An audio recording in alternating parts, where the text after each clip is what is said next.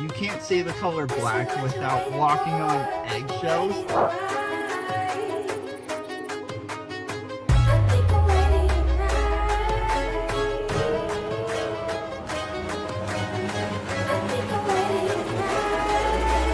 This is what you're waiting for. I think we're ready to ride.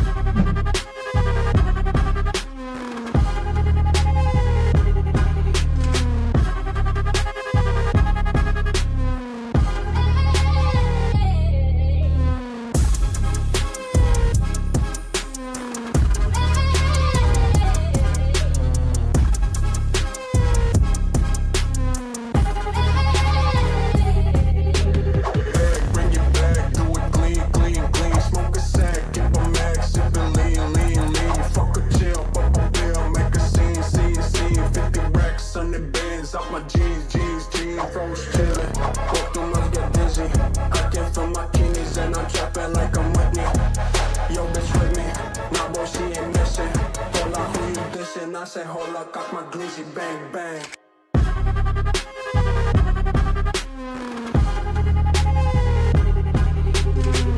I say, hold up, cock my glizzy, bang, bang.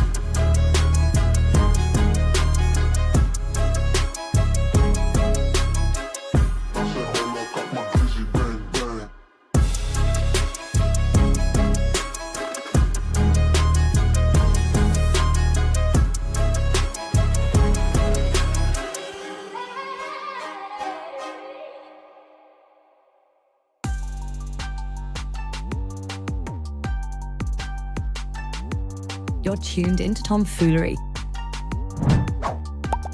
Make sure to hit the thumbs up button and subscribe. And consider donating with super chats, stickers, memberships, or you can even give memberships to other chatters. Or use the tips link in the description to write a message for TTS that will be read on stream. Hit the like button, or you ain't black. And that's a fact. Jack. Enjoy the show.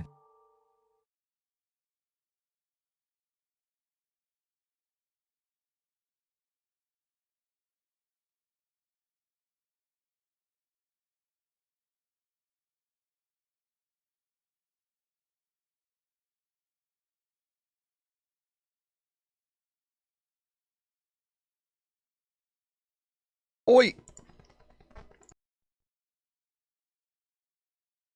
What?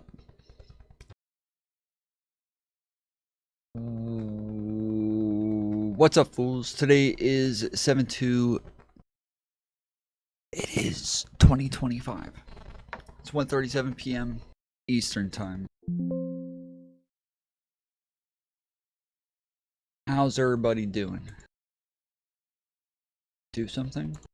No. I'm not here to fucking entertain you.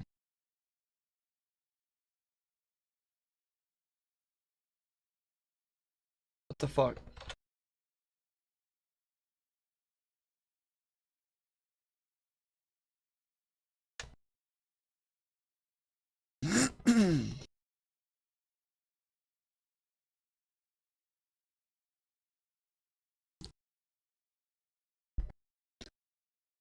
What up, Bucky?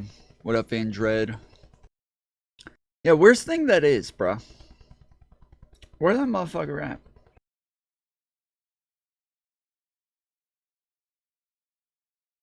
Where is that motherfucker at?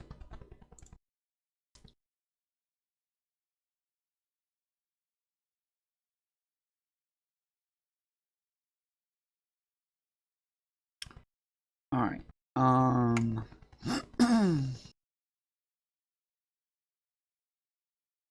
How did they do this again?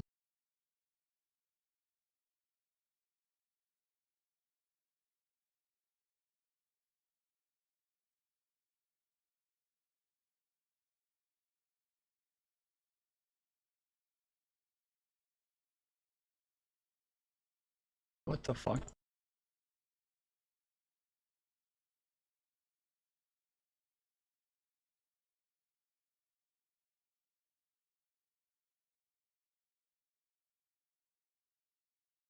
It only went in one. Wait, it only went in one. Wait, that's not the right one. It only went in one.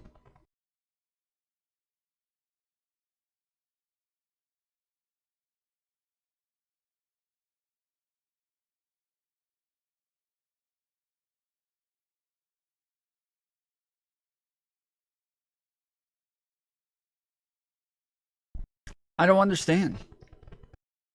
It's only going in one. How are they passing?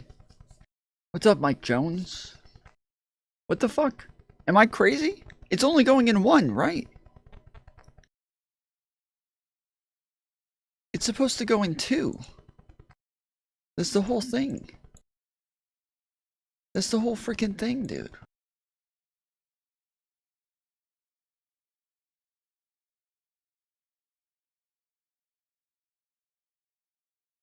Place the ball in the right box and the plank. Oh my goodness.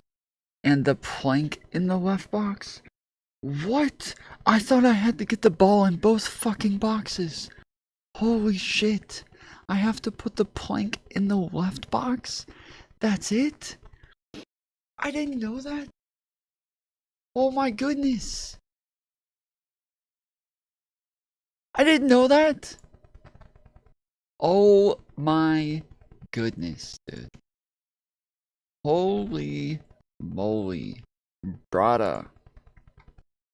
Brada man.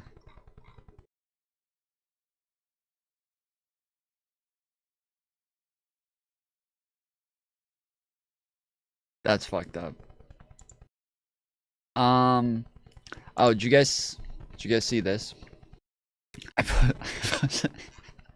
I posted this in Discord this morning. I just said I got really bored and made something stupid. Enjoy. God, get the fuck, get the fuck, get the fuck, God, get the fuck, get the fuck, God, get the fuck, God, get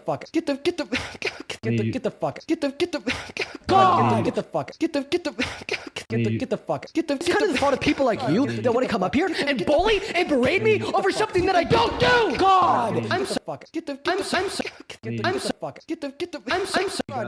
sorry that I have anxiety. I'm get the fuck, get the God, get the fuck, get the bully, get the fuck, get the berate me, get the fuck, get the God, get the I'm bully.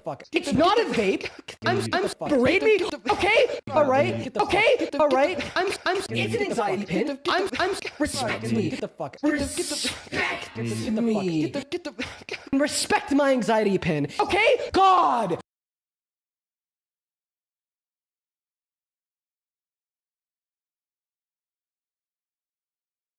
Made it on my phone.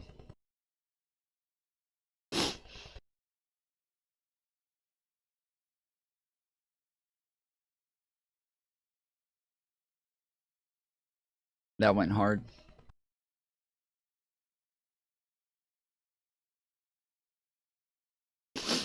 Yeah. God, get the fuck, get the I like the beginning. I like the beat. You know, the Get the fuck. Get the. I like that. God, get the fuck. Get the fuck. Get the God, get the fuck. Get the fuck. God.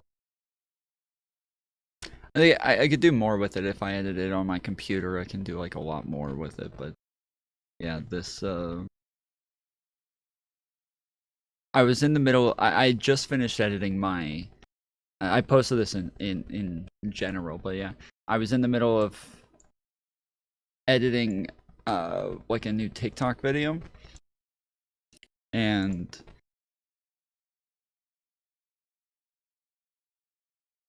actually I just posted it on YouTube. Oh, the new router that I have apparently is causing a lot of interference. So I was listening back to my stream from yesterday. It is causing a lot of interference for my mic. Like old school phones that like make your television go boo doo doo doo boo boo boo boo boo boo doo doo doo doo. Like anytime a text message or a phone call comes in or something, there's a lot of that happening apparently throughout my entire stream. So I just need to move the router like away. I made a big deal about the fact that they need to drill everything in to come right here to this computer so that the fiber was coming right here. And now that it's here, now I'm like, damn, I wish it wasn't here, bro. I wish it wasn't here. That's something else of hardware. Yeah, it's always something, isn't it? It's always something. What up, KOE? How's it going, homie?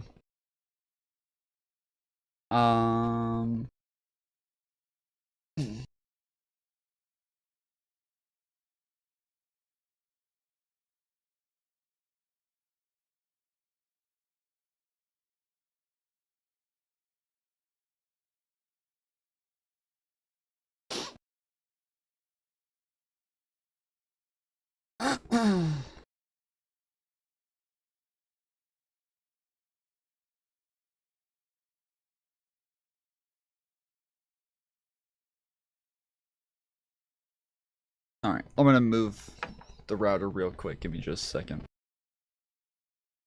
And he doesn't sound like a moderate Muslim. He sounds like a Muslim extremist. Said Rudy that you think there may need to be an investigation to see if Mamdani is an enemy of America. You said Mr. Benny Johnson. I didn't mean an investigation criminal. I meant for the purpose of voting. You and I should do the investigation as voters. It does seem like alarming, and there are now members of Congress, one of them will be joining the show, Andy Ogles, who's saying perhaps we should denaturalize him or at least do an investigation into this because he lied and he has ties to terrorist organizations. Your thoughts on this, Mr. Mayor? But no, I think that's very responsible request and something government should do. What did he just say? No, I think that's very responsible request and something government should do. It's something that government should do. That's what he just said. That's something that the government should do. Let's hear this again. You said, Rudy, that you think there may need to be an investigation to see if Mamdani is an enemy of America. Is that the kind of language that is sensible? You said Mr. Benny Johnson. I didn't mean an investigation criminal. I meant for the purpose of voting. You and I should do the investigation as voters. I wasn't talking about like a criminal investigation or anything. I was saying you and I should do it as voters. Perhaps we should denaturalize him or at least do an investigation into this because he... We should do an investigation into this. Well, I think that's very responsible request and something government should do. It's something government should do. What a fucking Weasley little liar, dude. I don't know that we can come to the conclusion or convict him of it. I don't know if we can come to that conclusion or convict him. But I wasn't talking about a criminal investigation, guys. There is certainly enough that he's done and said that would justify an FBI investigation that he's a traitor. An FBI investigation? I didn't mean an investigation criminal. I meant for the purpose of voting.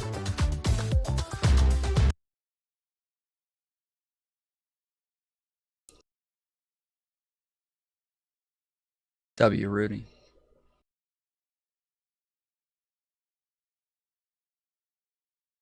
Corn on demand?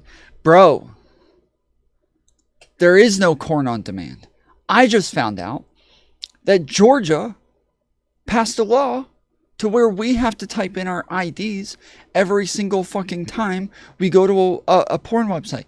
And no, that does not mean that, like, you have to go and make an account, and when you make an account, you have to put in your ID so that they have your ID on file, so that every time you go to the porn website now, you just have to sign into your account. No. No. It means every single visit,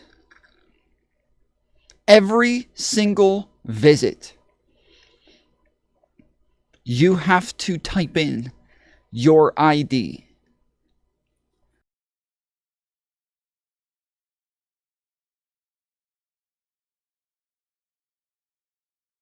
Yeah, that's not worth the fap.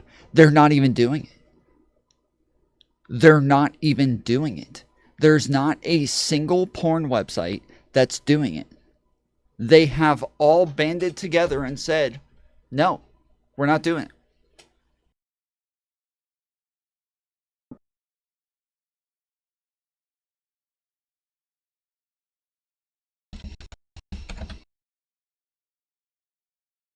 So literally, I'm literally on Pornhub right now. This is it.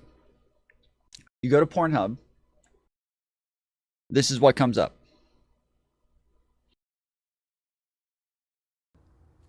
Hi, I'm Sheree DeVille. As you may know, your elected officials have required us to verify your age before granting you access to our website. While safety and compliance are at the forefront of our mission, giving your ID card every time you want to visit an adult platform is not the most effective solution for protecting our users, and in fact, will put children and your privacy at risk. In addition, mandating age verification without proper enforcement gives platforms the opportunity to choose whether or not to comply. As we've seen in other states, this just drives traffic to sites with far fewer safety measures in place. Very few sites are able to compare to the robust trust and safety measures we currently have in place. In order to protect children and user privacy, any legislation must be enforced against all platforms offering adult content. The safety of our users is one of our biggest concerns. However, the best and most effective solution for protecting children and adults alike is to identify users by their device and allow access to age-restricted... Tom, you're just asking for some shitty leftist TikToker to report you? Report me for what? Report me for what? There's nothing to report me for. As we've seen in other states, this just drives traffic to sites with far fewer safety measures in place. Very few sites are able to compare to the robust trust and safety measures we currently have in place. In order to protect children and user privacy, any legislation must be enforced against all platforms offering adult content.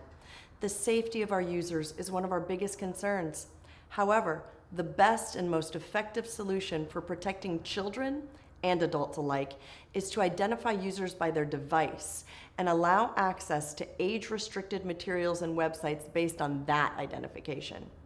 Until a real solution is offered, we've made the difficult decision to completely disable access to our website in your region. Please contact your representatives and demand device-based verification solutions that make the internet safer while also respecting your privacy. See, and I actually think that that's kind of cool that, like, Pornhub and all of these websites, they're not even saying make it account based, right? Because if they were doing account based, they could, like, use this to force you to make an account, right? Nobody makes accounts on porn websites, right? Nobody goes and builds their own fucking profile, except for the fucking weirdos who want to leave comments under it. I want to sex you. Please call me. This is my number. Because they think they're talking to the person in the video like it's a fucking Facebook video or something. So they could use it to make people sign up for accounts. They could use it to actually, like, benefit their platforms, and they're not. the fact that I didn't even know that this law went through. Apparently, it went through in like January or December or something like that, November. Maybe when we voted, it was part of one of the things that we voted on. I don't know, but bruh. Apparently, it said in the thing 16 states.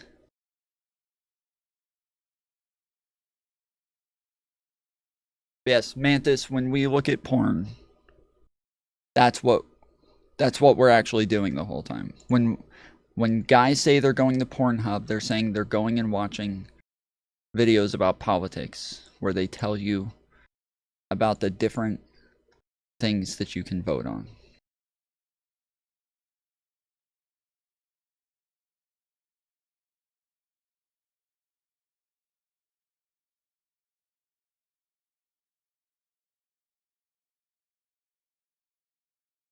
What the fuck did I just walk into? The Georgia banned porn.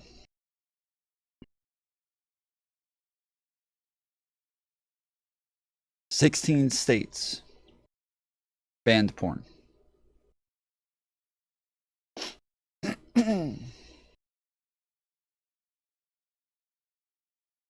In the one of the articles that I pulled up, because I was like, wait, I didn't know that we did that, so I went and looked it up, and I read an article that said that the porn websites are not using this to benefit themselves, but the people who are benefiting from this are VPN sources. Because free VPNs, you can go get like free VPNs, but it'll just log you into a random server somewhere, anywhere, and you don't really get to choose. You have to pay to choose what VPN you go to. And so if you're trying to go to you have to choose a specific server that is in a state that is allowed to watch porn. So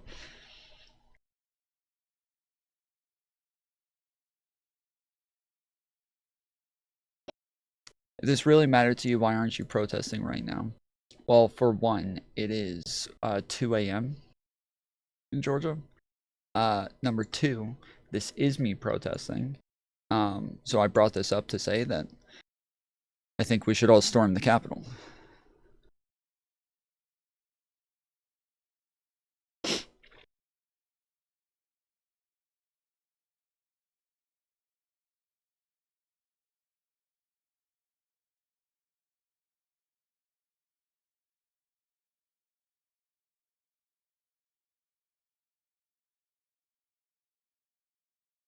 I think this is the line too far.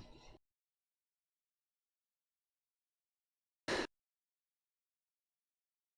I remember we actually just found, like, we were going over a bunch of different First Amendment laws, and recently we were watching that obscenity in the United States does not count as First Amendment. So anything that is obscene is not freedom of speech. And so that would include like being naked, walking down the road, something like that. But that's because it's in public. Obviously, you're allowed to be naked inside your own house in private, but not in public. But websites are all considered public. So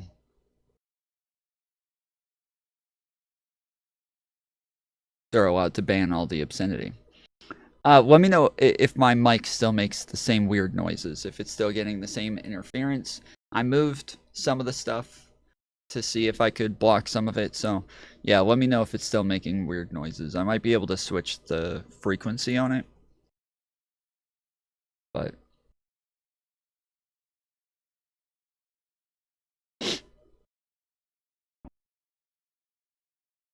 my phone is fixed finally. What did I miss? Oh, I don't know. I don't know. How long has it been broken for? I debated Pisco a couple days ago on the what do you call it?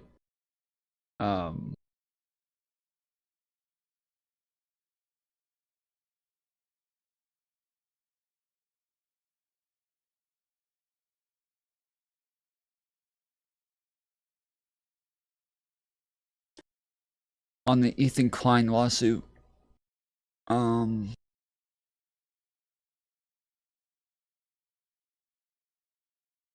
You won, right? Handily. According to both audiences, yes.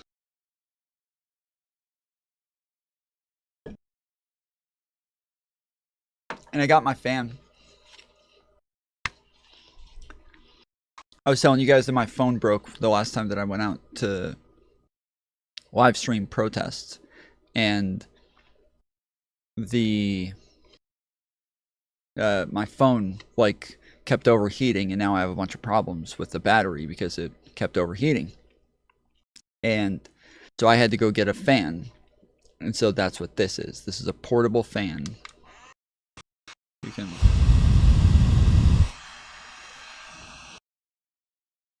It has 10 different things.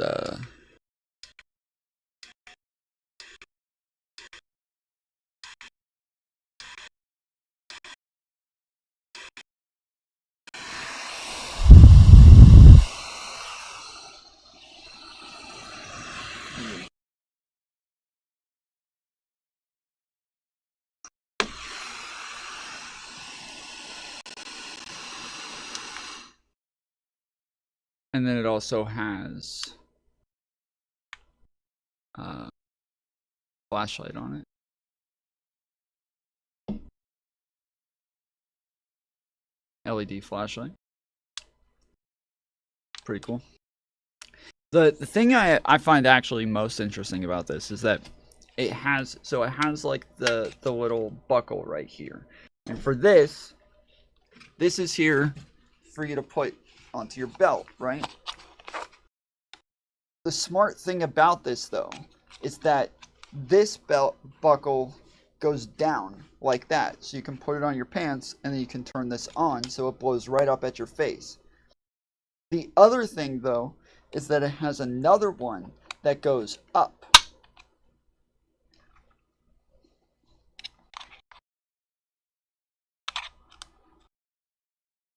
So you can put your shirt in it there so that it keeps it right there if you want to blow inside your shirt. And lots of times if you just put it over like this, it'll actually block the bottom fan from blowing air in from the intake. So instead, you put it in this and that'll keep it from covering up the fan. Or if you want to put it upside down inside your pants, because you got sweaty balls, it's got them going both directions, so you can do either one.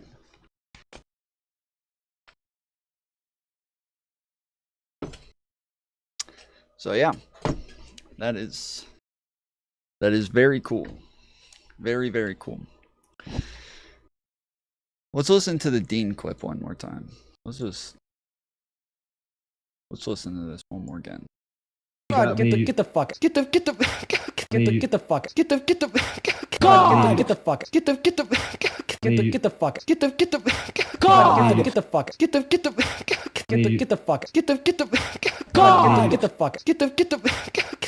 fuck, it's kind of the thought of people like you that want to come up here and bully and berate me over something that I don't do. God, I'm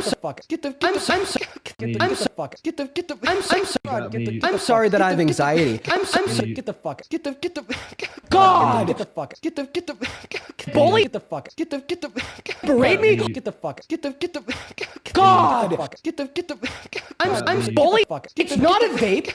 I'm berate me. Okay, all right, okay, all right. It's an anxiety pin. Respect me. Get the fuck, respect me. Respect my anxiety pin. Okay, God.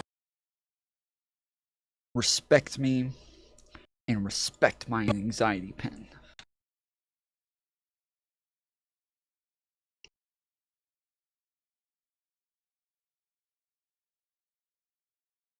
The reverb was nice.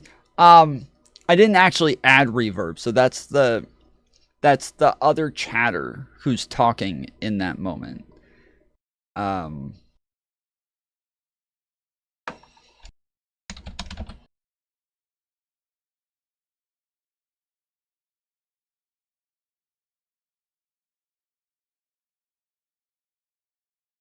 pen. I'm sorry that I have anxiety. Okay, and honestly, yeah, it is kind of the fault of people like you that want to come up here and bully and berate me over something that I don't do.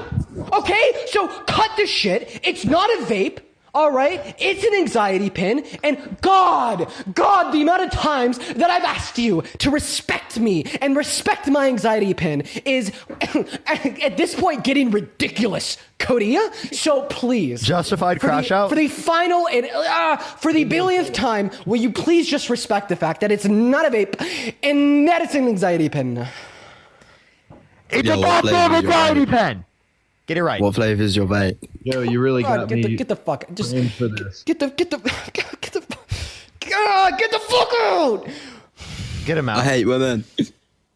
Okay, get out. You get out too. You fucking weirdo. What, dude? Whoa. Do you vape? Yeah, that guy right there, the vibe.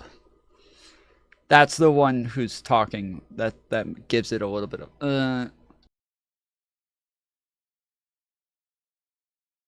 Get the fuck. Just you're right there. Yo, you really got me. Get the fuck. Just for this. get the.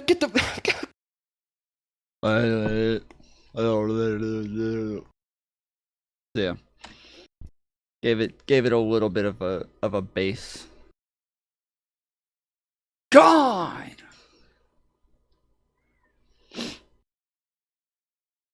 Doesn't seem like it's working, yeah. Yeah.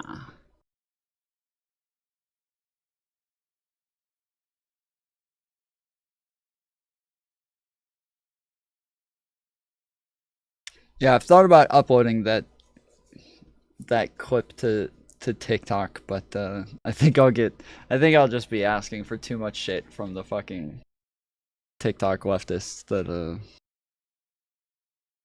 I think I'm definitely gonna do it. So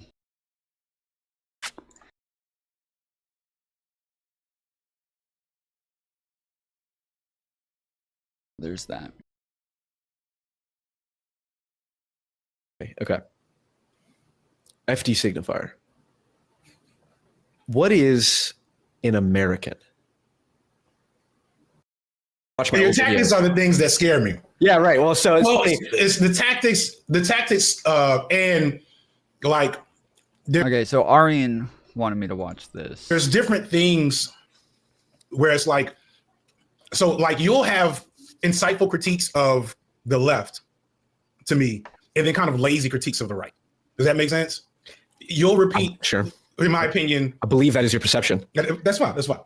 You'll repeat, in my opinion, like right-wing talking points that don't actually, like that you haven't really investigated a whole lot, and then like have relatively effective breakdowns of like leftist spaces and left-wing shortcomings, especially in like coalition building, online management of personas. What's an example of me repeating a right-wing talking point less critically than I would a left-wing? Let me think of something specific that I don't want to, that I won't also start a fight. That we should have a secure border? Nah, that's that, because I can understand how the average person gets that. Okay. You know what I'm saying? Yep. But the things that I would bring up are things I don't want to spend an hour debating with you. That's fine. Okay, that's fine. So I will say you can bring it up, and I am emotionally mature enough to go, okay, that helps me understand that we don't have to engage with that directly. Right. Out of curiosity, I'd be interested to know. I do have so one on your last video. Oh my God, the last video watching you. Yes, I'm watching. I can't remember what it was, but I'm filming the video overall. And you take a moment and stop, and you defend the New York subway killer. Oh yeah, Daniel Penny. Yeah, the American hero. The American hero. Yeah. And I'm like, what could make you call him American? And so actually, I do want to know this. Okay. Aside from shock value, what can make him an American hero? I honestly do not say that out of shock value. I say that because I think it's important to normalize being able to defend yourself. If a homeless person, I was blown away, dude, when this story first broke, and we watched it, and we went over everything that happened. I again was like, yeah, that's self-defense, dude. Like, that's definitely self-defense. I don't know how anybody could say otherwise. Like, based on the things that people are saying, this guy said before he put him in a headlock. I don't know how the fuck you could possibly think that this was just him murdering somebody. But I had a bunch of fucking lefties here who all soyed out about the whole thing and acted like it was insane for me to defend Daniel Penny. And I was so blown away. Fuck. That's pretty cool. That's pretty dope. And so yeah, like a year and a half later, he finally is found innocent, so. Is threatening women on a subway, and a man steps up to stop that, and all of the women and all of the people in question testify that's exactly what he did.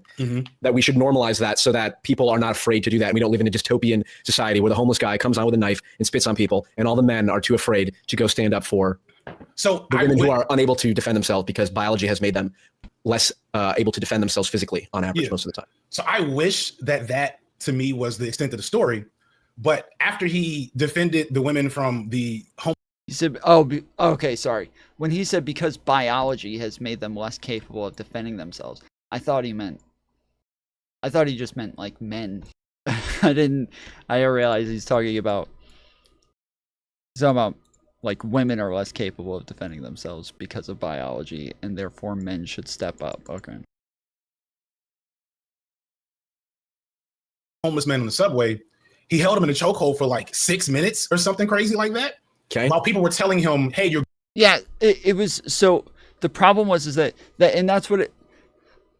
Okay. There was this frustrating thing during BLM where anytime somebody was like shot by the police or they died or something like that, the people would totally discount what happened and would break it down to the dumbest levels possible. To where, and this is like what I would call like Abaddon level, logic, okay? So, let's say somebody steals something from Walmart, okay? They go and they steal a television from Walmart. And after they steal the television, big old like 72-inch big screen, and they take it and they run out the fucking building. And now they're running with this big old television. And they're running down the road, and the cops come driving by, and there he is, like on the side of the highway, just running with the fucking television. And they're like, all right, bro. So they get out their car, and they're like, hey, put the television down. And he puts the TV down, but then pulls out a knife and starts running at the cops. And the cops pull out a gun and shoot him. Okay?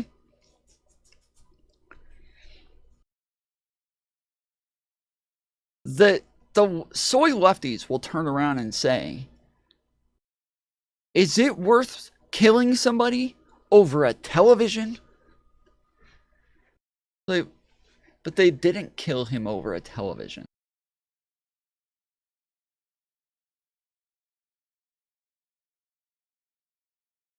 They didn't kill him over a television. They killed him over him attacking them with a deadly weapon.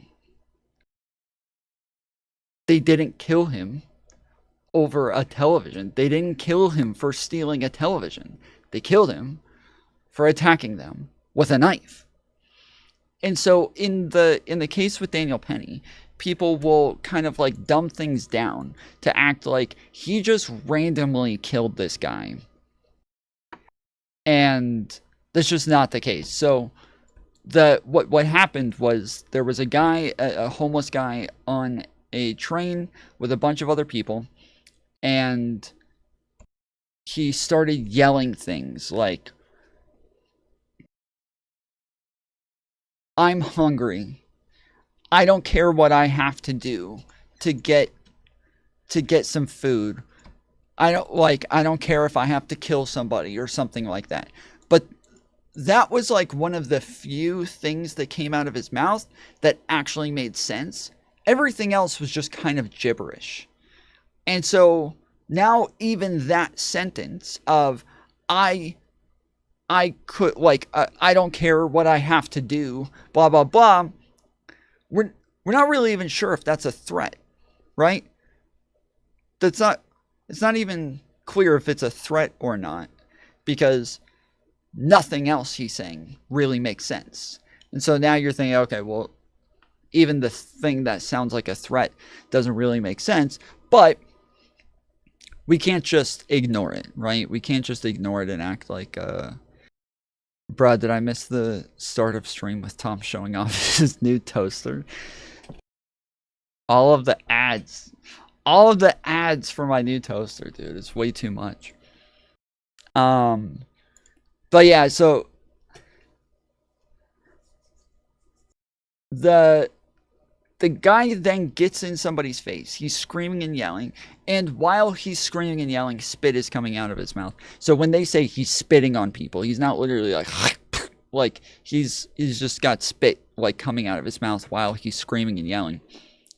And because he is in a woman's face yelling, this is like going to be taken as threatening from most people. And so Daniel Penny, somebody who was in the military, walks over and puts him in a headlock. Okay? Now, headlock, a little bit different from a chokehold. A chokehold is meant to actually like strangle you around your neck, whereas a headlock is giving you room, but it's holding your head to where you can't move or go anywhere, right? That is the point of, that is like the massive difference between a headlock and a chokehold. He put him in a headlock. The problem is that a headlock turns into a chokehold when the person who is in the headlock refuses to stop moving. If they continue fucking like squirming and moving and all of that shit, they will end up strangling themselves. So he keeps like turning on his side and like trying to get out, trying to move, trying to like pull everything, and ends up putting himself into a position where he is kind of strangling himself. And oh, so the guy in the headlock basically forced his own death. I get it now. That sure was silly of him. That's what I think, yeah. It's weird that he killed himself that way. So, but yes, like, so when we look at this, it's about whether or not what it is that Penny is attempting to do is proportional to what it is that was already happening. If he was attempting to strangle him to death, yes, that is just way over the top. That is an insane reaction. That's a fucking wild thing to do. But if instead he's attempting to just restrain him, and the guy refuses to be restrained and ends up putting himself into this position where the restraining makes sense, the restraining is like proportional, this is a good thing to do. But if you continue fighting against the justified restraining and it ends up, was it manslaughter? No, it was literally nothing. It was suicide.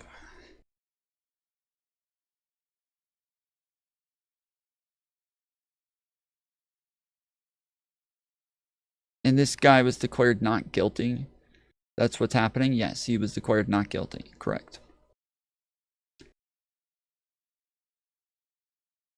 It's just self-defense. It's not manslaughter. It's just self-defense. It is not murder. It's not manslaughter. It's nothing. It's... What case are we talking about? Penny. Just another day at the office. I mean, again, the U.S. is retarded. How? Again. Hold on. Okay, again. He puts him in a headlock after he's like screaming and yelling at people and like obviously being like threatening and everything. They obviously had a justified fear for their lives. So putting him in a headlock is a proportional response, okay?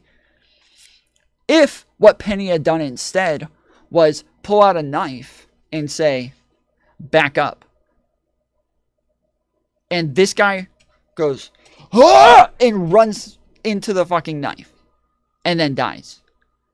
We still would not say Penny is guilty of anything here. Penny is just holding a fucking knife trying to protect everybody else. But he didn't run up and fucking jab it in his throat 20 times. Like, he would just be standing there with a knife just saying, hey, back up. And then the homeless guy runs into it. Like, that wasn't what Penny was attempting to do. Penny was not attempting to shove a knife into this guy's gut. In this case, Penny is not attempting to choke this guy. He's not attempting to choke him or anything. He's trying to just restrain him. And he refuses to be restrained. These are very different things from just killing somebody.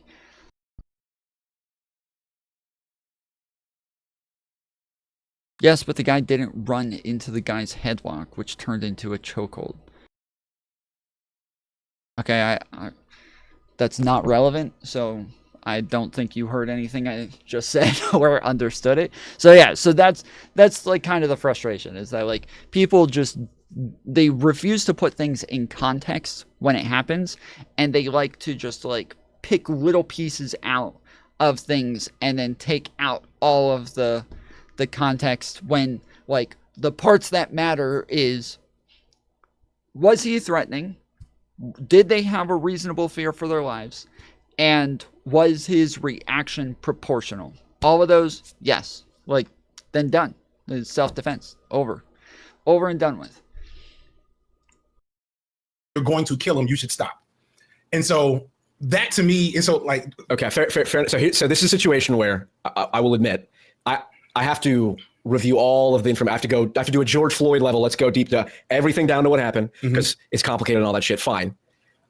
My heuristic that I do trust is there are certain people, I can't name them, but I have heuristics of certain people that I'm like, okay, if this person says this is what happened, and I know that they're biased to try and say otherwise, then I can be more trustworthy that's the case, if that makes sense. Meaning, like, if a left-wing person says like, damn, I'm left-wing and I looked into this and it's clearly the case that he was on the, he was correct about this, then I kind of use that as a heuristic and I go, okay, I can trust that more. Now, oh, somebody the other day was telling me that nobody ever uses the word heuristic. Who was it? Was it Mantis? I think it was Mantis. Somebody the other day was saying, nobody ever uses the word heuristic. I think I've heard it like 10 times since that day. Or they said nobody uses it the way that I said that I would use it. And that's the same exact way. I should do my own more research. That's fair. And I'm not dying on the Daniel Penny hill. I am making that point because I believe, and we'd have to again go into the evidence, but that is the underlying motivation. I do think it is. We're in an era now where people are fucking afraid to do what is right. Yeah, and it's just like, I completely agree. There was a case a couple of years ago. I think after Trump won the first time, where somewhere in the West Coast, a white supremacist guy was harassing a black woman on the West Coast, maybe in Washington, and some man intervened and he stabbed them to death. He like killed 2 guys with a knife, right? And so there's always I salute those guys that lost their lives trying to protect someone. And so like there is a thing there, right? But this is why this is such a good example to me. I can't think of any like major left-wing nonsense that off the top of my head. I'm sure you can bring some up. But when like major left-wing nonsense pops up, right, and we have to take an L, I usually investigate why there's division here. You know what I'm saying? And so my assumption is you did not look deeper into why so many people would be like, hey, fuck this guy, he should have went to jail. You know what I'm saying? There's plenty of like police shootings where if you squint, if you want to be very generous to the police, and you want to take the why didn't they stop whatever angle, although I vehemently disagree, I understand that heuristic as you're talking about. But like then there's stuff where like a couple of pieces of information tell you, oh, this is some bullshit, or and this shouldn't have happened, or this should have happened, whatever. And that's kind of my critique, is that you don't take that extra step sometimes. And I think if you did, you probably end up leaning further left than you're comfortable. Fair. Okay. So to be clear, just again, it wasn't even just Daniel Penny. Just so everybody's aware, there were 3 men trying to restrain this person, Daniel Penny was just the one who put him in the headlock. There are 2 other guys trying to hold his arms and his legs because he's still like swinging and punching and all this shit. So there's one guy on his right side holding his right arms and legs. There's a guy on his left side holding his left arms and legs. And they're all holding this guy down. So there's no point where somebody's like, dude, he's out, let him go, you guys gotta let him go, he's out. Like, nobody notices because he's just kind of he keeps going from like erratic to then like tiring himself out and then just like kind of and just like laying there for a minute and then erratic again and just swinging and punching again. And so yeah, it was like really hard for anybody to tell when he actually went out in this whole scenario. So okay, I have a good way to go ahead. I have a good way to pin this. I'll promise to you, not to you, to my audience, because it's more important. Although you as well, because you're in my audience. Thank you. Vice versa. Yes, I will do a Daniel Penny research stream. Okay. Oh no, that's 1 hour, and we'll go through all the reports. And because like what you just said, someone said, "Stop, you might kill him." Okay, this is the first time I'm hearing that. Again, the research I've done is that all of the people testified that, like, he did the right thing the whole time. It was like vehement defense of Daniel Penny. So I'll have to review that. But that's fair. If I'm wrong about that, then I am perhaps going to somewhat too hard on it. And vice versa. I'm not going to watch the research stream, but I'll check for the highlights. All right, and I'll let you there's know. more information. Like my there was a thing that made me question it. There was one thing that made me question it a little bit. And I forget what it was, but I think it was when we saw him stop moving the last time. There was, I think, an extra 2 minutes before they let him go. So I think it took him like 6 minutes to lose consciousness, and then they still had him in a headlock for another 2 minutes afterwards. And so initially I was like, okay, I don't know anymore. This is not clear, because this seems like a little over the top now that he's like not moving and they're still holding him. But then we went back through it again and saw that, like, yes, he is erratic, then not moving, then erratic, then not moving, then erratic, then not moving. And then on top of that, it looked like after he stopped, each time he stopped moving, there was a lot of room there, like where you could see daylight, to where it didn't look like he was being choked anymore. And so it looked like they would like give him some room to where, yeah, he wasn't being strangled in any way. So there was a number of times where I went back and forth on like, okay, maybe, okay, no, wait, yeah, wait, no. So yeah, there's a whole stream of me like going over this for the entire stream, trying to figure it out. response to that stuff is like there's obvious bullshit, and then there's ways in which at least I see the plausible case. But overall, I tend not to engage with those stories a ton because they're genuinely upsetting. Yeah. Which is a kind of another. We'll put a pin in it. We'll put a pin into why I kind of didn't want to bring that up, but it was that's fine. That's fine. I kind of had. I'm like, oh, no, that's good. I appreciate it. Yeah, I remember that. I think you when we emailed it, and I think you mentioned about that. So yeah, that's fair. I blocked it out for a moment. That's fair. I got to forget this name. Go ahead. That's fair. Well, because there's a couple ways you can go about it. Because the whole thing is like, I asked CJ this. I was like, what is it about you and I, CJ, that allows us to be in dialogue despite on paper being polar opposites? And it's like, I do my enlightened centrist shtick, which I will be doing a rebranding here in the next couple months, just FYI, but I'm not revealing any details. It's going to be epic. But okay, I'm right-wing coded. Certainly compared to you, I'm right-wing. That's indisputable. I'm right-wing compared to most people.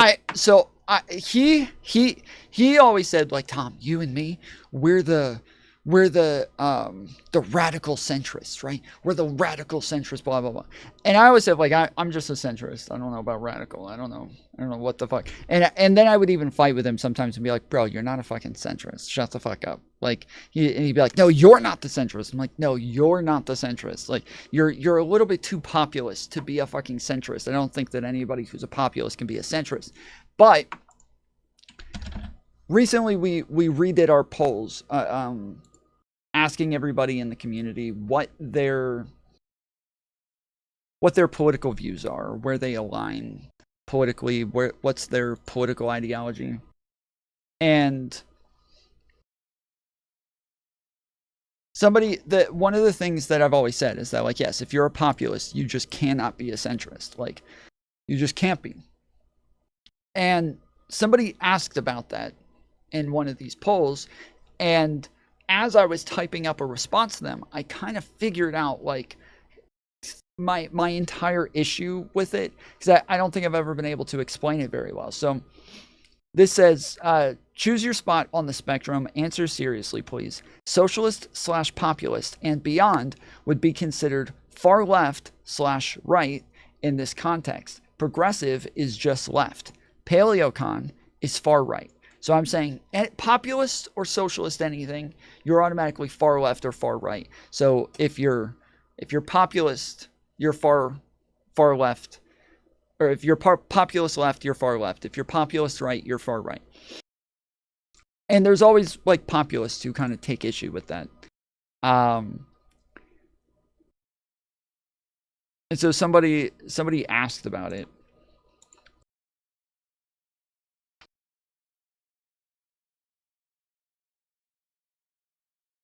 So this person said, populist is far right. That doesn't even make sense, as there's left-wing populists too. Anyways, guess I'm far right. So I don't know why they said there's left-wing populists too, when it says populist and beyond would be considered far left/right. So it does say both. It doesn't just say just far right. It does say both, but anyways, so I said it literally says far left/right. So obviously that was already taken into consideration. The spectrum is generally a measurement of norms in the status quo, or how much people align with those things. The less you align with the status quo, the more change you want. Therefore, the farther you are on the spectrum. So I'm saying the spectrum is just kind of showing how much change you want from status quo. So if you're far left, you want a drastic change from the status quo. If you're far right, you want a drastic change from the status quo, right? Whereas, like, centrism is the, like, kind of middle of the road status quo sort of position, but it's also not. So this is where I get into that part. So populism is always anti-status quo and looking for a lot of change. So if you are right-wing populist or left-wing populist, you are going to be far on the spectrum. There's obviously nuance there. Some people can be populist. So this is a problem. Every time we watch Tim Pool, I always end up saying, Tim Pool says he's a populist, and he also says he's a centrist. And you can't be both. But then I think, well, wait. Well, he actually does have a mixture of populist right-wing beliefs and populist left-wing beliefs. So if you do have an even mix of both left and right populist beliefs, that still would kind of put you in the center. So shit. And I every time we watch Tim Pool, I kind of get stuck, and I'm like, fuck, I don't know how to make this make sense. So yeah, anyways, it says populism is always anti-status quo and looking for a lot of change. So if you are right-wing populist or left-wing populist, you're going to be far. There's obviously nuance there. Some people can be populist, but have an even amount of right-wing populist positions and left-wing populist positions, and may be considered a centrist/moderate, but that wouldn't make sense if their populist positions are all on the outer edges of both sides. So it's saying, like, they have an even amount of radical positions from the left and radical positions from the right, but this person has very radical beliefs. How would we ever call this person a centrist? That doesn't seem to fit. Like, centrism is kind of like the same as a moderate. Like that's not a moderate person. A person with extreme beliefs from both sides, that's not a fucking moderate. So it just doesn't fit. I said they're too radical to be a centrist. It's like a Groyper being a communist. They have far-right social positions, but far-left economic positions. I don't know what they are, but it's definitely not centrist or moderate. Maybe that's what a radical centrist is. So then I thought, yeah, that would actually make sense. Because they have radical positions from both the left and the right, that this actually would be a radical centrist. That actually makes sense. And that now, anytime somebody calls themselves a radical centrist, from now on, I'm going to be like, oh, really? You're a radical centrist. So you have even mix of radical positions from both the left and the right? So is that who you are? Is that what you have? No, Tom was correct about Rittenhouse. Tom Foolery show was wrong about Rittenhouse too. No, I called it correctly. They ended up saying exactly what I said. So yeah.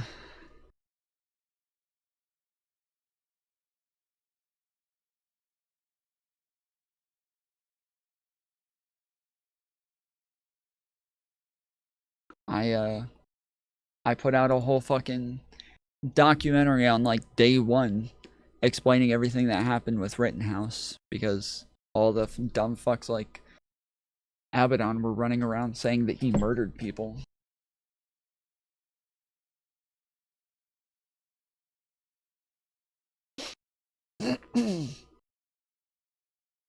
In this online political space, because I think the online political space leans left, at least the space I'm in, the Destiny, everyone, Destiny Vosh, these type of people, Hassan. Yeah. There's no real, it's so weird. Depends on your bubble, because like Tim Pool's leans right, and Tim Pool's massive. But the way that because right-wing political content is propped up, and that's, you probably think, so you're right from a certain sense, because you're independent.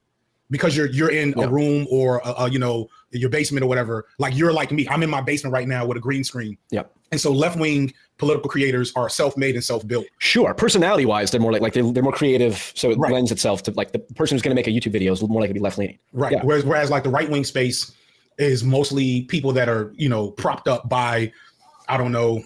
There's a black guy you probably like. That this is true is that like we talk a lot about the fact that right-wing media is a lot more like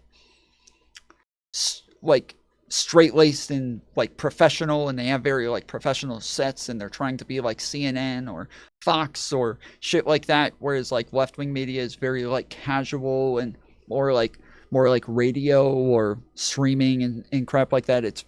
They're very, very different in the types of content that they do. And yeah, left-wing media just seems to have like a lot less money put into it to be like a professional setup. CNN isn't professional. Okay.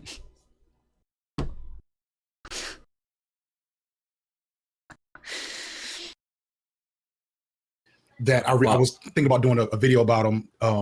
Is it Coleman Hughes? Coleman Hughes, light-skinned guy. Yeah, and I looked him up. I don't know. Look, every black person looks the same shit. I'm colorblind. Of course. Coleman Hughes like went through some.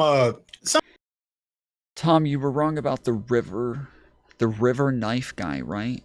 You almost convinced me on that one. I explained the stitch to my dad. What is the river knife guy? I don't know what that is.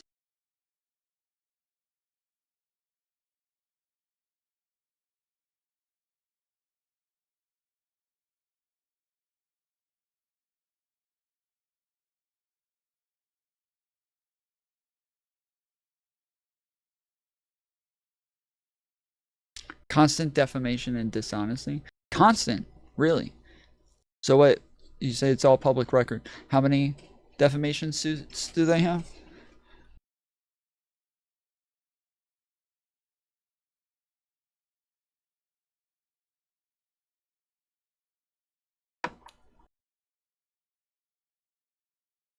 I know about one.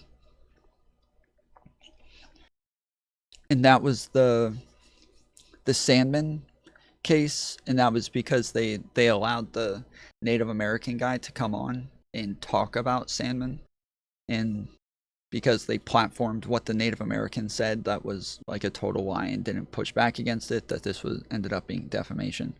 But it's the only one I know of. Nikolai Miu, I don't know who that is.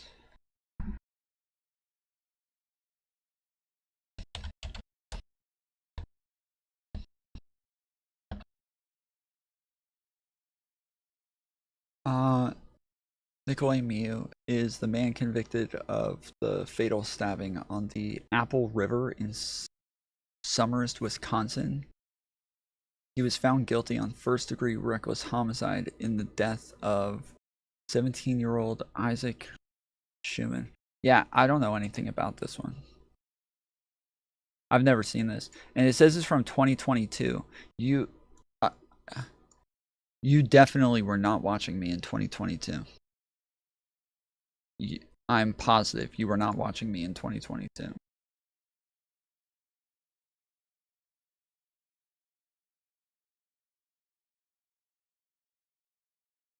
Like, the earliest you might have started watching me is like early 2023, something like that.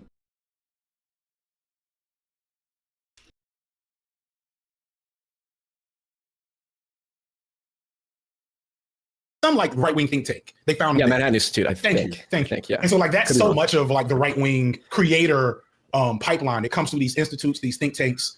And so like it's and they exist almost in a different way. Oh yeah, he was watching me through my windows. Okay.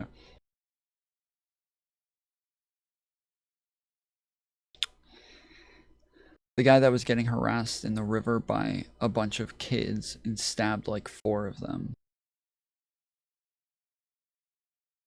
I had a different username. I know you had a different username. I'm saying it wasn't.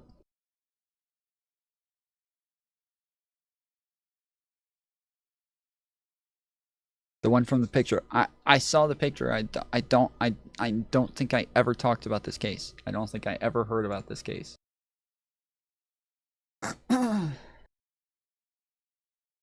A group of friends who survived a deadly stabbing confrontation on the Apple River now suing for their physical and emotional injuries. You may remember a Wisconsin jury found Nikolai Miu guilty of homicide and other charges for pulling out a knife during a summer tubing outing on the Apple River. Paul Bloom, live for us in the newsroom tonight. Paul, this is the top story on our websites right now, so a ton of interest, obviously. The victims are looking for compensation for their pain and suffering.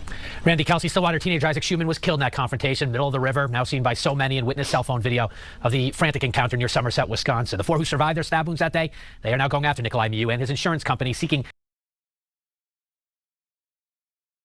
Trying to claim I'm not OGN? No, I'm trying to claim I never talked about this.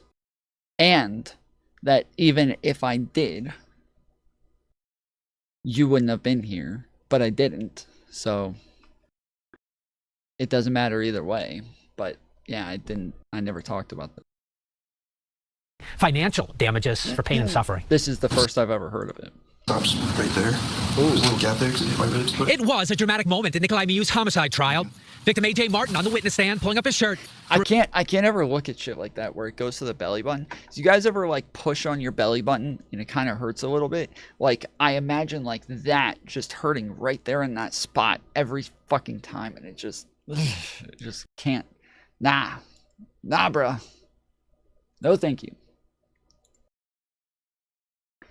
Radical black Marxist meets enlightened centrist. Oh, why didn't he put white centrist? Why didn't he put white centrist? Why did he say radical black Marxist and he didn't say meets enlightened white centrist? Why didn't he put that on there? World, than like what you're doing in the destinies, and even like I don't know, the quartering or some shit. Maybe, you know? yeah, but like what about like Abba and Preach, for example, I would say are right leaning, and like right.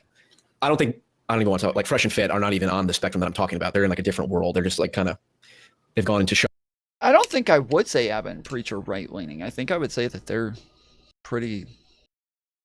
I think I would say they're pretty liberal, and I think it's weird that that FD Signifier always acts like they're right-wingers. Shock and awe. But regardless, the whole reason I bring that up is now I'm curious, when did you have the conversation with Chud about the morality of violence? I discovered you then. It's the beginning of 2023, like I said.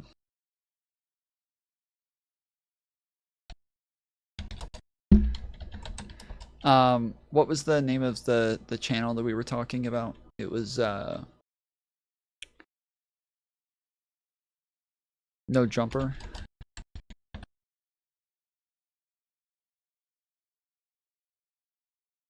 I mean, again, it depends on the context, but just insult.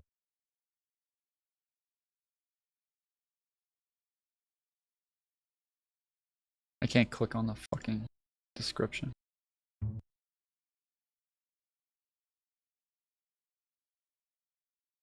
February 6, 2023. See, it's funny.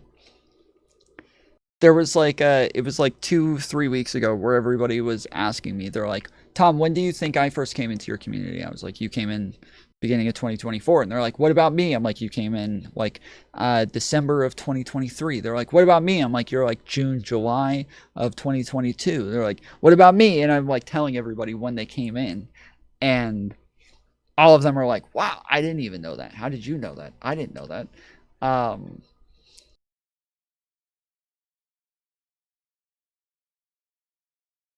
So yeah. This says members first on February 6, 2023. What does that even mean? Members first. Does that just mean that I opened it up to members and then published it for everybody else? I mean, again, it depends on the context, but just insulting someone's wife.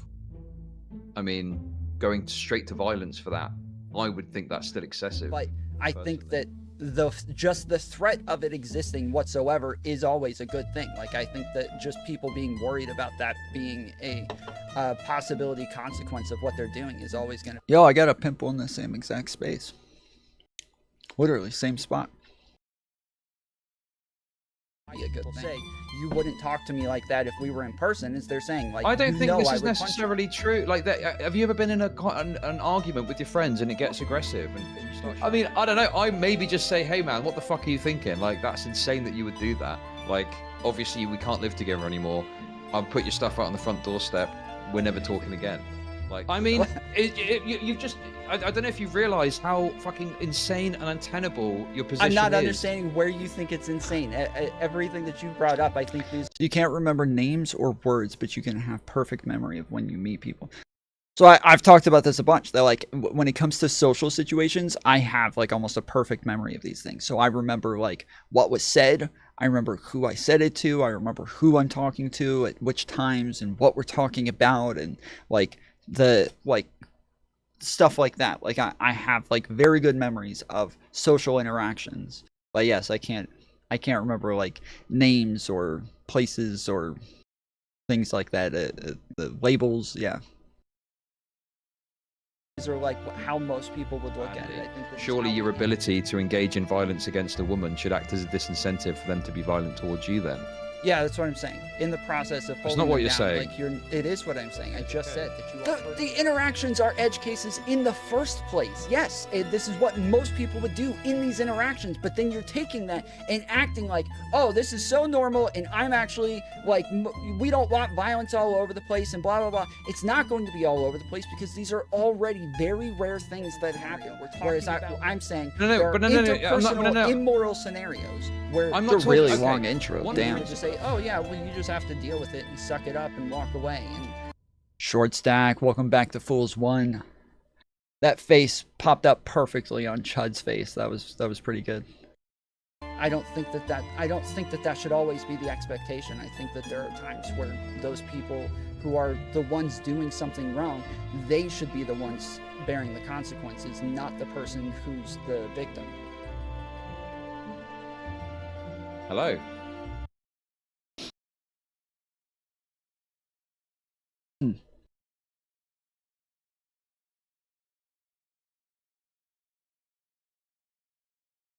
You know, the whole time I had this logo, I never realized that the lines were blue.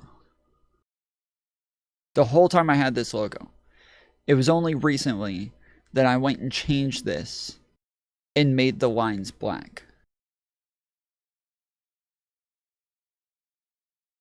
I had this logo for like a year, maybe a year and a half. I went like a year to 2 years with the black and gray logo, then a year with the blue, dark blue and light blue logo, then a year with the pink and light blue logo with the blue lines, and then now I have the pink and blue logo with dark black lines on it. But yeah, it's only because I just never noticed that these lines weren't black in the first place. So if it wasn't you, who was I drunk fighting about the Riverdale? I have no fucking idea, bro. Tom Foolery Show, I've been here long enough to complain now. You know your spinning logo has fucked up colors on the right edge, right? Yeah, so I talked about this when it first happened, but I had a guy a while ago who did these for me. And he sent me this one and was like, check this out, and then just sent it to me. And I was like, yo, this is fucking sick. Can I buy this from you? And he's like, not this one. This one sucks. I'll make you a better one. And I was like, okay, make me a better one. But on the next one, make it to where the it says tomfoolery on both sides. And it just keeps going. And he's like, okay, sure. So then he made the new one. And I was like, can I have the first one too? And he's like, yeah, sure. So he gave me the first one too. And now, because you can see you see when it turns on its side, it has the pink up in the corner there, but then just blue all on the side here. And I'm like, you don't have it pink on the side where the Tom cuts off. So it has the T up there in pink, but then over here, it doesn't have the pink on the side where the Tom is. So I asked him to fix those things. He did. And then out of nowhere, the codec broke for the good one. For the really good one, the codec just broke. And so now I have no way of putting it on anything. It might be that I like deleted like a VLC media player or something like that. I don't know. But yeah, it's been kind of frustrating that it broke, because I think on the intro for my streams, I believe it's the other one. I think it's the other one.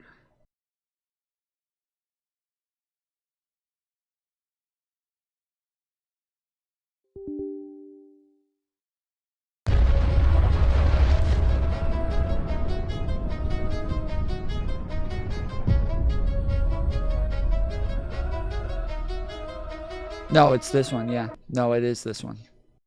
Fuck. It is this one. So yeah, so then I don't even know, dude. I don't even know what... Fuck. I'm trying to think of like when it broke.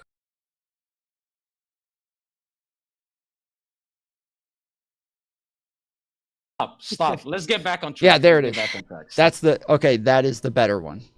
This one is way better, dude. This one, he really made this one fucking killer, bro. So you see, this one has like a lot more like glare on it. Yeah, thank you. Okay. I want to go back to something you said, Vegan, about See, Pokemon. and it just has the pink in the top each time because it says... You said the only... tomfoolery on both sides. And correct me if I'm wrong. You and said it never stops spinning. It just keeps going. Only reason why she ever became successful is because of her looks. Not anything else. Yes, I can clarify that. Can he respond to any of I the can reasons clarify. that I gave? I can that were, clarify yeah. my position. All right, clarify my position. Clarify, and then Tom go afterwards. All right, go Yeah. ahead. So, obviously she works hard. Obviously she has content that has mass appeal. Tom, you know your logo has pink pink is for girls, right?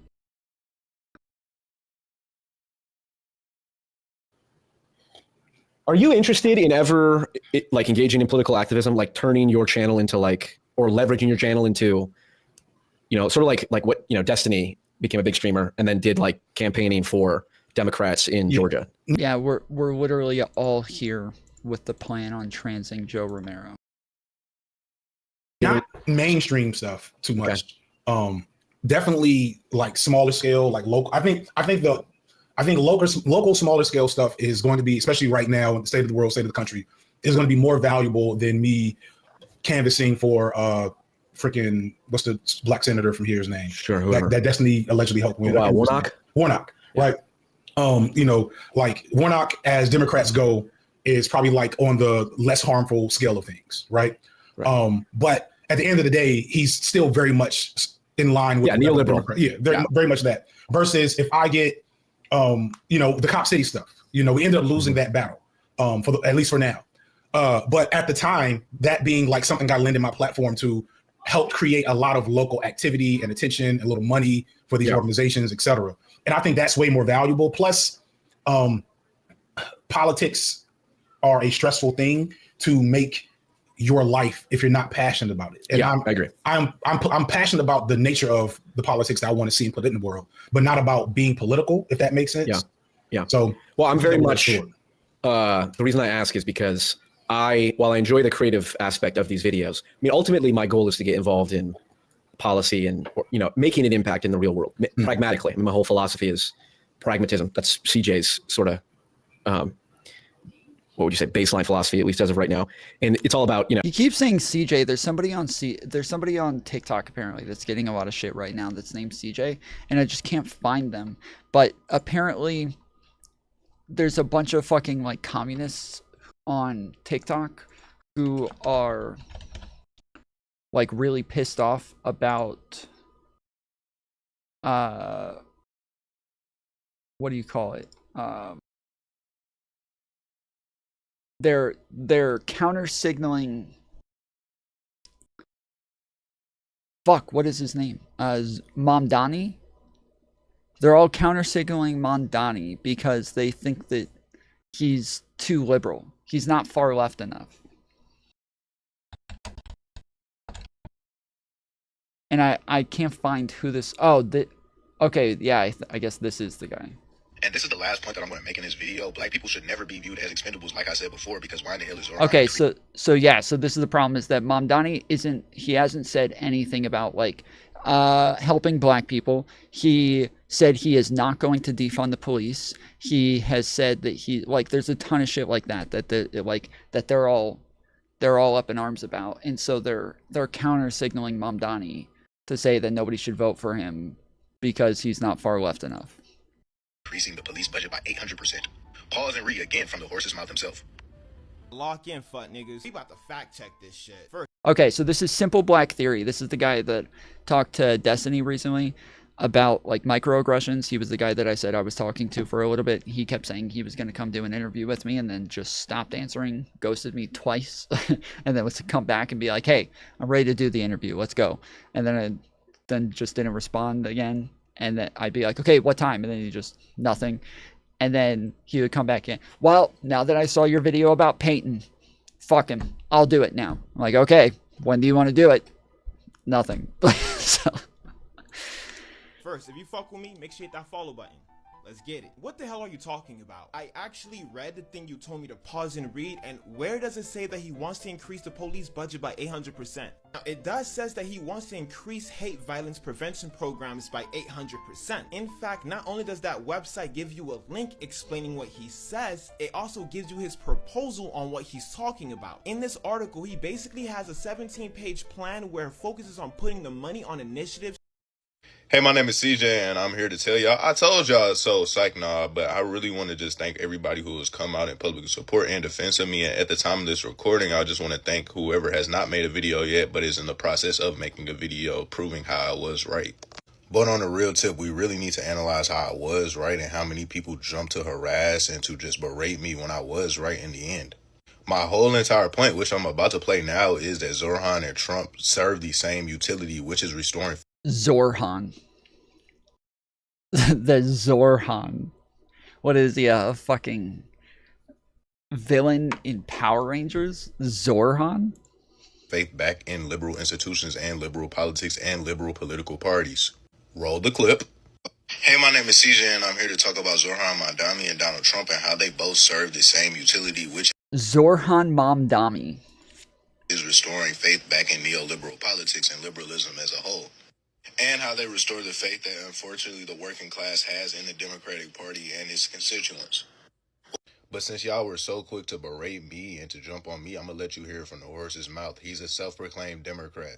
His self-proclaimed role within the Democratic Party is to bring voters back and to bring working class folk into the Democratic Party and to vote Democrat. Pause and read. Not only is Zoran running as a Democrat, but he is also consciously trying to strengthen that flailing party. As he said in a New York Times interview, if we want to bring these New Yorkers back to the Democratic Party, then we have to show them that we're serious about making their life more affordable. So is he upset that he's trying to oh, okay. That's right. Okay. Sorry. I was about to say, is he upset that he's trying to like radicalize the Democratic Party? But yes, that is something that these people are upset about. They don't want people to try to like revolutionize the Democratic Party. They don't want to radicalize the Democratic Party, because by doing that, you will start to give people faith in the democratic process again. And so they want people to lose faith in the democratic process. They do not want people to vote. They don't want people to engage. They don't want people to take part in the democratic process. They want them to just become completely black-pilled and just stop voting, so that they have to figure out something else. The problem is that that's just not going to happen. That's the exact opposite. First off, they think people are losing faith in the Democratic Party because of polling, right? Polling does say that people are losing faith in our institutions. The problem is that people are voting at higher percentages now than they have throughout my entire fucking lifetime. When we're talking about like the Bush elections, the Obama elections, we were voting at 50% at most. Like most of those were like 48% like voting percentages and shit. So now we're at like 62%, 65% of the population voting. So we are growing in the amount of people who are actually participating in the democratic process. So their idea of like, yes, everybody's losing faith, we're getting stronger, like that's just not even happening. They're just too dumb to look at the right stats.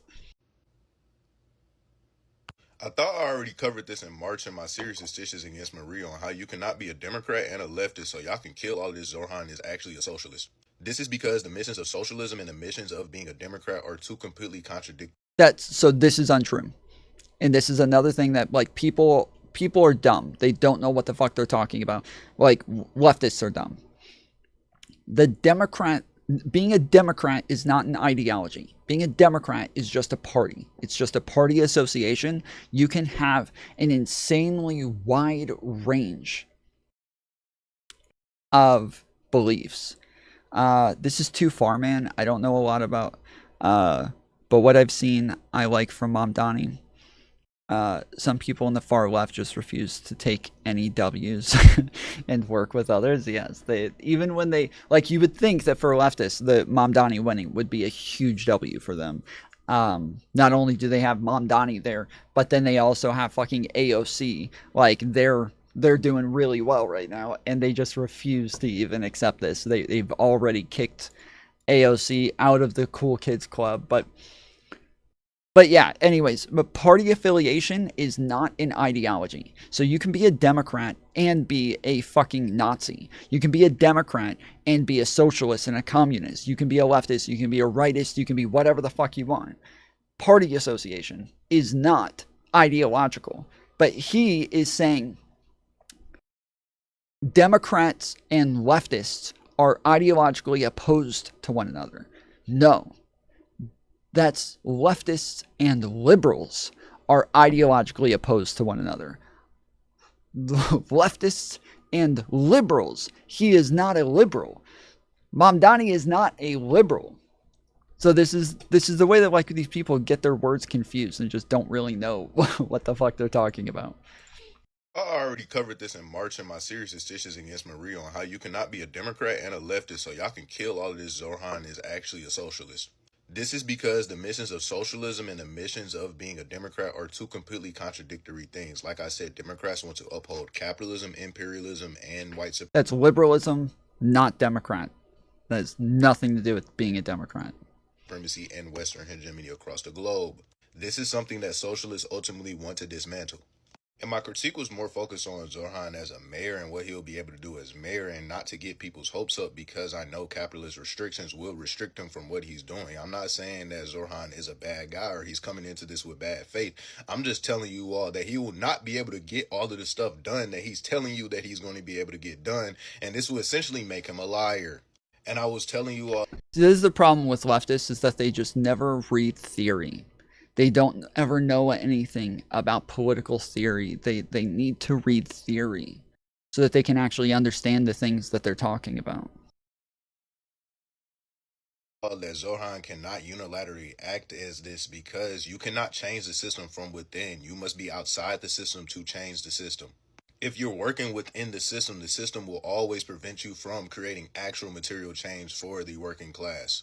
What social democrats and social capitalists like Zorhan do is make the living conditions for one section of the working class better while trampling on... So he says this, while when he says this, if I said, well, that's not true because you can engage in incrementalism. You can slowly use the democratic process to vote in people that you want to improve the... What is it called? The something conditions? What do they use? You can use the democratic process to improve the material conditions of the people in your country.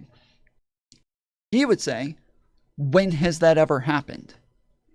And then I would say, when has the opposite ever happened? When has a revolution ever turned out to be a real Marxist socialist movement that has achieved anarcho-communism? Never. So your theory on how this is how you engage in a revolution is way less proven than my theory that things do change. We can look at America at its founding and watch the democratic process continuously change the social norms within our country, the government, the legislation within our country, the people who are leading the values of the country. We can see a drastic trend from one direction to the other, showing how drastically things changed. There's no evidence of anything he's saying. The revolutions that have always existed have never turned out to be these great anarcho-communist revolutions that actually achieve all of the material conditions that he wants for people. But the change that we want as a society, or the things that actually improve people's lives, we have seen that happen through incrementalism and electoralism. On and heightening the exploitation of another class or another group of people. This is why social democracy will never be enough. Pause and read. He doesn't, it's really frustrating that every time he says pause and read, he doesn't actually tell us who he's getting these articles from. He could be getting these from Matt Walsh for all we know on the Daily Wire, and we have no fucking idea. Like, this is so stupid. While all of these aims are laudable and understandably popular, the reality is that no mayor can single-handedly end the cost of living crisis New Yorkers face. It's rooted in the crisis of American and world capitalism. Due to massive unpayable public debt, Governments around the world are seeking not to expand public services, but on the contrary, to implement vicious austerity.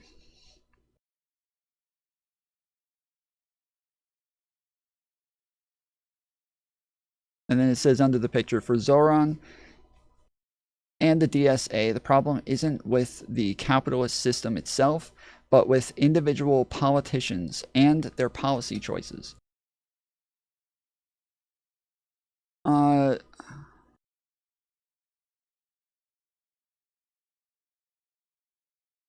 It can literally be both. That in order to end capitalism, you would have to have politicians who are making decisions that move you in that direction. The capitalist system only changes if the politicians who are in place change that system. They implement the regulations and the legislation that would actually make that change. These people don't know anything about politics. It's so frustrating listening to a fucking 19-year-old kid sit there and talk about this shit as though he knows anything about what he's talking about. Tomfoolery show politics is the process of making decisions and rules that affect how people live together in a society or country. Do you agree with this definition of politics? Not really, no. No. Kind of. But not really. I think that that's a little too like thinly veiled. I would say that politics for the most part is about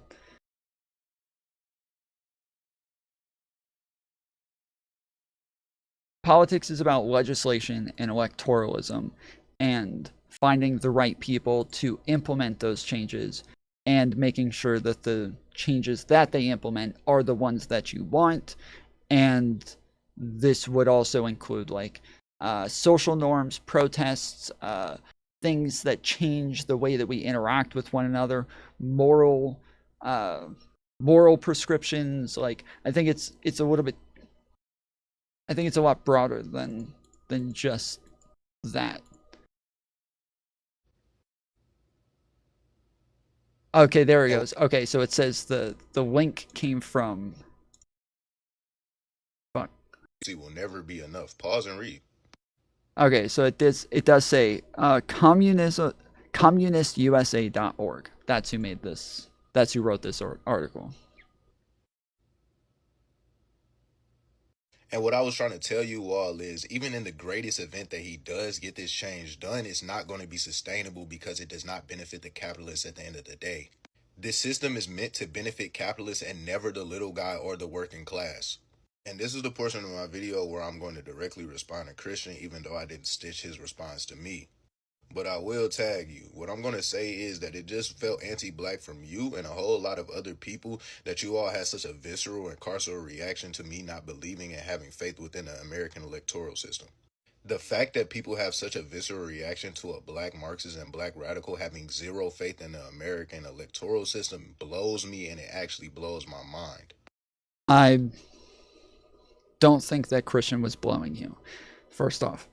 Secondly, I hate how they always use, like, I'm black, so I'm allowed to be black-pilled about everything, because I'm allowed to feel like literally everything is unfair all the time, and I can never actually be pragmatic about things. You cannot expect me to be rational. You cannot expect me to be intelligent. You cannot expect me to be moral. You cannot expect me to understand what I'm talking about while I'm sitting on a platform talking about it, because I'm black. Because black people have seen too much to where we should be very pessimistic about everything, and we should not be realistic or pragmatic about anything. I should not be held to a standard where I should be correct in what it is that I'm saying.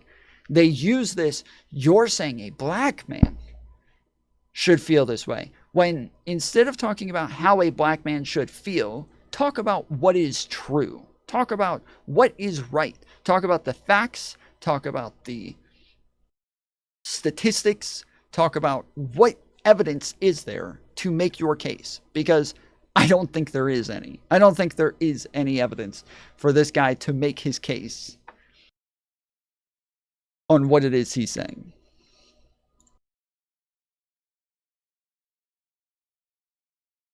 Time and time again, my people are seen as expendables for a political campaign, and these are the designated targets that get the heightened exploitation. I see it in my own city because you brought up how I'm from St. Louis. We had the whole progressive wave with Kim Gardner, Tashara Jones, and Cori Bush. We had 3 black women that ran the city of St. Louis and were not able to generate any substantive change for Northside residents because of the powers that be and the capitalists that control the city. They always do this where they always find a way to only look at the negatives that happened. If they didn't get literally everything that they want, it was a failure. Yes, he is saying, please have lower expectations, guys. Please do not be pragmatic. Just be as pessimistic as possible. You don't need to be a realist. You don't need to be pragmatic. Well, I'm not telling people to be like optimistic. I don't want people to be optimistic. I don't want people to think everything's sunshine and rainbows all the time. But I do want people to be realistic about things. I want them to know what is actually happening in the world. And the problem is that socialists and communists have always existed. They have always existed. It's not a new thing where all of a sudden now socialists and communists exist today. So now things will be different than they were all of the other times. No, they're not going to be different, because as long as you guys don't engage in electoralism, you guys will continue to hold 0 electoral power. Liberals will continue to gain more and more electoral power, and you guys, thankfully, because of people like CJ, will help liberals gain more and more electoral power, because 1, they're not even participating in the system, and 2, their ideas are so unattainable that anybody who is realistic will never take the time to listen to them in the first place. What he wants, and this is seriously, what he wants is for people like Donald Trump and JD Vance to keep winning. So when we complain to leftists about the fact that they didn't vote for Kamala Harris, and we all think you guys should realize how bad Donald Trump is for everybody, they're sitting there like, yeah, I know. He is bad, isn't he? Everything's going according to plan. They want things to get as bad as possible so that eventually there is a revolution. They want to force everybody into, what is the, I'm blanking on the term again. It's where you have to speed everything up. It's they have the idea that everything needs to go fast instead of incrementalism. It is,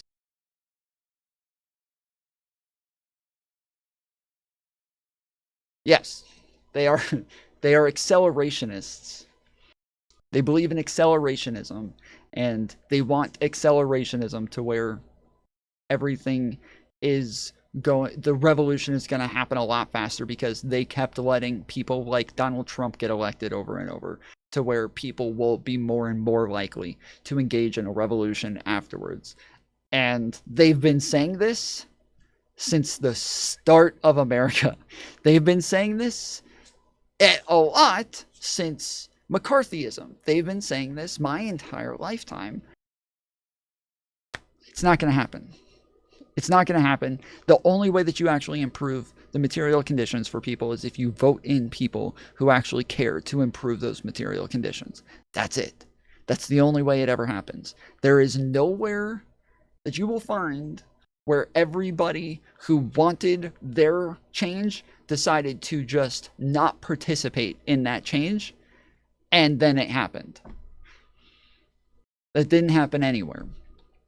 MLK did not fight for black people to get the right to vote so that they could all sit out and just hope for the best. That was not his dream. That was not the idea.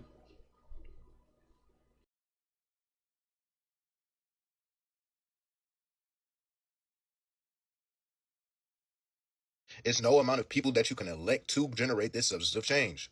The same thing happened with the APAC demon, Wesley Bell. He was elected as a St. Louis County prosecutor to bring Darren Wilson, who was the officer who unalived Michael Brown, to justice. But what ended up happening when Wesley Bell was elected, he lied to the family of Michael Brown, and he couldn't even hold Darren Wilson accountable for a simple manslaughter charge in which Darren Wilson deserved murder. He fought for the choice. You can leverage if you want. Sure, you can leverage if you want.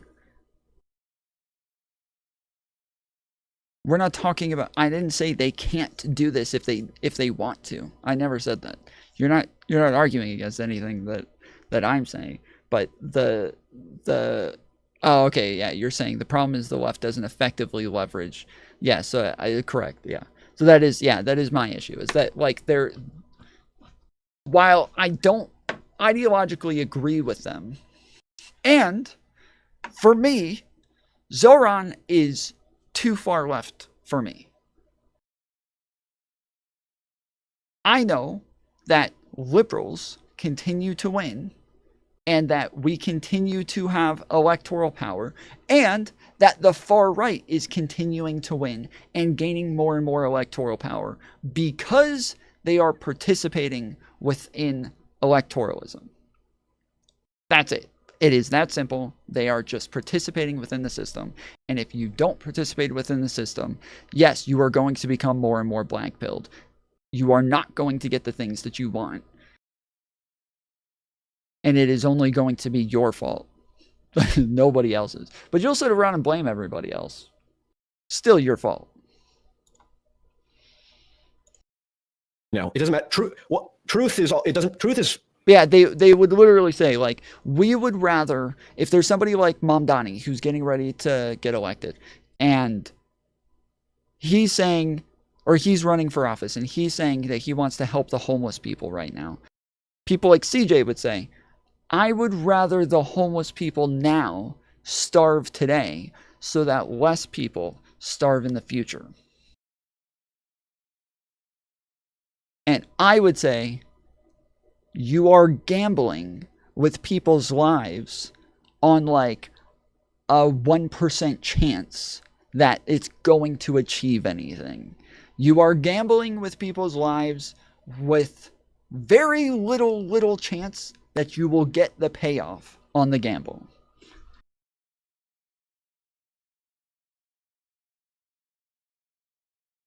Not the far right, though. They don't believe in elections. Nick Fuentes is far right. Nick Fuentes has encouraged his people to vote for Trump numerous times. So they do believe in elections. They just don't. They also think the same way. They also sometimes are like, you know what, fuck it. Never mind. Never mind. And so, yeah, in the last election, they were kind of saying, fuck Trump. Don't vote.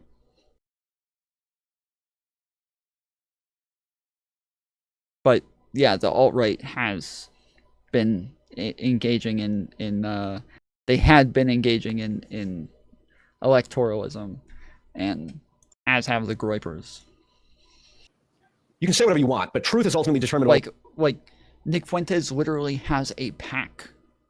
He literally has something called AFPAC, America First PAC. He literally has his own PAC. Yes, they believe in electoralism. What happens when you act the words out that you say in real life. And for me, like, I do think politically the alternative, what I don't know, we call it, independent online YouTube space, whatever, alternative media, let's say, that is the next wave of influence. Yes, thank you, Ali, for giving me the accelerationism answer. And I do think that in the next 5 years, we're going to see a shift where online figures like you, like me, like Destiny, whoever, can begin to actually enact change by leveraging their audiences. Like, for example, I'm not committing anything for my audience, but like Thomas Massey's a Republican congressman who I very much support. He's about balancing the budget, and he's very critical of Israel, or at least he's critical of the influence that Israel has in our elections, which I think is a perfectly... Yeah, when they thought he was on their side, they just want to use elections to get rid of it. Yes, that's correct. If socialists were smart, that's what they would be doing. Yes, if socialists were smart, they would be using elections to elect more and more leftists into government to actually achieve the goals that they want achieved. They would be able to slowly get enough people in there who could use the Senate to change the Constitution, to change it to where we wouldn't be using capitalism as a system anymore, to make it to where more and more rights are given to the workers, they would be able to do this. They just don't. They do know. Well, we're talking about specific leftists right now. Obviously, there are some leftists who do, yeah. The reasonable thing to be critical of. I believe the Republican Jewish Coalition or something like that said, if Thomas Massie runs for Senate, we're going to have an unlimited war chest against him. And I'm half considering, okay, well, that's in a year and a half. Maybe I spend the next year building a platform to leverage my audience and say, hey, let me get 25 to 50 people. We'll go to Kentucky and we'll canvass. And at minimum, I learn some of the political process, but then also potentially make a difference. And I do think having a network of online influencers that could theoretically do that, leverage their audience in targeted ways, is... Ryan Thorup tipped $25. This is me engaging in capitalism.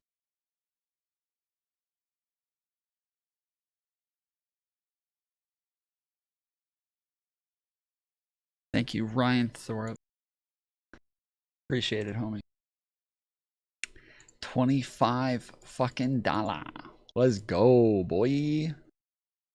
Let's go. Let's get some fucking cheers in chat. We got a bunch of new members from all of the memberships that Katmir's been donating pretty much every day. So we got a lot of green names. Everybody post your cheers emotes in chat. Thank you, Ryan. Is how you enact change, even if just like ranked choice voting. Like I assume that you're fairly a fan of third parties, yes or no, or maybe. I think I need to download like a because I have my sound thing. What do you call it? Where like you press a button and it makes a.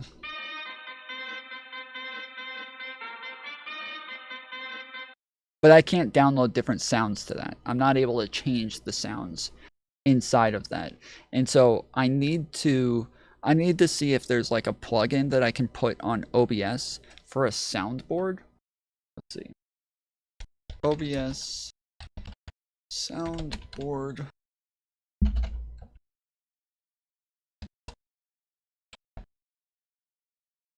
Soundboard doc OBS form. Is this really? Hello, my YouTube friends. Live streaming is all about fun moments that entertain your audience. Finding every trick that can help you do that is absolutely key, and one of the best ways to add more personality to your stream is a cool soundboard. You can easily... Now, creating a soundboard is easy with paid tools like Stream Deck or applications. I thought about getting a Stream Deck recently, but it's they're so fucking expensive. Like voice mod. But I know that when you're just starting out, you want to spend as little as possible. I get that. In fact, I still try to spend as little as possible, and I've been doing this for years. So we're going to use a free plugin called the Downstream Keyer. There is a link in the description below so you can download it and check it out, follow along. That is the best way to learn. Let's install this plugin. So this is the page that you're going to go to in order to get the Downstream Keyer. And you just click the download button right here. And then what we're going to do is select our platform. In my case, we're going to do the Windows installer. This will just be a Windows zip file that will install differently. The Windows installer is definitely the easiest one. And then of course you have Mac and Linux. So we'll just download the Windows installer right here. And I already have this installed on my system, but I will walk you through exactly how this works. It's really pretty simple. So we're going to go to download and we're going to go ahead and extract this. And then we'll go in here and you just have the Downstream Keyer installer. You just double click it. You're going to get an administrative prompt that you can't see, but you just... Why, if you use the installer, not the zip file, why did he still have to extract it? Does anybody know? Why did he still have to do that? Yes on that, and then you click to install. Of course, this is a warning saying I'm running currently OBS Studio, because of course that's what I'm recording in. So you're not going to have this. But either way, you're going next to everything, and that's going to install Downstream Keyer, and then you're going to open up your OBS. It's really that simple to install. It's not going to be a problem for you, and that's where you get it and how you download it and put it on your system. The only thing you really have to do is make sure that you're installing it into the correct location. And your location is probably going to be in C Program Files OBS-Studio. Easy enough, right? Now let's set up our soundboard. Once you have it installed on your system, we'll open up our OBS. Here we have it right here, and you can see this is just your starting standard screen. And what I'm going to do is go ahead and I'll just load a video capture device in here so we have a camera, and go ahead and put my audio in here as well. Just because it's good to get into the habit of doing it right. So there we go. Now we have a camera, have some audio down there. We're all set. When you come in the first time after you install it, it may just pop up. But if it doesn't, you can just go into Docs and you click your Downstream Keyer, and here it is. You can just dock it anywhere you want. So you just drag it and dock it. And there we go. So now we have it installed, we have it up in here. How do we use it? Well, what we need to do is create some scenes with audio in. So we just click here, and we'll call this I'm Ready, because that is going to be the audio we're going to use for this. And then we just click under Sources, and we're going to put the clip in here. So we're going to go to Media Source, and we'll call this I'm Ready Clip, and we're going to click OK. And we'll go in here, and we're going to find our clips. In this case, I do have a soundboard folder. So we just go in here, and we've got I'm Ready, click OK. And we don't want to loop this, so we just click OK. And you can hear that clip is pretty loud, so I'm going to turn it down. Boom, we have our first clip, and we're going to click plus in our scenes, and we'll put in another one. And we're going to click OK. We're going to go to our Media Sources here, and we're just going to name this one. And then we have to just find our clip, and we click OK. No need to loop, nothing like that. Just make sure your levels are good. We'll do one more right here, and we'll call this one Whip. And then I'm going to go ahead and click the plus, and we're going to add our Media Source, and we'll call this Whip Clip. click OK. Browse, grab our whip clip, OK, What? and OK. So now we have 3 audio clips in here, and you can see these audio clips automatically run when we select those scenes. That's just how we have these set up. But we're gonna go to this main scene here, and we're gonna focus on our downstream keyer. Now, if you've never used it before, basically the downstream keyer allows you to select items that will play in any scene that you're in. So if we have 20 scenes here, and we select something in the downstream keyer, that video or audio will play in that scene, and your audience will be able to hear it. And what makes it beautiful is you can name this stuff. So I'm gonna go ahead and click over here, and I'm gonna rename this. Instead of just one, we're gonna call it soundboard, which means you can have different tabs for different things that you want to use in the downstream keyer. So now we see our soundboard is right here, and in order to add any of this audio, we'll just click on I'm ready, and we're gonna go ahead and click plus right here, and you can see there it is. Click on oh yeah, and click plus, and there it is. We'll click on the whip, and click oh yeah, there we go, plus, and that's in there as well. And now we go. Wait, what? Plus, and there it is. We'll click on the whip and click, oh yeah, there we go. Plus, and that. Okay. That's pretty cool.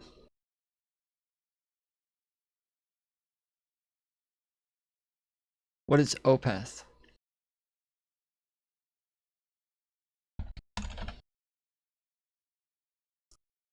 Oh. No. Nope. I'm gonna just record my voice doing all of the things that we would normally that you would normally have. Click it. I'm trying my best to stop getting copyrighted on all my fucking streams, so I stop losing monetization on everything. But anyways, so I'm gonna just record a bunch of things, and it'll be like womp womp womp womp. Don DeMarco.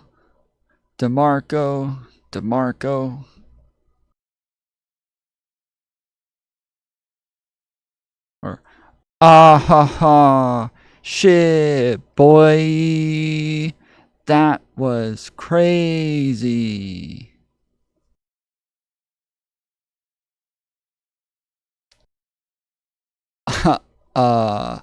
Based.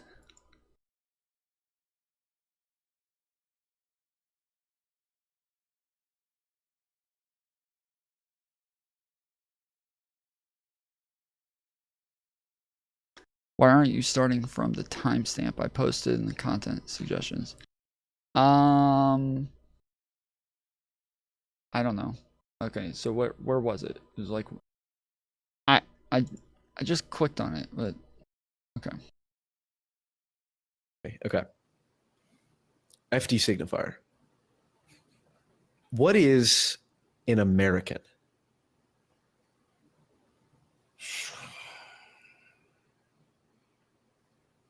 A person that lives here? Wow. That's, you know what that is? That's like Matt Walsh saying a woman is an adult human female. The reason I've gotten into some fights with some people because when I had a conversation with Not So Erudite, she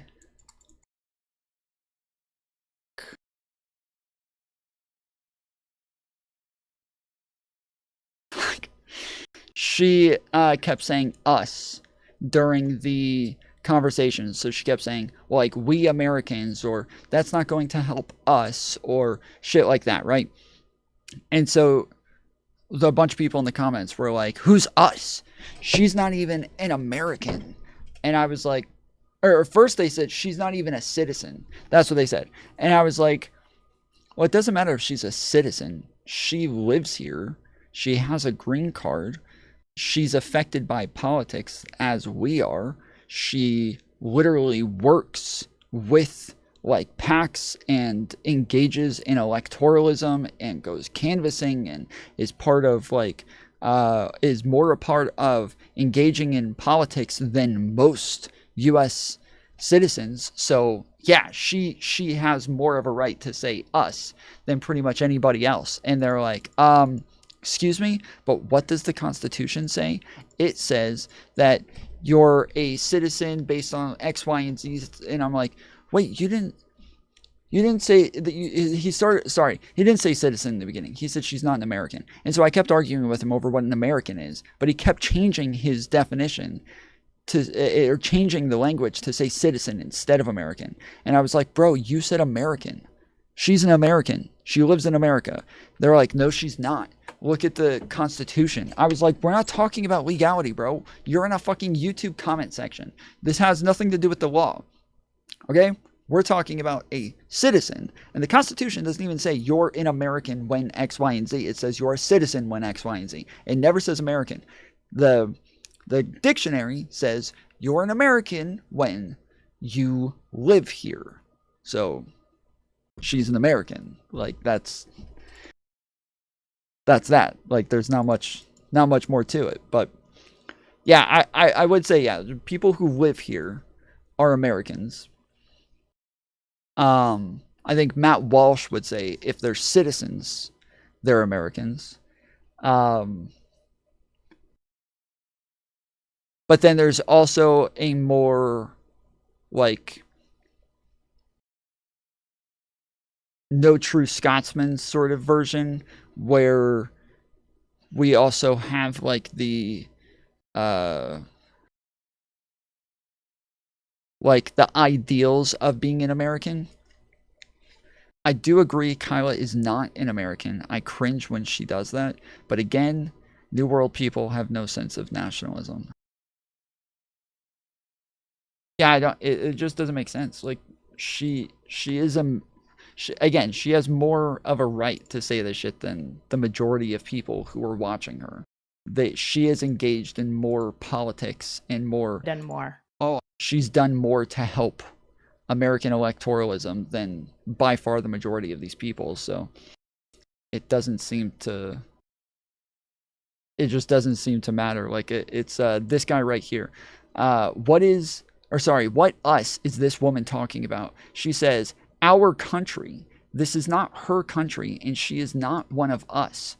Go straighten out Canada, your country. And so I said, she lives in Florida.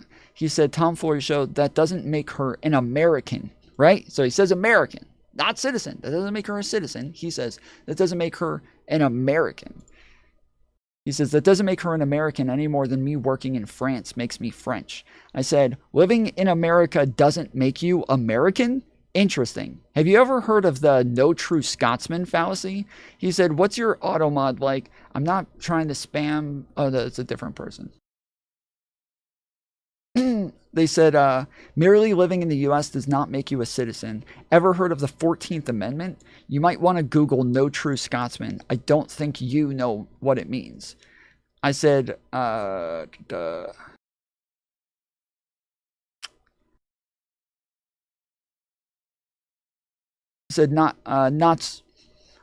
true Scotsman is using a term that is so general that it seems nothing could disprove it. Said, I think living here makes one an American, and to base it purely on citizenship is an answer so dumb, I truly didn't see that coming. Someone could be here on a green card for 40 years and still not be an American to you. But I don't really care about the gay semantics. Someone who lives here is affected by the laws and the environment, so they obviously can talk about it and say we or us when talking about people who live here, especially someone who has been working with political PACs to help politicians get elected for years, but even worse so, even more so when discussing a professor who was in Canada at the time. So yeah, she was talking about Jordan Peterson and talking about how this affects us, how we engage with this, how we deal with this. She was talking about like being in Canada as well, not just in America. So like either one, you want to pick one. If you say, if this person says no, she can't say us, then I'm going to be like, well, no, you aren't included in this. She was talking about Canadians. Sorry, she was talking about Canadians, bro. But yeah, either way, like I said, you could live here for 40 years on a green card, and according to this idea, you just still wouldn't be an American. According to this idea, you're still not an American. That is stupid. That is a really dumb fucking way of defining who is or isn't an American. That is just stupid, bro. Like 40 fucking years. And then some fucking baby is born here on day one, you're going to call them an American? But the person who's like put blood, sweat, and tears into their life here, that person still not an American, that person who's not only done a lot to move here and done a lot more to be here than any like person who just happened to be born here put into it. Like they went through a lot of fucking work to be able to live here, and that person who's put a lot into this they're not an American, but the person who literally did nothing to be here is an American. Like I'm sorry, that's fucking stupid. I don't buy it. Like how Tim Pool keeps losing his mind about people who dare say anything critical about the government that were born elsewhere. Right. Yes, this is stupid. Yes, this is really dumb.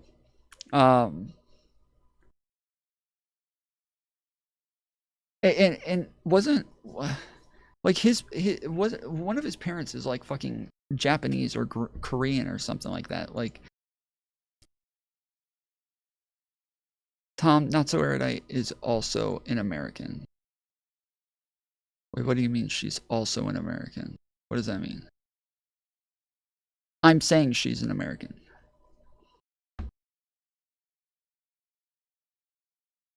Invaders don't stop being invaders because time passed. The definition of invaders is drastically different than the way that you're using it. I would take the time to go look up that term before using it the way that Donald Trump uses it, because he does not have all the best words. Assis. Identity. I wrote a Substack piece called Defining the American Nationality. What is the American nationality? Because American identity, this is a point that the right brings up a lot. Sam Hyde brought this up in his video to Elon Musk, that I promptly went on Destiny's podcast and said, maybe Israel did 9/11, which, to be clear, maybe they did. But the point, that's fine. The point that Sam Hyde was raising was, we all know what an American is. It's like, well, yeah, that sounds pretty racist, right? Because it's like, well, white person. Yeah. Vivek Ramaswamy, his point is the American identity, and people like him, put forward the idea that an American is someone who subscribes to the... And people like him? What? Why did he just add that in? That was weird, bro. What the fuck was that? What the fuck was that? And people like him. What was that? That was weird as fuck, dude. No! No! So if you guys just got here, I realized at the beginning of streams that I read this wrong in the beginning. This whole time, I thought on this level that I was supposed to be trying to get the ball in both boxes, when instead I'm supposed to get the plank in the left box and the ball in the right box. So I've been trying to do the wrong thing the whole time.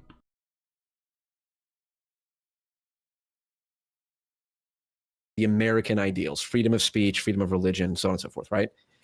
Well, Sam Hyde's video is also about the fact that, like, what in he keeps saying America is not a nation of ideas. And this is something that I take huge umbrage with. I think that I was furious listening to fucking Sam Hyde say this shit. And I already think he's an idiot, but to hear him keep saying America is not a country of ideas is just so objectively incorrect. And so I kept saying, I was like, the fact that, like, you would say we're not a country of ideas means that if China invaded, because he keeps saying we're not a country of ideas, we're a country of people, and that we value the people above the ideas. We fuck the ideas. The people are what matter, not the ideas. And so I say that is so fucking stupid, because by that logic, if China invaded tomorrow or Russia invaded tomorrow, people like Sam Hyde would say, no, don't fight them. Just let them have the country. Just let them have, just let them have the country. Just let them take over the government. They can have it. Whereas, because he doesn't want people to die for the ideas, right? He doesn't want people to die for I thought it was country of ideals. Well, that's what I kept saying was ideals, but they say ideas. But it is both. It's technically both in this case, because when we're talking about the Constitution was ideas and ideals. So it anyway, so they Sam Hyde kept saying we're not a country of ideals, we're a country of people. And so yeah, I'm saying, okay, so then when China invades tomorrow, you would say don't fight them, just let them have the country. Don't fight against them. Do not fight to hold on to the Constitution, to our laws, to our practices, to our culture, to don't fight for any of those things. Don't fight for any of the ideas or the ideals, just let them take it. Because we don't want humans, we don't want the people to die. The people are more important than the ideas. Whereas throughout all of American history, we have believed our ideas are worth having people go to war to fight for, to protect those, so that future generations can have the freedoms that we had when we were here as well. That has been the idea the whole fucking time. He keeps saying, oh, this gay Ben Shapiro idea that we're a country of ideas is stupid. But we are a country of ideas. That is what it's all about, our ideas. That's what it's all about. We would let people die. Many, many, many people die. Tom, I was born in Russia, lived 4 years in France, 3 in Switzerland, and 2 in Sweden. I'm not Russian, nor French, nor Swiss, nor Swedish. Okay. I mean, people, when they ask me where I'm from, I say New York. They ask me where I live, I say Georgia.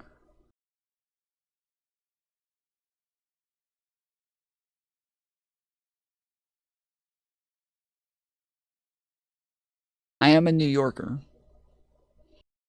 And I'm an ATLian.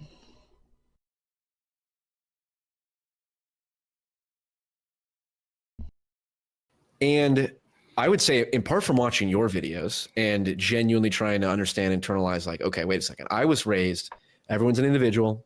Doesn't matter what skin color you are. Doesn't matter what blah, blah, blah. Everyone is individual and everyone is equal and like fundamentally, which is like true for like as my Christian programming is telling me that.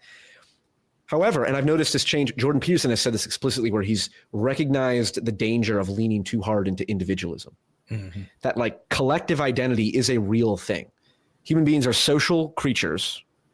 And if you acknowledge that, which any informed person does, that implies there's a reality to collective identity, right? Like to be a black person in America, like that is actually, because by virtue of the fact that blacks are a minority, that does create what do you say? A collective experience in the same way that, like, if I'm a Bears fan in Dallas, not in the same way, but in the same mechanism the of like fundamental mechanisms. Yeah. I'm a minority. Yeah. Minority. Right? So when I see another Bears fan, we immediately have a connect now just because the guy's wearing a Bears jersey. I'm not going to Sometimes I do.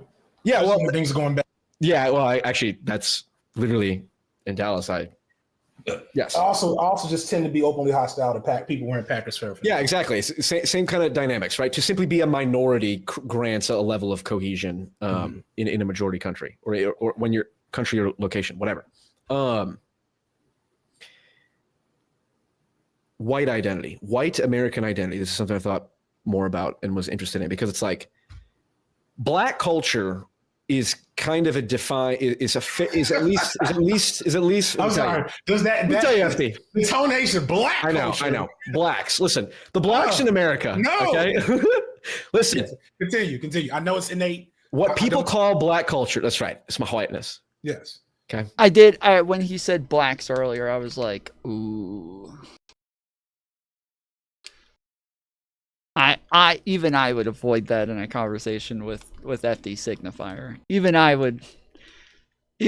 would avoid blacks in a conversation with him.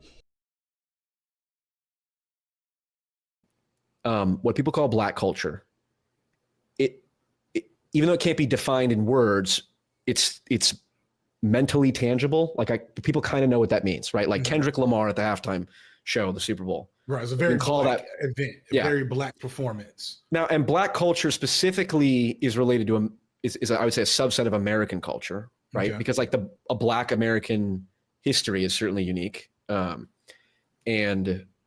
blacks in America are whatever a subculture here, or black culture is a subculture here.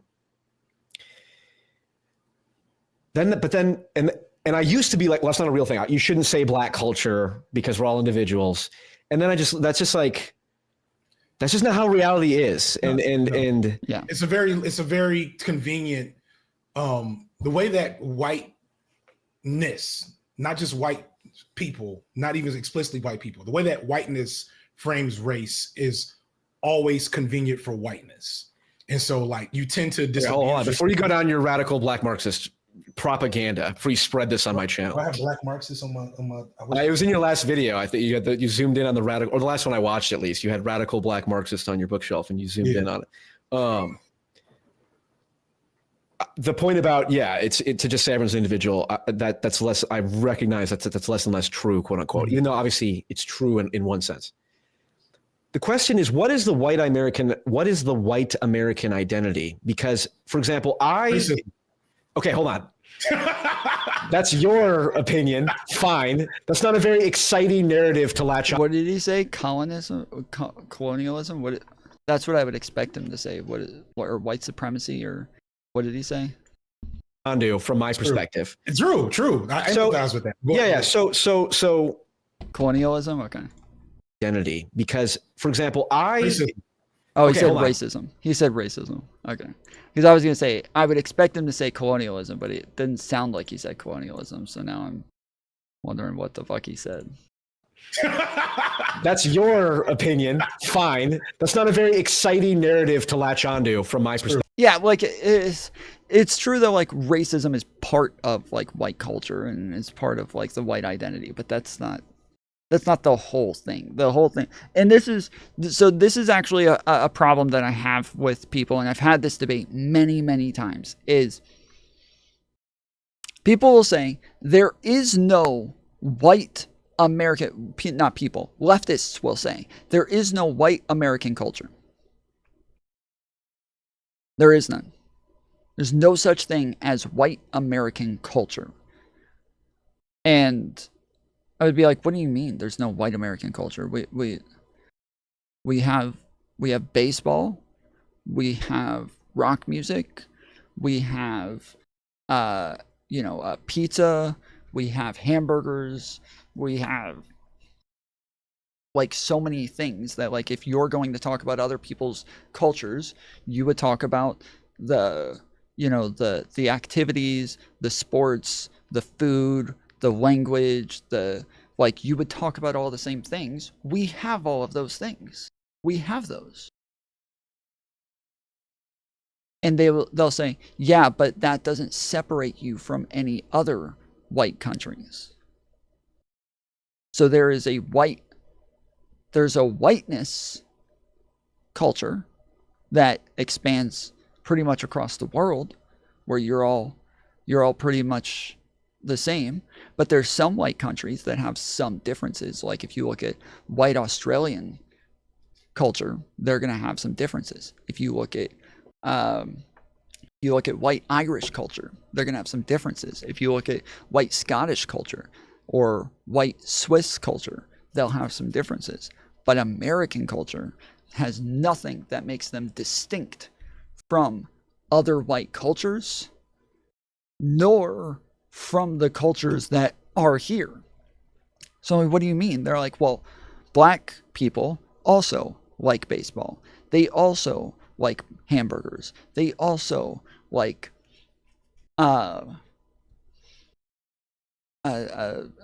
pizza, I think is the other thing, or rock and roll. Like they also like all of those things. It's like, wait, so just because they like those things as well, now it doesn't make us distinct from them? And they're like, yeah, no. I'm like, okay, so what if I say white people also like rap? White people also like fried chicken. White people also like watermelon. White people also like soul food. White people also Like, and I name like all these, you know, they like R&B too. They like what? So now there's no black culture, and they're like, no, the black culture is about like, you know, the fact that they're oppressed, the fact that they have to deal with systemic racism. Black culture can include the fact that they have to use a lot of cocoa butter. Black culture can, and they like name all the things that white people cannot like experience, or white people cannot take part in. And then they say, so white culture is the separation that's not all black culture is. No fucking duh. I said that like the main things that you would think of when you think of culture is like food, like activities and music. And so I'm just naming the things that fall into those categories. There's a lot of other things. No fucking duh. I never mind. I feel like I'm being clear, and people just want to argue, so I'm not even doing it. So, and so yes, they'll say that white culture is the distinction of not being the others. That's it. So what does that even mean? And they're like, well, the race was invented by white people just to separate themselves from everybody else. And you say, well, when you say white people, when you say it was invented by white people, at the time, white people meant something very different, because at the time, Italian people were not white, Jewish people were not white, Irish people were not white, like all these Russian people were not white. Like there were a lot of different groups that today we would call white, that you would say benefit from white supremacy and all these things. But at the time, they were not white. So it wasn't really white people who did this. It was like British people who did this. And that, yeah, like it's just, I feel like they overly simplify these things. That takes out the historical context. And even if they did, because eventually I'll start playing into their worldview and then say, okay, fine. White culture is the distinction from everyone else. So then we have culture. They're like, no, that's not a culture. Distinguishing yourself from everybody else is not a culture. And I'm like, yes, it is. If you're saying that's our culture, then that's culture. They're like, but that's not culture. You just said that's our culture. They're like, you're right. That's how you guys identify yourselves and your culture. But that's not really what culture is. You have to actually have things that are yours. It's stupid. It is a really dumb way to talk about this. White Americans do have culture. White Americans do have culture. And it is the things that I talked about. It's football. It's baseball. It's pizza. It's burgers. And it is also not the exclusion of everybody else, but instead the acceptance of everybody else. That is white culture, because everywhere else, they don't have all of the fucking white people all over, North Africa. They don't have them all over,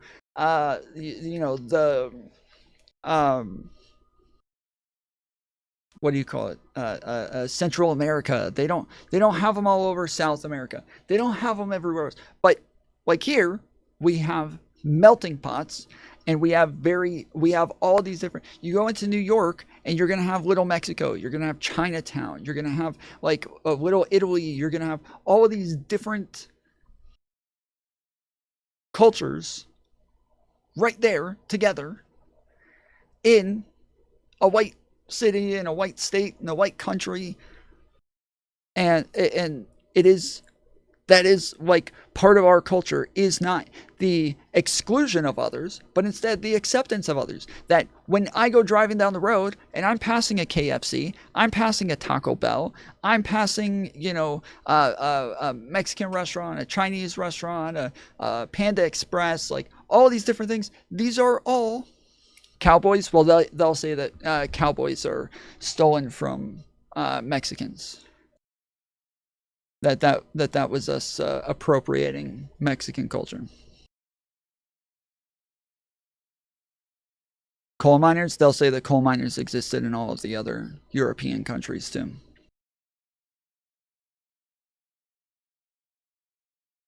Banjo players, I think banjos might have come from the French.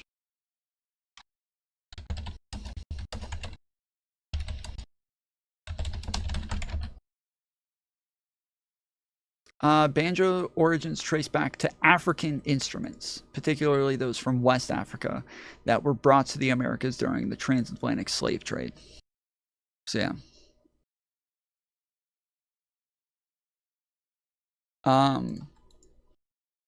And I do think that like something that is white culture is value of intellect. Now, that doesn't mean that other countries don't value it.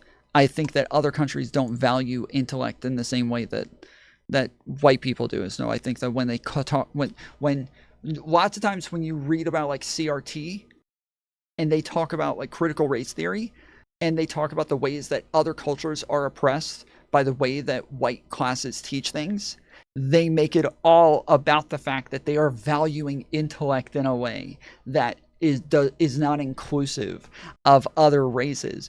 But then if you say, oh yes, we value intellect, they'll be like, oh, that's racist. But then it's like, wait, your whole fucking ideology through CRT is based on the fact that we value intellect as well. And that, so I'm sorry, but you got to bite the bullet here. Like you got to pick one.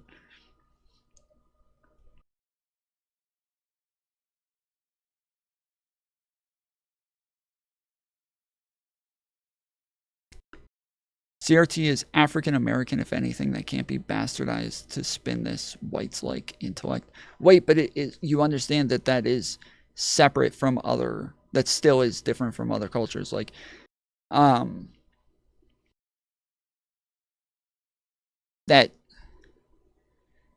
and I would say Asian countries as well. Asian countries definitely have like a very high regard for intellect. So I'm probably Asians more so than white countries. But that there are within cultures, when we look at a hierarchy of values, there are things that matter more in lots of other cultures, like family and cooking and spending time together and gaining relationships and dancing and being good at instruments and music and being like, you know, there's what, like having fun. There's a lot of other things that they really value more, that is more about the human experience and enjoying one another. And American, like white colonialism and Asians have really driven this more like capitalist, like money gaining. We need more inventions. We need more we need more things that benefit society, sorts of ways of thinking. There's not a cultural trait.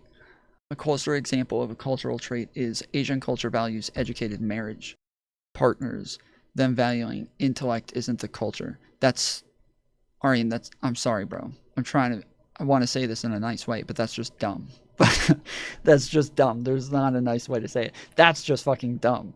It is a cultural trait. It's just the like hierarchy of values is 100% going to be a cultural trait. That just is a cultural trait. But again, I've named a bunch of other things as well. Like I said, like the NFL, football, American football, baseball, like there are a lot of other things that go into this. And it also, like, white American culture is still going to be like also the acceptance of a lot of other cultures and the melting pot of other cultures. Whereas they would say, no, that's not a melting pot. You're not actually melting things in. You're appropriating them. Taco Bell is an appropriation of Mexican food. They'll always find a way to say that, like, it's an appropriation. Chinese food in America is not Chinese food in China. And so what you've done is appropriated it and changed it for white Americans. And wouldn't you include Jewish people there too? Yes, for sure. But they didn't have like a country for their culture to exist single you know, by itself in a singularity. But yeah, for sure. These are weird, hasty edgelord generalizations. First off, I'm not being an edgelord. I'm not being an edgelord. You guys are too fucking internet brained.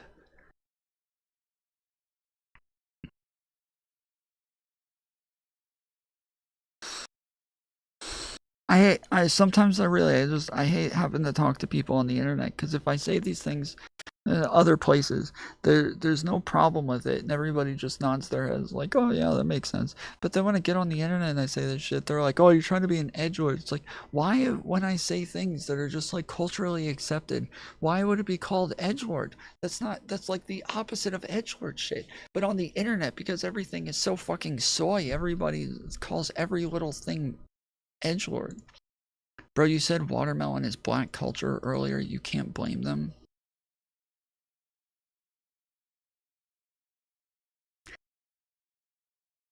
Fad, what is the problem with saying that watermelon is black culture? If you're being serious, if you're not memeing right now.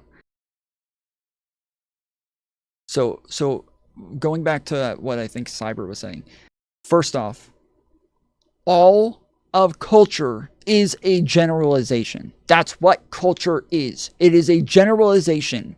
You cannot say, well, no, each and every single person does it. And if I can find one individual who doesn't like Mexican food in Mexico, then it's no longer Mexican culture. No, you have to fucking generalize. That's what culture is. It is a general, a general observation of things. That's what it is. It is like a stereotype of a group of people.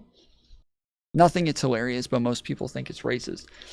Right, but that's what I'm saying, is that like outside of the fucking internet, it wouldn't be a problem. But it's the point, the reason that people get upset about the watermelon thing is because it's a stereotype, right? But when you're talking about culture, culture is stereotypes. That's what it is. It's stereotypes. You're just talking about generalizations about groups of people and what they do. The fact that like in Mexico, they speak Spanish. So I can say Mexican culture is speaking Spanish. But then if you're like, no, there's a lot of people there who actually don't speak Spanish and who speak English. Actually, there's some of them who speak other languages. You don't know that every single person there speaks English. It's like, that's not how that works. It is a generalization. That's what they are. Did I say all that, or did I say you made a hasty generalizations? Okay, I don't, it doesn't, you're saying it's hasty. I don't know. I think you calling it hasty is too much of a generalization. I think you're making a hasty generalization there. Tom can't blame US. Wait, can't blame us, not can't blame that. All right. Little bro, you tried to take CRT and act like that then can be applied as something universal around black people. No, I didn't. No, I didn't. I said that I was talking about arguing with leftists. That's what I said. It had nothing to do with fucking black people. It had nothing to do with black people. I said, if I'm arguing with a leftist about what white culture is, and then I say this thing, and then they say this thing. I'm not saying black people say this thing. Black people think there's white American culture. Leftists don't think there's white American culture. Leftists are the only ones who will argue that there is no white American culture. That black people think there's white American culture. I said the whole time that if I'm arguing with leftists, that they will say these things. All right, my head's gonna explode.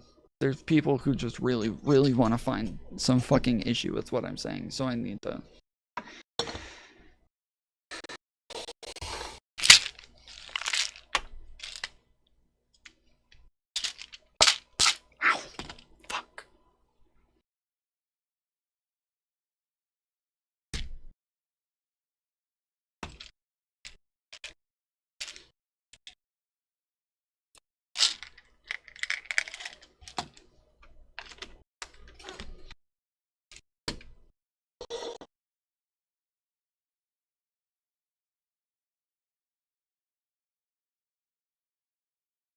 I hear that shit from liberals.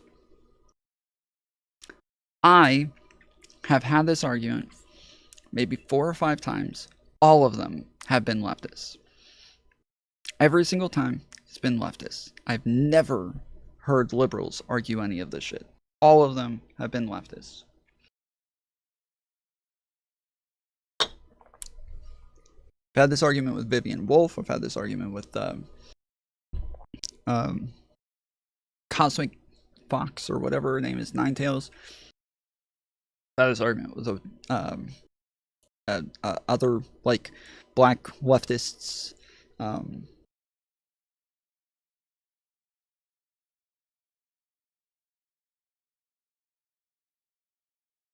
Leftists will argue there isn't any white culture at all, even claim European countries don't have culture. They are insane people. We should expect that. Right. Well, and they would, again, they will say that like Ireland has culture. They will say Scotland has culture, but not white culture. They'll say Italy has culture, but not white culture. Right. And so they'll say that, like, yes, these countries have culture, but in America, there is American culture. There is not white American culture. There's black American culture.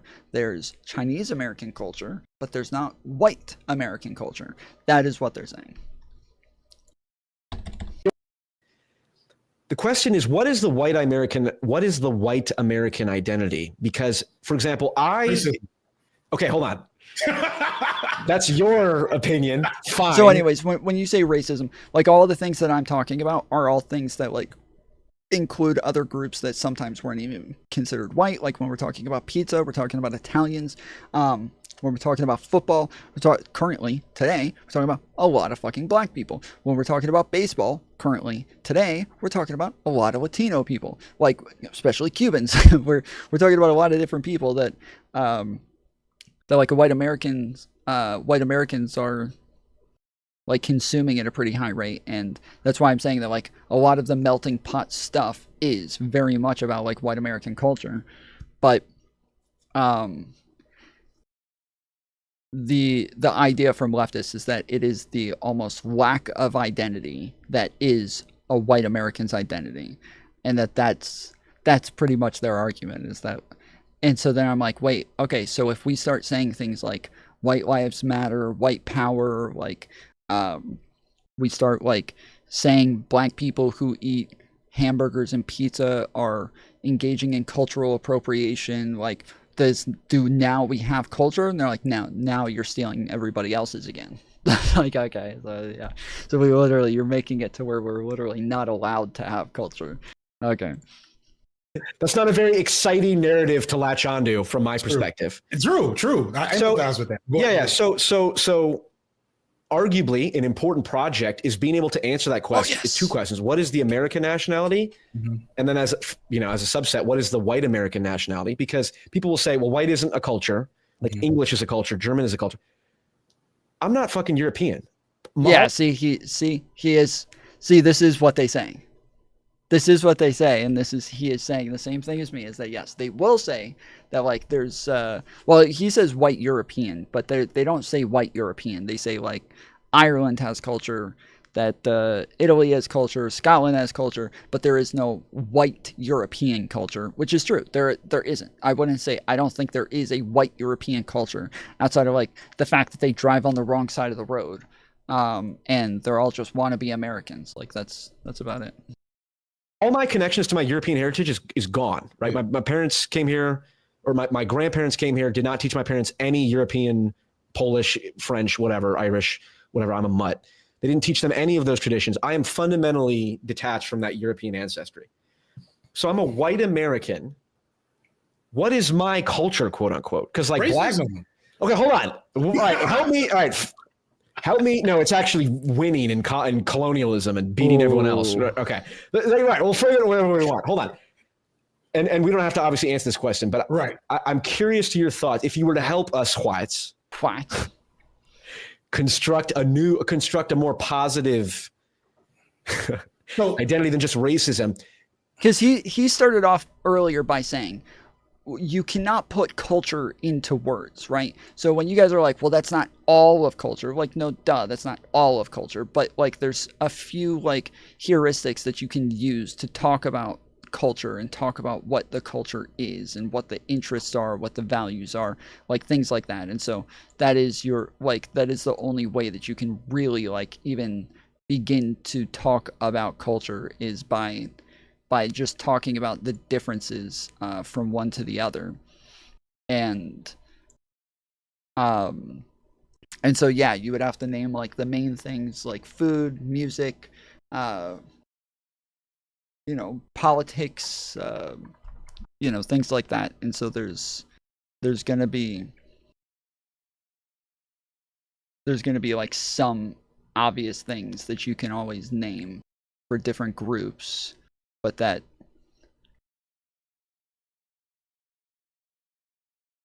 it is hard to ever like actually describe culture. Like, do you understand what I'm saying, right? Where Yeah, like, I get what you're or saying. Dave Chappelle, Kendrick Lamar, Lamar Jackson are all American, like quintessential. Europe drives on the same side as the US. Do they? Okay, Google. What side of the road do people drive on in England? Left. On the website comparethemarket.com, they say, left-hand driving became mandatory in Britain in 1835 and was adopted throughout the British Empire. Interesting. Did you know? The UK government considered switching Oh. to the right in 1969, but rejected the idea because of safety issues and the huge cost involved. Only England, they drive on the wrong side. Okay, Google. How many countries in Europe drive on the left side of the road? On the website moneysupermarket.com, they say, the Channel Islands, Ireland, the Isle of Man, Cyprus, and Malta are the only European countries that also drive on the left.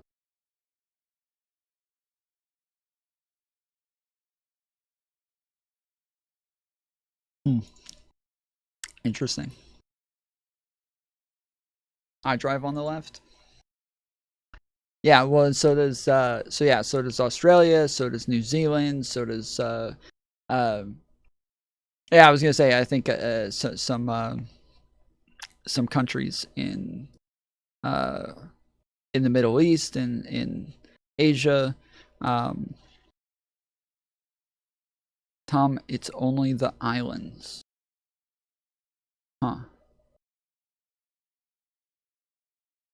Essentially, Jimi Hendrix, quintessentially American. I'm sorry, but you guys are making hasty generalizations.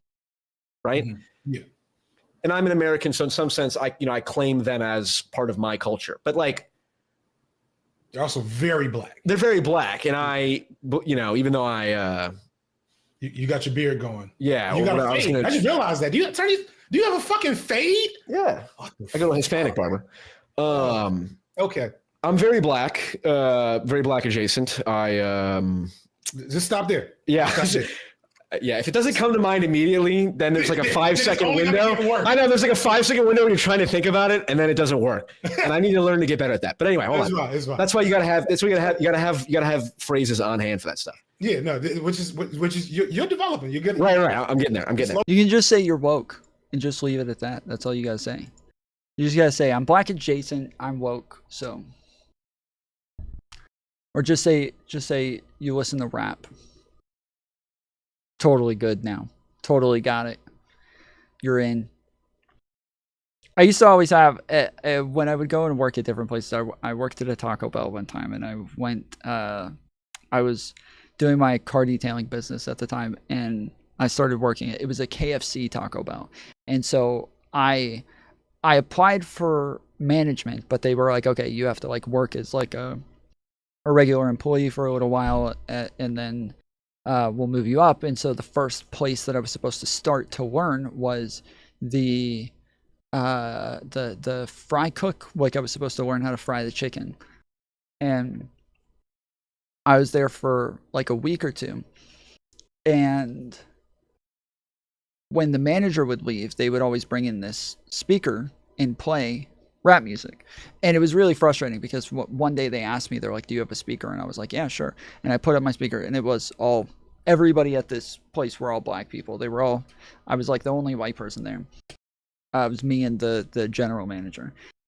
And they asked me if I had a speaker, and one day, so yeah, I put up my speaker, and then 20 minutes later, the music just stopped playing, and it was gone. They just fucking stole my speaker.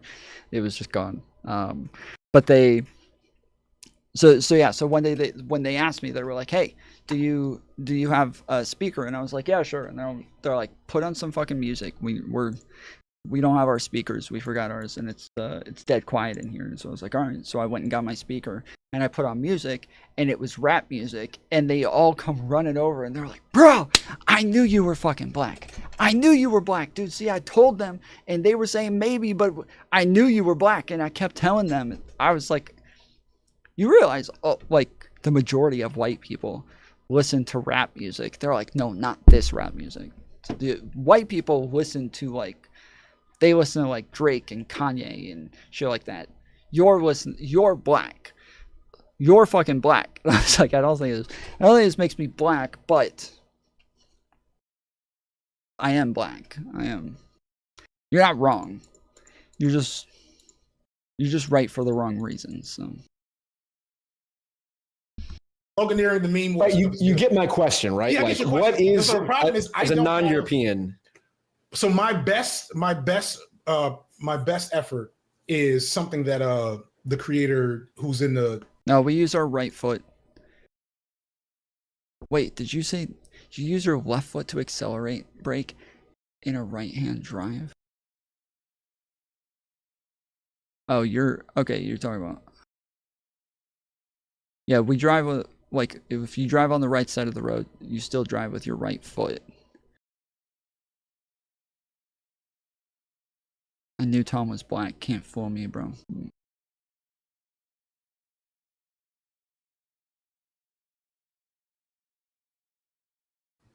The thing we did for my documentary thing. She basically said you don't have to.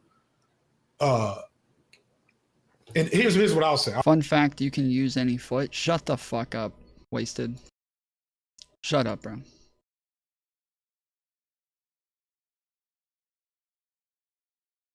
I'll give it a little more juice. Your grandparents signed white identity, not Jewish. Yeah, you said you give more juice. No juice. Fucking shit. Oh, they. Go ahead. A little more juice. Your grandparents signed white identity, not Jewish. Yeah, you said you give more juice. No juice. Fucking shit. Oh, they. Go ahead. Oh, this is gonna just as I'm getting ready to hit 1 million. Yeah, I'm gonna. I was about to say, I was like, bro, he is so getting canceled for this, bro. FD is getting in so much fucking trouble for this conversation, dude.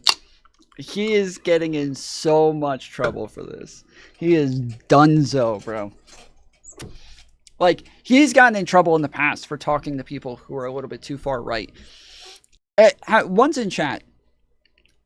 If you know who Professor Flowers is. Two's in chat if you don't know who Professor Flowers is. I'm going to try my best not to go off on a full ADHD, like, you know, down memory lane thing. But Professor Flowers was this person who started putting out videos. And she called herself Professor Flowers. She was not a professor. She was not a professor. She just called herself Professor Flowers. Okay. Very misleading. But she was a black woman who put out a bunch of videos on like black culture, CRT, systemic racism, blackness, whiteness, colonialism, like, you know, capitalism, crap like this, right? Very, like, you know, black leftist esque. And there is like so we've talked about there was a period where what they call BlackTube was very much like integrating with my community, and we were getting more and more people who were involved in BlackTube. And the BlackTube is more so a like a politics esque community that's very much, they do very similar content to me. There aren't other YouTubers who really do what I do, where they talk about drama, they talk about politics, they talk about like red pill stuff, they do debates, there's not really a whole lot of like YouTubers who do all of the stuff that I do. Maybe Destiny, I guess, is the only person that I can really think of, but BlackTube definitely does all of this stuff, but it's very black adjacent, right? So when they talk about like a lot of like red pill-esque stuff, it has a lot to do with a Fresh and Fit. It has a lot to do with I forget the guy who died, but the like originator of like the manosphere community. And I had a lot of people on my show that I didn't know were like, Kevin Samuels. I had a lot of people on my show that I didn't know were attached to those communities. So I had people like, I didn't even know the community existed, honestly. But I had people like, what's her name? Fuck. I'm blanking on my Tomfoolery show history.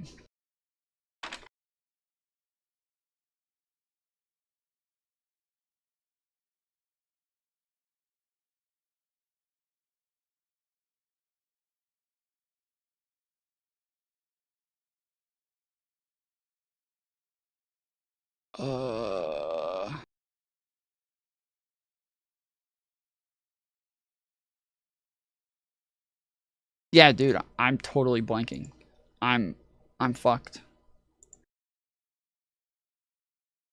I all of a sudden don't feel well, so I am totally blanking right now.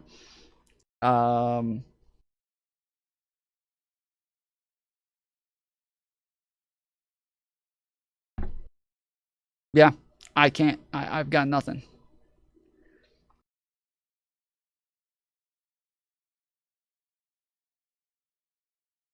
That's her right there. But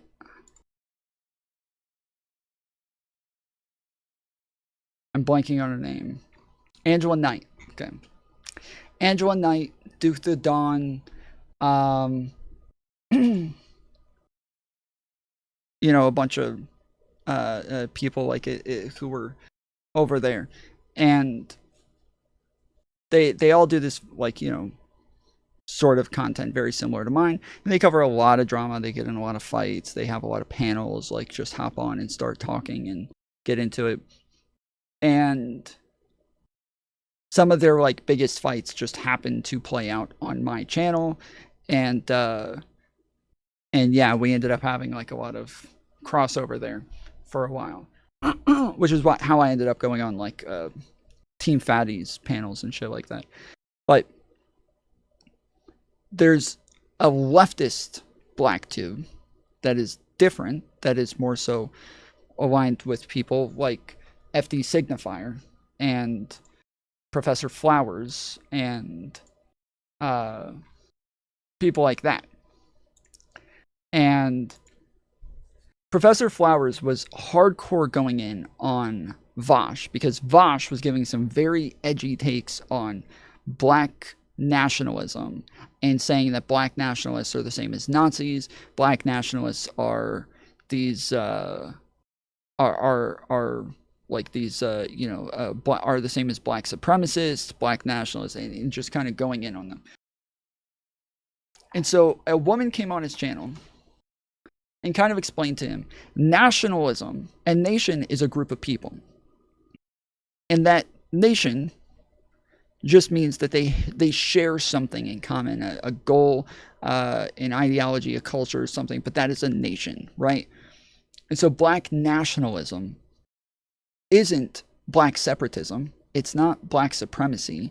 It's not anything close to Nazism. It is more so just saying that there is a nation of people who are black, who have common goals. That's in a common experience. That's it. And so he was like, okay, I think I get that. Okay, I was wrong then. I fucked up. That's on me. Well, Professor Flowers didn't stop there and continued going in on Vosh for being such a fucking idiot, for being so fucking dumb, for totally losing it. I was watching Aiko at the time, if you guys know who Aiko is. I was in Aiko's chat, and she, for like 3 days straight, was just watching Professor Flowers videos, talking about how great this chick is and that she's going to destroy Vosh, because Aiko was on this full schizo, like, arc where she just streamed about Vosh every single day for like months. Just totally obsessed. And she thought she found her fucking savior, Professor Flowers, who was going to go destroy Vosh. And while we're watching Professor Flowers, I kept telling Aiko, I was like, bro, Professor Flowers is dog whistling some really racist shit. Like, she's saying some really racist shit right now. And Aiko kept saying, no, she's not. No, she's not. This is just your Aiko used all of the buzzwords, right? So she would say, this is just your whiteness. This is just your whiteness, Tom. Your whiteness is coming out. You're being too white, Tom. This is your white fragility. And I kept saying, I'm like, bro, I'm telling you, she is dog whistling some fucked up shit right now. Like, I don't know how you don't see this. And I was getting furious in chat to where eventually I just had to leave. I just had to go away and just, like, could not stay there while she was watching this chick. And a little while later, she goes on to Vosh's. Professor Flowers goes on to Vosh's. And so Aiko turns off her videos and goes and watches Professor Flowers on Vosh. And she's sitting there the whole time, just like, yeah, fuck you, Vosh, get him. Yeah, fuck you, Vosh, you're a fucking racist piece of shit. Yeah, get him. Yeah. And then it gets to the fucking bad parts where, like, Professor Flowers is unironically arguing for, like, white genocide and, like, cultural genocides and, like, just very, very, very fucked up shit that, like, even Netanyahu could not dream of, bro. But she like, you know, sprinkles it with, like, glitter and makes it all pretty and, you know, makes it all fancy with very academic language and everything. And, yeah, and Professor Flowers, even, like, her most ardent defenders were afterwards like, oh, shit. That is fucked up, bro. Like, that is insanely fucked up. And so she eventually came out with a new video after she talked to Vosh. She came out with a video where she's like, okay, I talked to some people. I did not explain myself very well. So let me re-explain this. And she's like, I see where I went wrong. I didn't say it in the right way. And Vosh is very good at pressing you to where that's not even what we were there to talk about. But I ended up saying some things that I didn't mean to say, so let me explain it the right way. And she still explains it in the bad way. She still explains it in the bad way that is still bad and is still very fucked up. And then she comes out with a third video saying, nah, you know what? Fuck you guys. I was right the whole time. I don't know, even when I come out with a video trying to explain myself, you guys are still mad about it. But in reality, I was right the whole fucking time. I had nothing to apologize for. And I was like, dude, this chick is fucking schizo, dude. This is insane. This is fucking wild. She just keeps, like, flip-flopping back and forth while still not even knowing what the thing is that she's saying that is bad. She doesn't even know, like, what it is that's problematic here. And then she starts popping up on FD Signifier streams where he's doing these panels with you know, his people to talk about the real issues in America. And there's fucking Professor Flowers sitting there with FD Signifier talking about, he kept saying that, like, Vosh and his fan base are racist and they just went after this black woman for no reason. And that's what everybody kept saying. Like, all of the people who stuck with Professor Flowers, they made it about the fact that Vosh's community went after a black woman. That's what they kept saying. So they're going after a black woman. Can you believe it? They attacked a black woman. It was so, like, there was no, like, actual defense of anything she was saying. There was no like argument against like Vosh and his arguments. There's no argument against his community. And it wasn't even like Vosh's community. It was just the internet in general was fucking pissed off with her. And even Aiko, there's a clip that I have of her. As I said, I'm telling her the whole time this chick's racist. I have a clip of Aiko realizing that this chick is racist. And I might have deleted it from my TikTok. There was a great fucking clip of her just coming to the realization how fucked up what Professor Flowers was saying, how fucked up it was, and just totally like backtracking on everything that she had said before and just crumbling in this moment. Fucking hilarious watching her after I had been like, you know, just really getting pissed off arguing the shit with her. It was fucking hilarious to just watch her just like, ah, fuck. This chick is racist. Shit. So yeah, it was very, very funny. And the thing that like really makes me question FD Signifier since then has been the Professor Flowers stuff. The Professor Flowers stuff has been the weirdest thing to me. I told you guys a while ago, he kind of like implied that I was alt-right. This is the... I've heard and seen a few times people refer to debate bros as the new alt-right. Initially, I agreed with this uncritically. They're definitely cut from the same cloth and occupy many of the same spaces online. They definitely participate in harassment campaigns. And this is the video clip that I just showed a minute ago, where Short Stack was saying, when did you debate Chud Logic on the violence thing? That was... What's the difference between nationalism and patriotism? Patriotism is just taking pride in your culture, taking pride in your country, taking pride in your nation.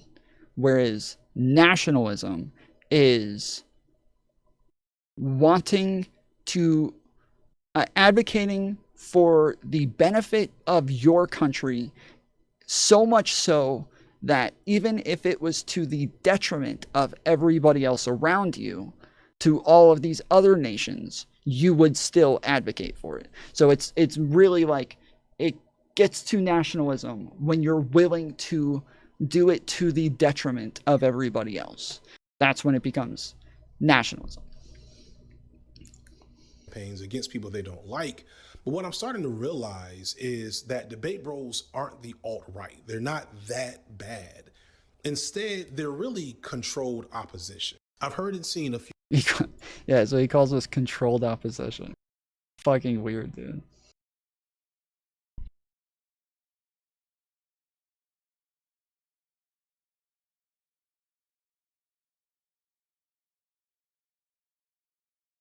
Alright, hold on. Alright. I'm pretty close. It's here. It's almost here. I know it's around here.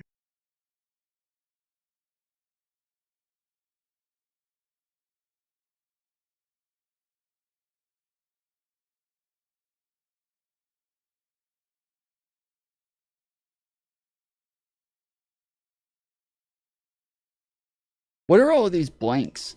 Does anybody know what this is? Why are there so many blanks on Twitter?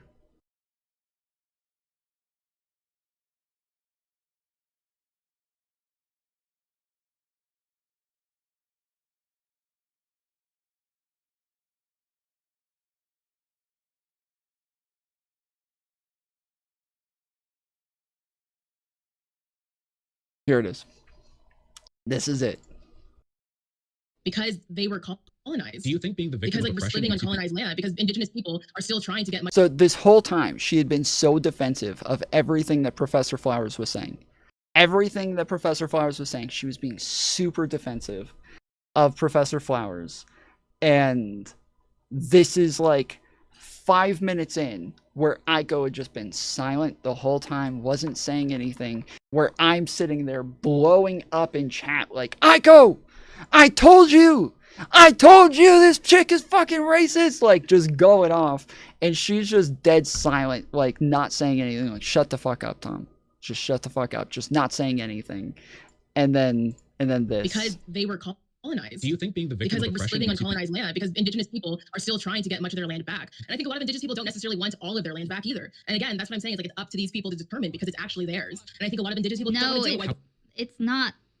No, I mean, like, all of it is not. And nothing is really. What the fuck about being, like, land. Like.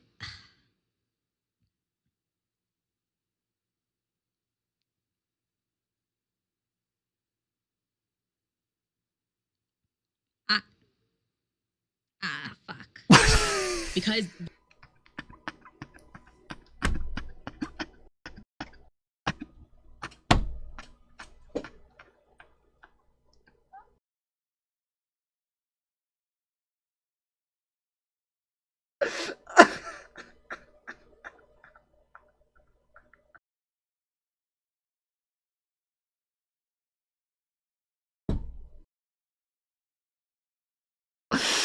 Oh, it's so good, dude.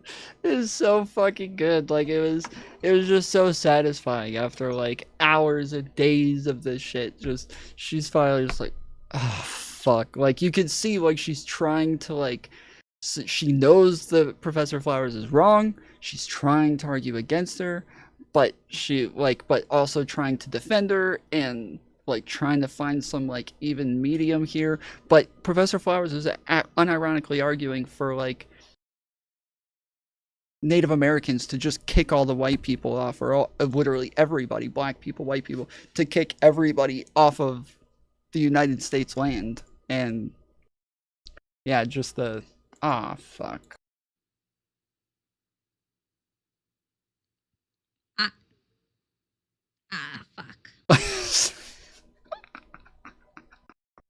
It's too fucking good, dude. But yeah, she ended up on FD Signifier streams after that, and that was it for me. Like, I was like, okay, I am very, very, like, skeptical of this guy now. And he was one of the people who would do this, like, you know, Varsha's community is attacking a black woman. They're attacking a black woman. Dude. Can you believe it? His community is attacking a black woman. So sometimes black women can deserve to be attacked. Like, I said, black women can do things that are wrong sometimes. I don't know what the fuck y'all are on about. So yeah, it was, did anyone watch Heem talk to her?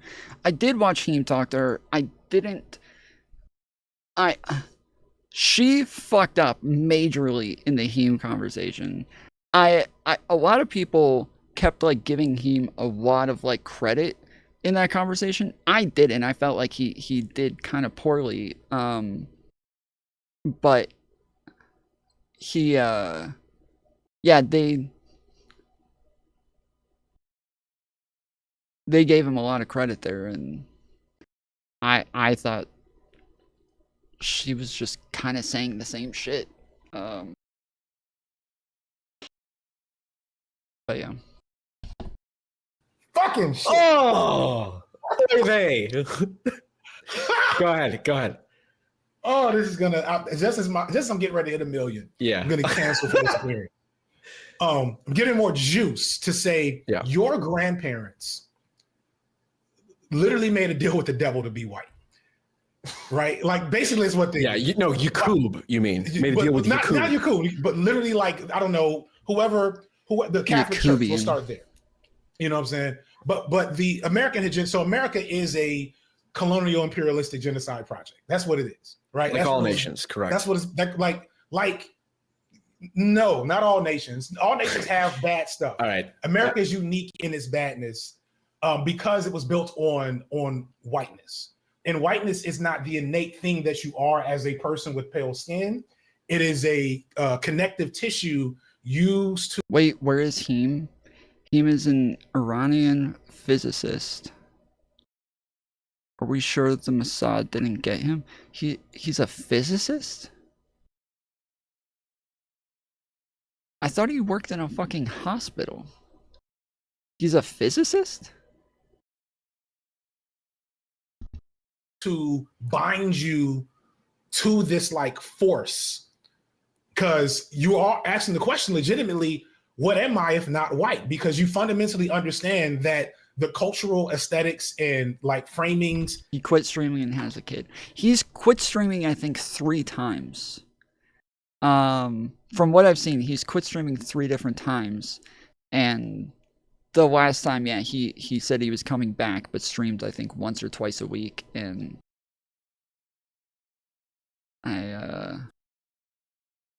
what's up, Tom?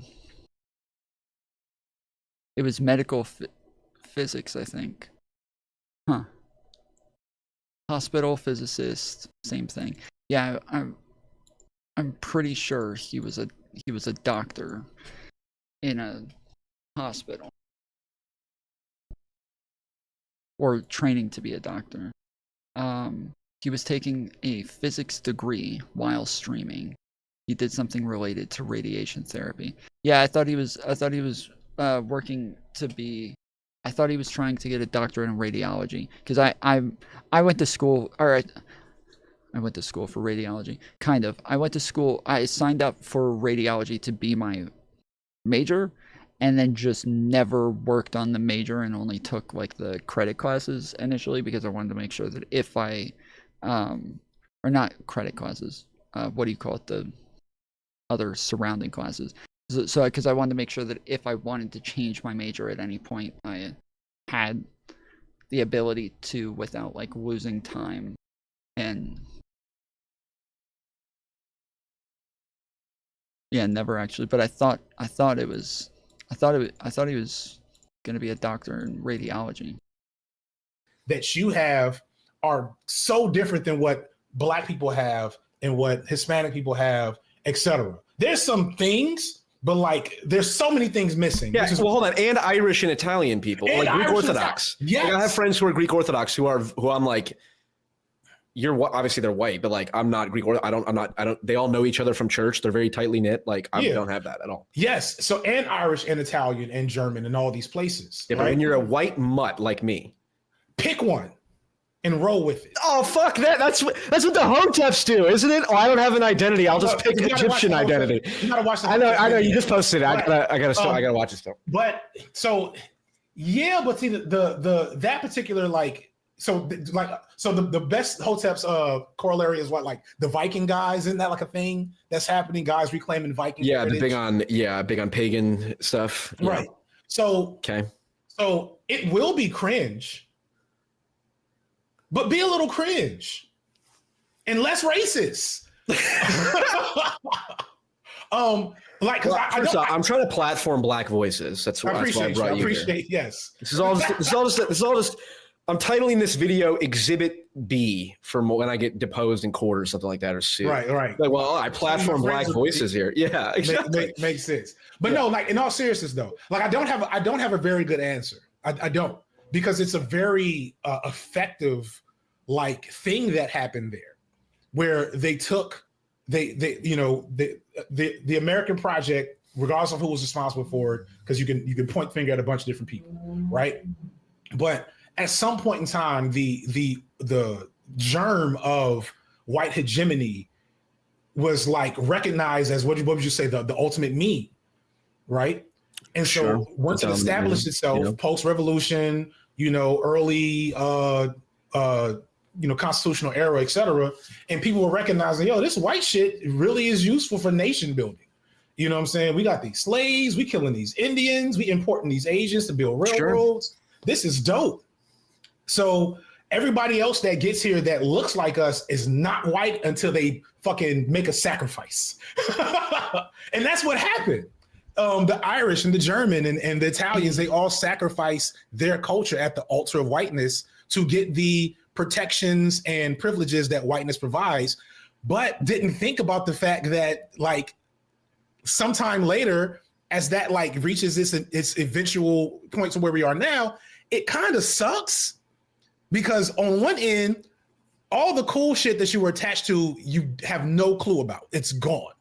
You have no You have no. But I'm attached to the American. I still feel affinity towards like American cult. Like it is a point of pride of like we literally are the best. But we're music. only the best because we like fuck people up. that's the only reason why we're the best. Hold on. So, okay. This is a problem that I have, and this is a huge problem that I have. If you talk to like Marxists, revolutionaries, they will say, yes, like we are willing to let, but like I was talking about earlier, especially those who don't believe in electoralism. We were watching a guy who's saying literally don't vote for Marxists who are running in the Democratic Party. Don't engage in electoralism. Don't give people hope that electoralism can work. Don't do it. And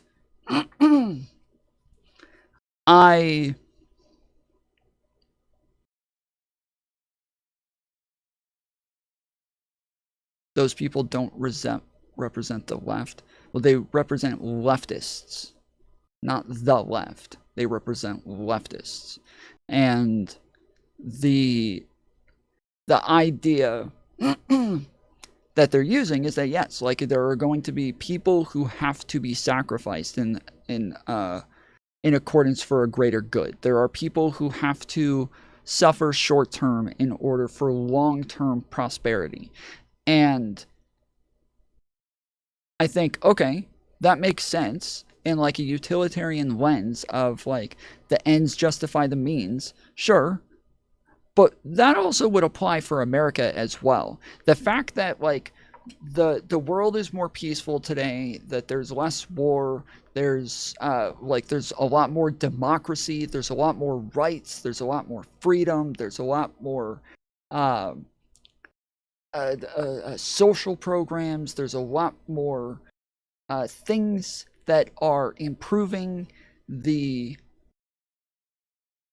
social conditions for everybody who lives in the world today. The United States fucking up a lot of people, hurting a lot of people, killing a lot of people is something that has brought the world to a better point in history. But it's funny that like they will use this lens to say like, yes, the ends justify the means. So like obviously, yes, we are willing to let people die. We're willing to let more racism exist. We're willing to let all of these people get deported under Trump. We're willing to let Trump and JD Vance and whoever else take over and just completely turn the world upside down, because that will force everybody into a much worse position to where they're more likely to revolt, and we're one step closer to getting to our Marxist revolution. I think that's stupid, but if that's your thought process, why doesn't that apply to what America has done and the amount of people that they've hurt, the how bad it is, blah blah blah? Because like even if you think about Palestinians, right? Think about Palestinians and how horrible Israel is treating them. Is this not a revolution for democracy? Is this not a revolution to move that part of the world into a better era? Like, I wouldn't say that because I'm a liberal, so I have I have very different ways of looking at things, but I feel like they like pick and choose when the ends justify the means. I think that they're very, very like inconsistent on when the ends justify the means, or because what was the term again? The material conditions are definitely better today with the United States being the world superpower. The US didn't do shit. Europe number one. The US took the imperialist project of Europe and made it worthwhile. The US took what the British had done all over the world and made it to where the British were the means, and the U.S. was the ends. Not culturally, not in terms Even of art. but the art is from us. That's not, okay, and hence my point. This is my point. So this is my point. Right. Like Jimi Hendrix I just use as the example go to, because it's like Kendrick Lamar is obviously sounds much blacker, let's say, than Jimi Hendrix, right? In whatever way that means, vibe wise, we'll say. Okay. But go ahead. I Right, want to see what you know, like the fucking Jimi Hendrix national anthem, right? That's like the perfect blend of like, okay, and it was in the fucking hippie era. I'm recognizing the goofiness of this question. Do you have more of a purchase on that as part of your culture than I do? Of Jimi Hendrix? Yeah. Yeah. Because you're black. Yes. Okay, so then, okay, all right, so hold on. All right, hold on. Is black, and because rock and roll is black. Fine. Do I have a greater purchase on Elvis? I don't know, fucking Joe Rogan or Bill Burr or something like that than you do? Yeah. Well, if you were redhead, you would on Bill Burr. But the problem is that redheads are black now. And so because redheads are black now, the FD Signifier would have more FD Signifier has more of a kinship with Bill Burr than I think. So I didn't understand it before. Okay, I didn't understand it before. I thought it was just a fucking big meme, you know, that redheads are black now. But apparently it was like a very real thing that once this lady said this, a lot of people, so I don't know if you guys know what I'm talking about, so let me kind of draw this out. But there was a woman who started saying redheads are black, that gingers are black. That's what she kept saying. Gingers are black. And I think we have to, I don't even think we're allowed to say gingers now. I think we have to say ginjas at this point. But anyways, there's a woman who made a TikTok video and she said, I'm going to say it again. As I've said many times, gingers are black. So I'm repeating what she said. I would say ginjas, but I'm just saying this. She said gingers. But yeah, no hard R for ginjas anymore. But the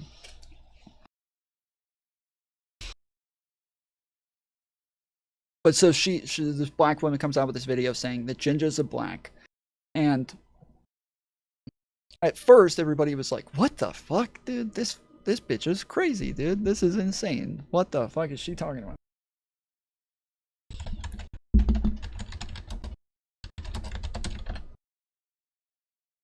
No.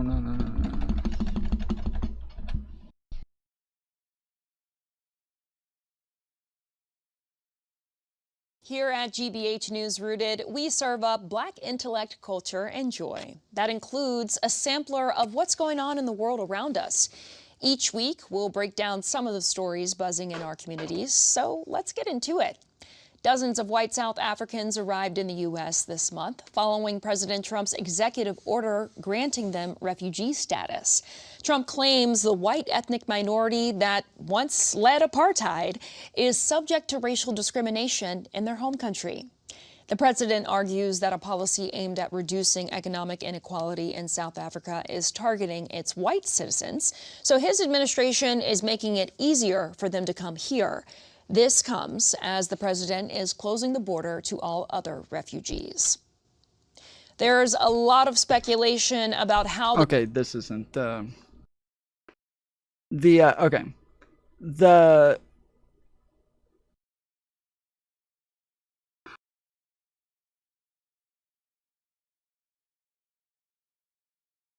Okay, this is it. So, real quick, have I been getting any feedback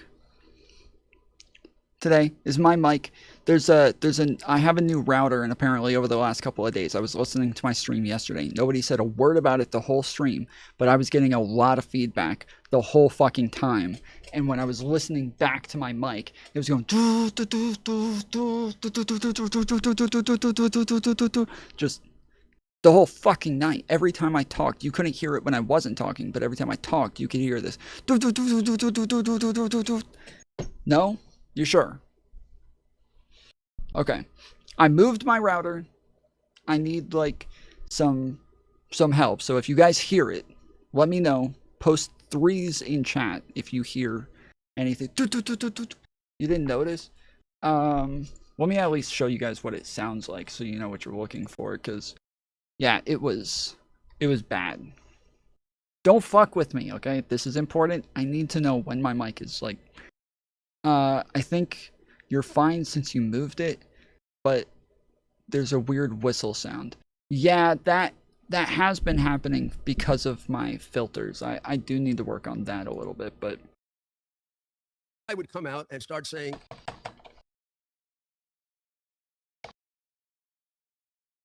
him, or at least do an investigation into this, because he should do an investigation into this. Lied, and he has ties to terrorist organizations. You guys hear that? Your thoughts on this, Mr. no, I think that's very responsible request and something government should do. It's something government should do. What a fucking weaselly little liar, dude. What a fucking weaselly little liar, dude. You don't hear the like crinkling noise in the background? It almost sounds like little aliens talking in the back. Holy shit, dude. What a fucking weaselly little liar, dude. He's lying. He's still lying. No? Okay, hold on. Listen one more time. I'm gonna turn it up. What a fucking weaselly little liar, dude. He's lying. He's still lying. You guys really Given don't the nature hear that? of That like clicking sound. Yeah, it's there. Okay, and it's not here right now, right? No sound right now. Because I did notice every time I would talk yesterday that my mic would start to drop and then would stop and just sit there. Not now, yes. Okay. All right, thank you. The Celtics roster could change in the all ginger. Austin, we know a little bit about public art becoming a big topic of discussion. One thing to remember, public art is supposed to get people talking after all. And speaking of getting people talking, are redheads considered black? One TikTok creator says yes. All gingers are black people. Creator Diara, the root worker, kicked off the gingers are black trend, which... So, apparently, the idea is that, one, gingers are, like, somewhat oppressed. They're looked down upon. They're made fun of all the time. They're oppressed. They are looked at as othered, right? Like, there's...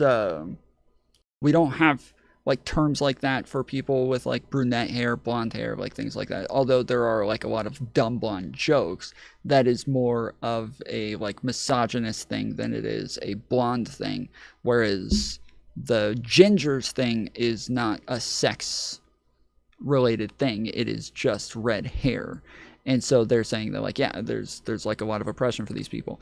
And then when you think about it, gingers often come from Irish or Scottish families, and Irish people were not considered white for a very long time and were also oppressed historically too. So they are black is what she's saying. And so at first it was a funny meme. Some people thought it was just insane. They thought it was a fucking crazy person. But then people started to think about it and they're like, okay, actually this kind of makes sense. And then redhead people started to literally get accepted into black communities. Like more and more, they were actually accepted into black communities. And there were like, there's fucking videos of people like on TikTok, like crying about the fact that like they've never felt like there was a community before. There was never a redhead community or a ginger community. And now they're actually part of like a black community. And within that black community, they are creating a sub-community of redheads now, where they actually feel like there's a real community and they actually feel like they're a part of something and accepted, and that this is just like a new thing for them.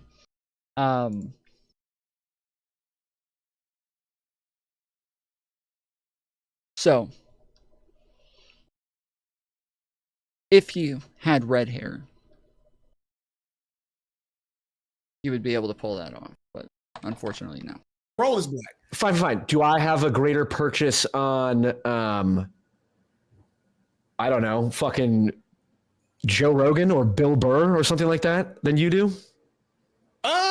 Yeah. Kind of, but it's all. But that's my point. Is like, but it's Joe. We're Rogan American. I know. I should come up with better white. Like what? So I don't spend my time venerating my white heroes. FD. Yeah, okay. But like, So I want to actually let me. Unironically, that would be part of like FD's thing, though, when he's talking about like whiteness and like white privilege and crap like that. Is that yes, you don't actually sit around venerating your white heroes, because the majority of heroes, the majority of white the majority of heroes, the majority of figures, the forefathers, the like all of the people that we think of, by far the majority of heroes have just been white people. Like throughout history, they've just been white people. And so you don't actually have to take time to think of who the white heroes are, because they're just kind of all white. Like when people say like, well, why don't we have a white history month? It's like, well, by far the majority of our history is already white, so we don't, like, all year is just kind of white history month already, so it's just kind of a pointless exercise. What did you call it? Still manning your position. Yeah. So like, I didn't come up with that, but yes, that's no. So a good strategy. What you're getting, because you did say something a second ago that I think is interesting that we can dive into more. The mythology of America is really cool, right? The Americana like mythos of self-determination and the freedom and the actual like geographical landmass of America is like S-tier land masses for a nation. You know what I'm saying? And when people come, I've seen like the TikToks of people that come in from Europe, and they're like, "Oh wow, America's like the number one most beautiful country in the world." Like if you think of all the landmark, like Grand Canyon, fucking Redwoods, Niagara Falls, right? I'm getting goosebumps now, partially because of fucking indoctrination, but also because there's a genuine connection to the American mythology that I wish I could believe in. And at times when I let myself slip into the kayfabe, it's fun, and I get it. I get why we're better than everyone else. We're God's true chosen country. That's what I like to say. But it's there's awesome stuff there, right? But the problem, I think, what you're feeling, and I think it's something that a lot of white people feel. I do think it is. So obviously, as like a liberal, I feel this way, but I do think that there is. It kind of goes back to like kind of the problem with the Marxist earlier, is I do think that there's a little bit too much blackpilling on the problems that we've had, the bad things that we've done, and the negatives from leftists. And then I think from conservatives, there's too much of just ignoring all of the bad things that we've done, acting like it doesn't exist. Just separating that part of our history, whitewashing it, just kind of just acting like it's not important. Don't even acknowledge it. I think that there's like the two extremes are on the leftist and conservative sides, and then I've always said this, like the liberals are the true centrists. Like liberals are the real fucking centrists of the world, and that we are just kind of between the conservatism and leftism, leftistism, and that we are like the ones that are kind of the even medium, where we take on an even amount of both sides, politics and policies, and and then put them into practice in a pragmatic way.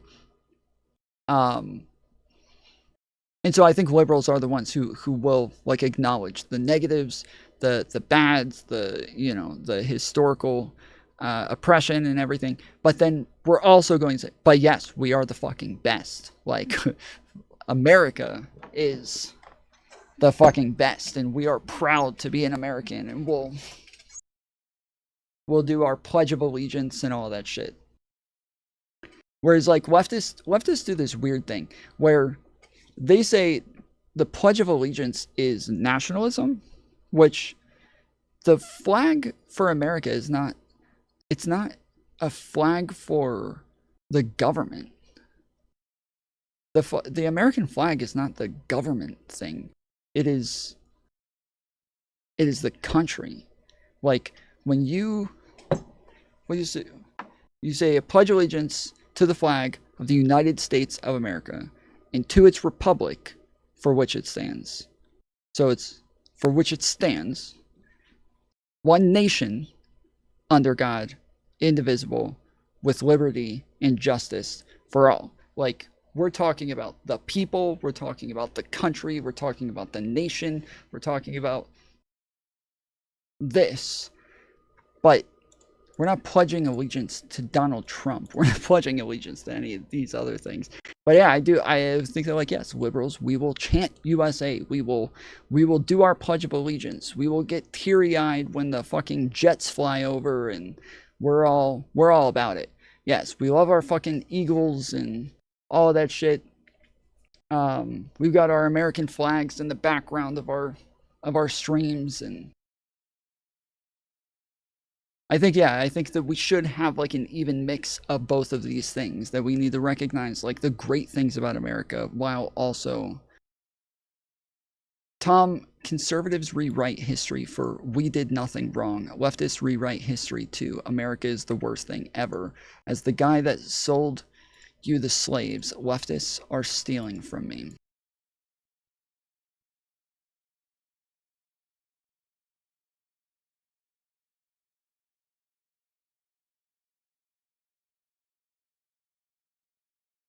So are conservatives. Conservatives are acting like you don't exist. Is that or like it's not even just acting like you don't exist, but it's also rewriting. So this is a thing, okay? This is a problem that I've had actually over the last couple of months, where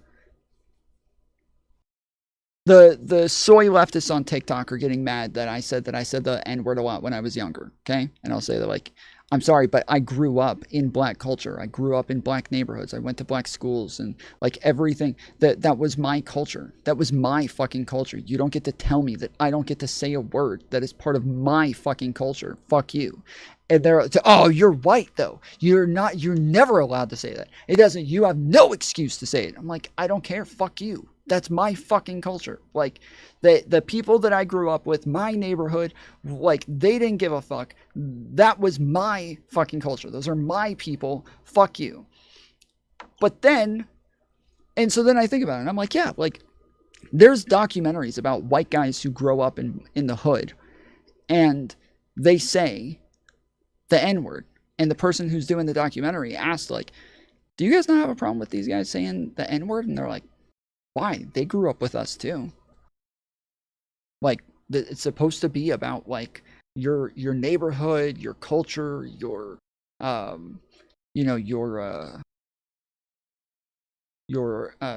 like brotherhood, and like they're here too. So why not? It is just as much their word as it is ours. And the documentarian was like, oh, that's interesting. And that's the way that it was always was for me as well. But then I think about it, because I think, like, yes, like, this is a different thing to me. Once I moved to Georgia, I had to stop saying it. It was white fucking rednecks who got upset with me for saying the N-word. White rednecks are the ones who got pissed off at me. In New York, everybody says the fucking N-word. In New York City, everybody says it. I don't care if you're fucking black. I don't care if you're Indian. I don't care if you're Latino. I don't care if you're white. Everybody says the N-word. Everybody. And so, I'll talk about it and just say, this is different. right? There's the Afghani guy who's saying the N-word to what's her face, and she gets pissed off and starts calling him a sand N-word with the hard R when he was saying the N-word with the soft A. And she she just goes off on him and starts calling him a sand N-word with the hard R. The culture is when I say the N-word. I'm sorry, Starbrand Surges. I just don't think you know what culture is. I don't think you know what culture is. I'm gonna have to. But anyways, the language is just one of the biggest markers of culture. It just is. Language is one of the biggest markers of culture. I don't know how everything we bring up that are the markers of culture, you somehow think that those aren't culture. I don't know what you think culture is. Or literally, I have no idea what you think culture is at this point. I feel like everything cultural that we've brought up, you've just kind of discounted it. One word is the marker of culture? Did I say one word?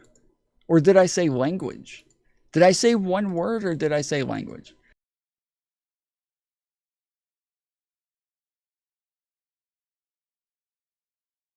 Anyways,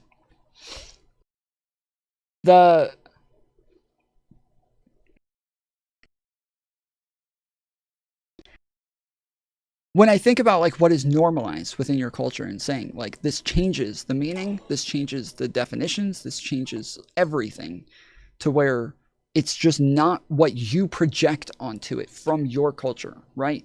The meaning that you have within your culture is not the same as their culture. You don't get to just project your culture and your meanings onto everybody else's cultures and meanings. But then I think, here's the fucking banger, okay? Here's the banger.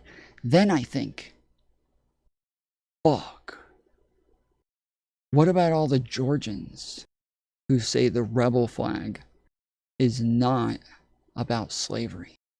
It's about culture.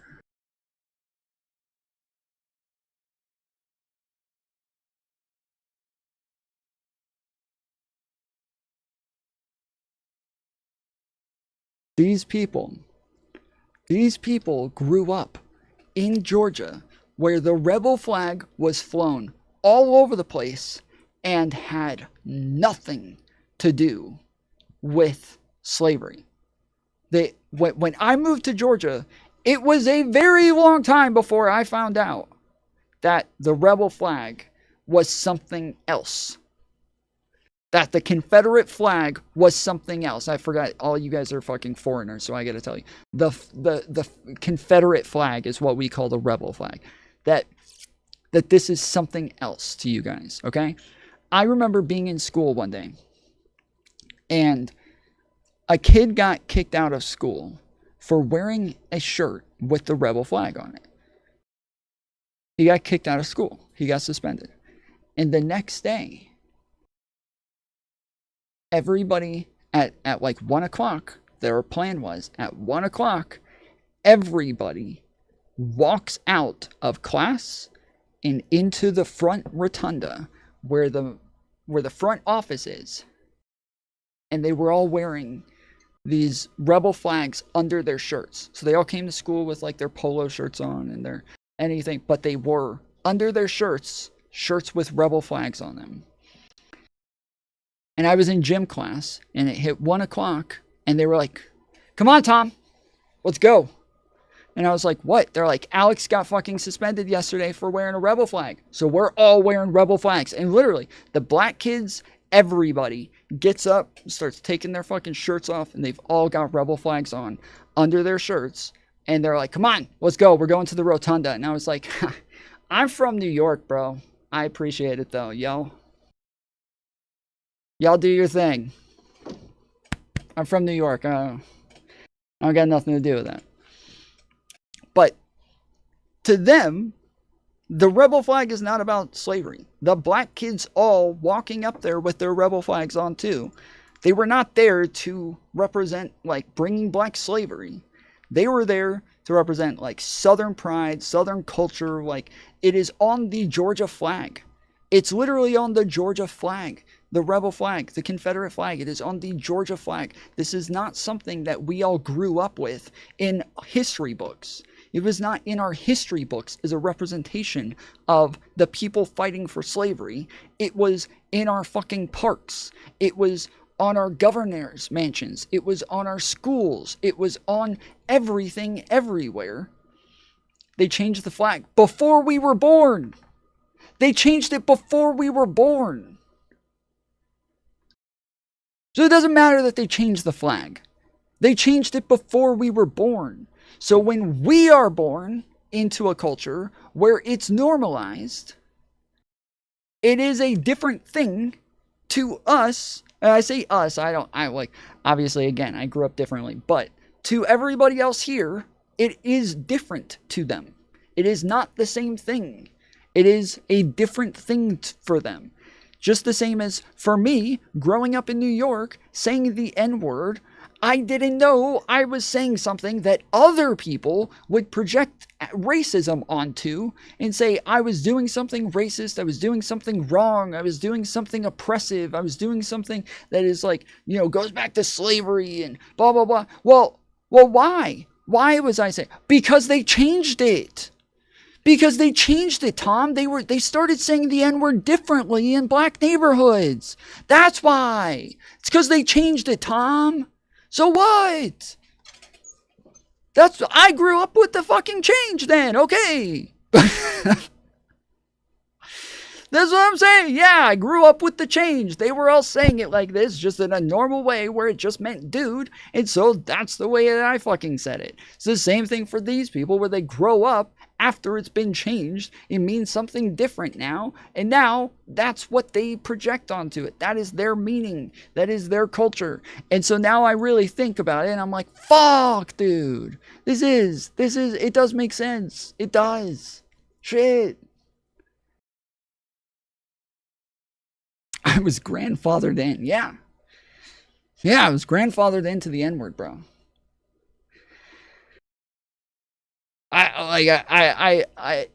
There's nothing else that I can say.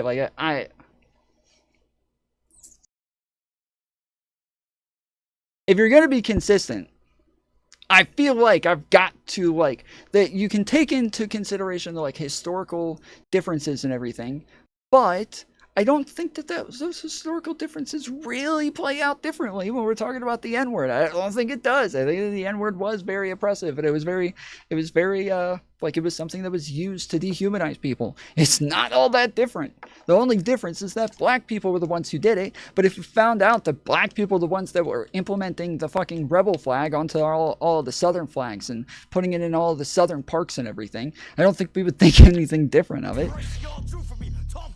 Short Stack Goblin tipped $5. I'm feeling patriotic. React to crowd why Saudi Arabia is doomed.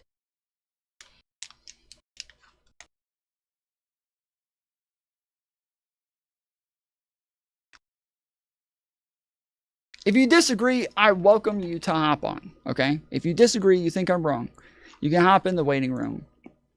But I think I'm right. I think I'm right. And I don't know, as I said, I'm starting to take this into consideration while I'm talking about all of these things with all of these TikTokers. I start to think oh shit, this applies to the rebel flag too. This is the same thing. I'm making an argument from an individualistic standard, saying me as an individual, when I grow up in this neighborhood, what you're projecting the meaning onto the N-word to be is not what I grew up with. What I grew up with was just saying the word as bro, except I knew it was a cuss word, just not a cuss word because I was white. It was a cuss word that I just wasn't allowed to say around adults and teachers and parents and anything. That's it. I just knew it was something I didn't say around the adults, but I said around literally everybody else. That from an individualistic standard, I am doing nothing wrong. I am not representing anything incorrect. I am just engaging in the way that my culture will dictate, just the same as when it comes to the rebel flag. All of these people today who grew up as millennials in the South with rebel flags all over the place, they are not advocating for something racist. They are actually advocating for their culture and what they grew up with, not what you're projecting onto it. The Lost Causers worked to make sure the flag wasn't seen as a symbol for what it represented. Their work paid off in the form of those kids thinking it meant something else. I agree. That doesn't change anything though. That's like that yeah, to me, like, yeah, okay, if you're saying that like it means something else, then that's the end of it, dude. Like, that's it. We agree then. It's just my subjective experience that growing up in the South never brought into the Lost Causer narrative around the rebel flag, but you may be correct with the way they are muddling.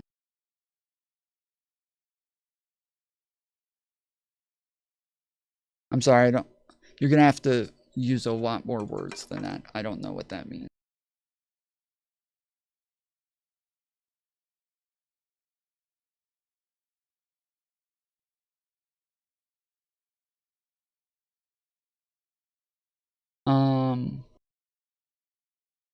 Oh fuck, I forgot to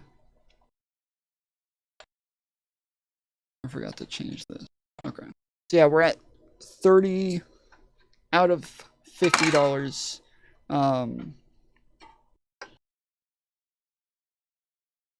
Last couple of days I ended up doing like a full 8-hour stream, even though we didn't hit the last goal. So but yeah, let me see. Okay, so let's just, one's in chat if you agree with what I'm saying, two's in chat if you would say, nah, I still don't care if like millennials and Gen Zers have any attachment to the rebel flag. I still think they're wrong. Like, again, I was saying, like, individualistic, somebody on Facebook, some 30-year-old on Facebook says, I like the rebel flag, I put it in my like post in my and in my profile pictures and shit like that, you think they're wrong. Two, obviously. Okay.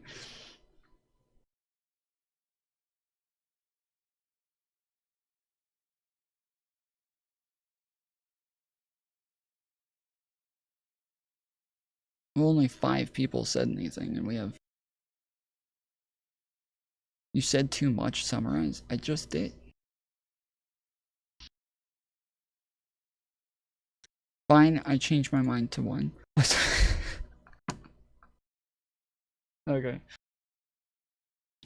The thing, though, that I will say is, when it comes to rebel statues, that, to me, changes none.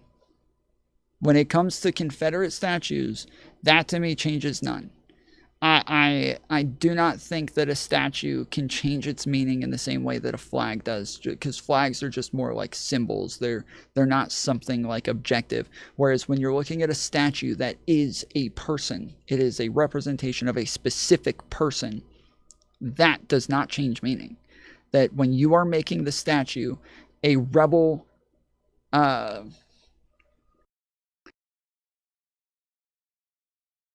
Nazi flag.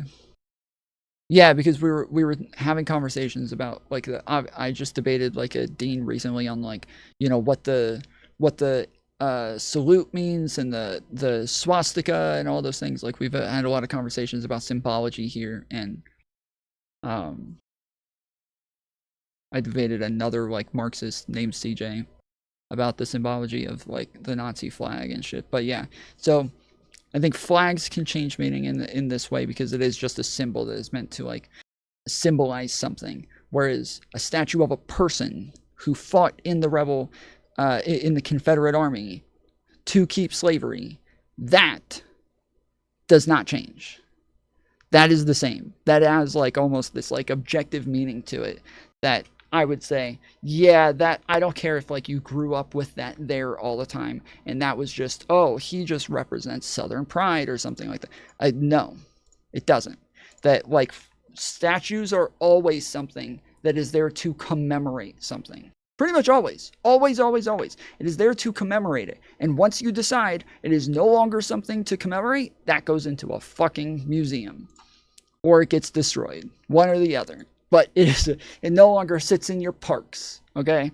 It's no longer in the parks. It's no longer be on the side of mountains like we have here. We have mountains here with like Confederate faces carved into the side and shit. Do you think there are truly bad words, or are all words just context dependent? All words are context dependent. It's not that I think one thing or the it is. It is that all words are context dependent.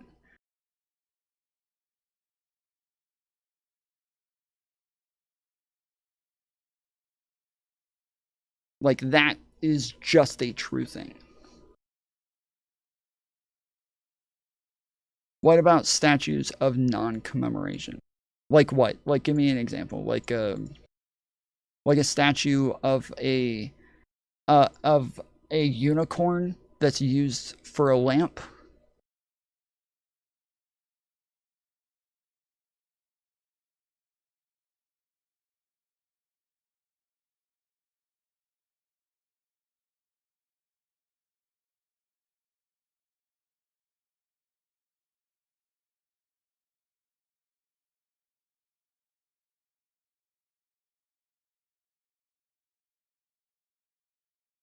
Tom, you're not the one who asked. I'm asking Almighty. I'm asking Almighty Porkchop.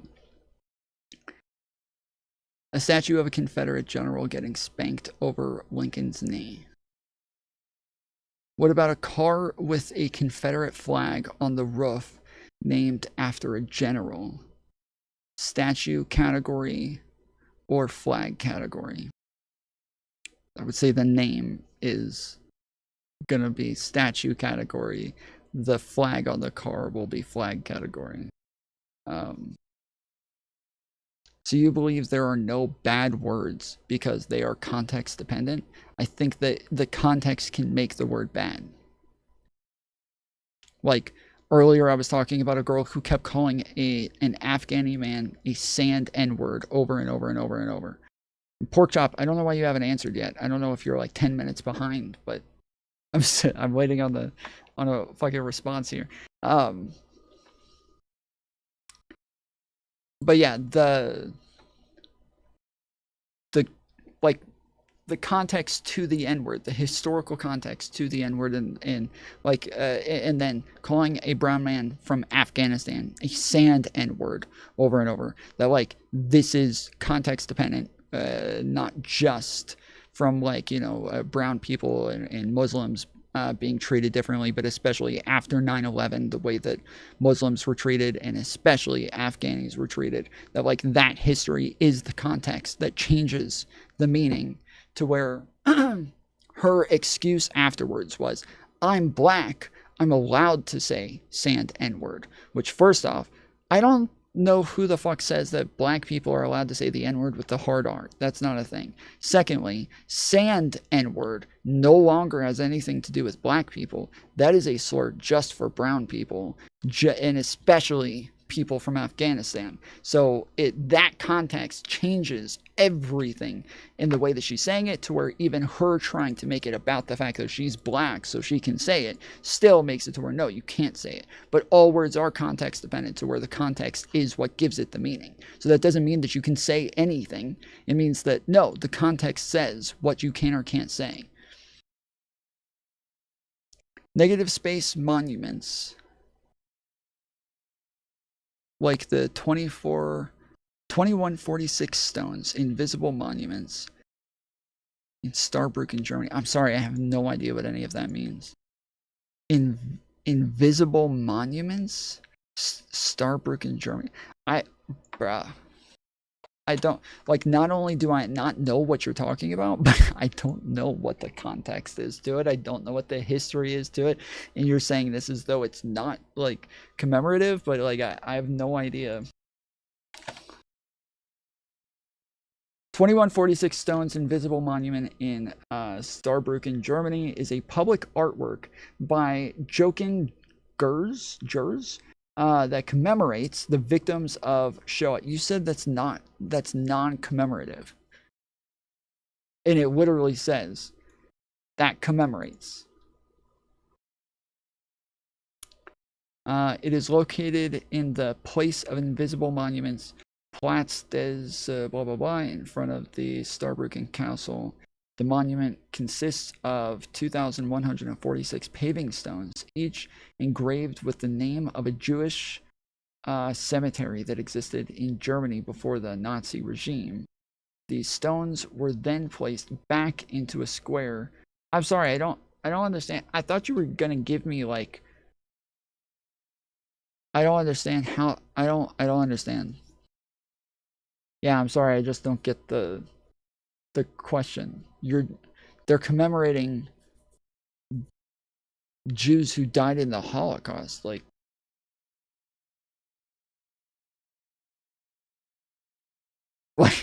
this is not only is this commemorative, but it's commemorating victims. So non-commemorative meaning it's not linked to traditional notions of commemoration, like through the government okaying it. Yeah, it's not non-commemorative.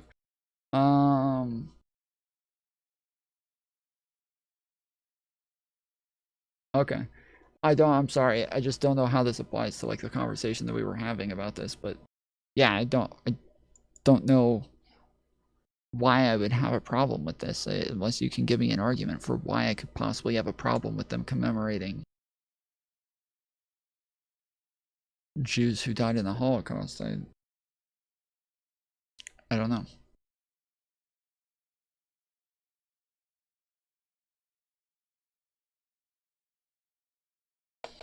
The kayfabe, it's fun, and I get it. I get why we're better than everyone else. We're God's true chosen country. That's what I like to say. You know, but yeah, but it's there's awesome stuff there, right? But the problem, I think, what you're feeling. Damn, I may have missed the plot. Didn't you say all statues are commemorative? Well, first off, there was no statue there. There was just plaques with people's names on them. Secondly, you said that those weren't commemorative, where you gave me an example of something that was commemorative. Those are commemorating them. I've said commemorate too many times to where now it sounds like it's not a real word anymore. It sounds so weird. Commemorate. That doesn't even sound real. Commemorate. Commemorative.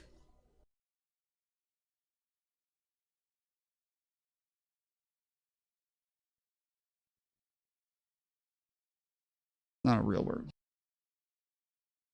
Feeling, and I think it's something that a lot of white people feel, is that you know how awesome America the myth is, and it's like right there for you specifically. And if you just didn't think too hard about it, because I'm white. Yes, but Jimi Hendrix is a fucking. But yes, I do think that like all statues are generally commemorative if it's of somebody or something. Like yes, there are statues that aren't commemorative. There's the like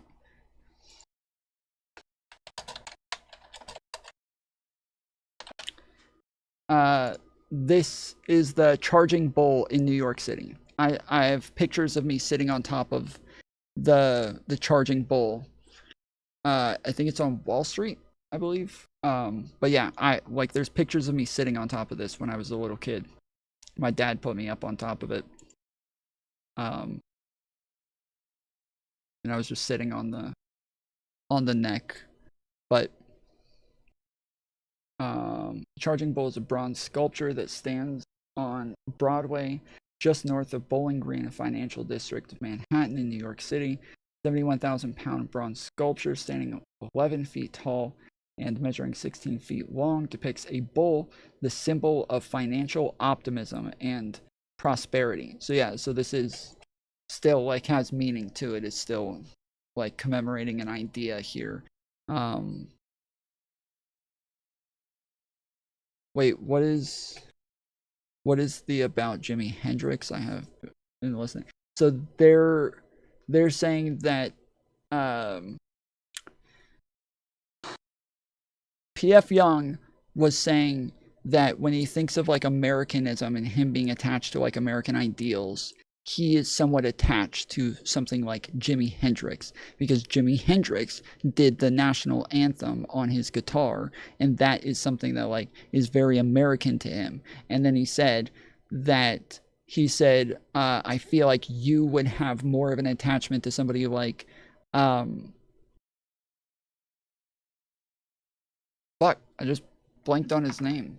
The Not Like Us guy.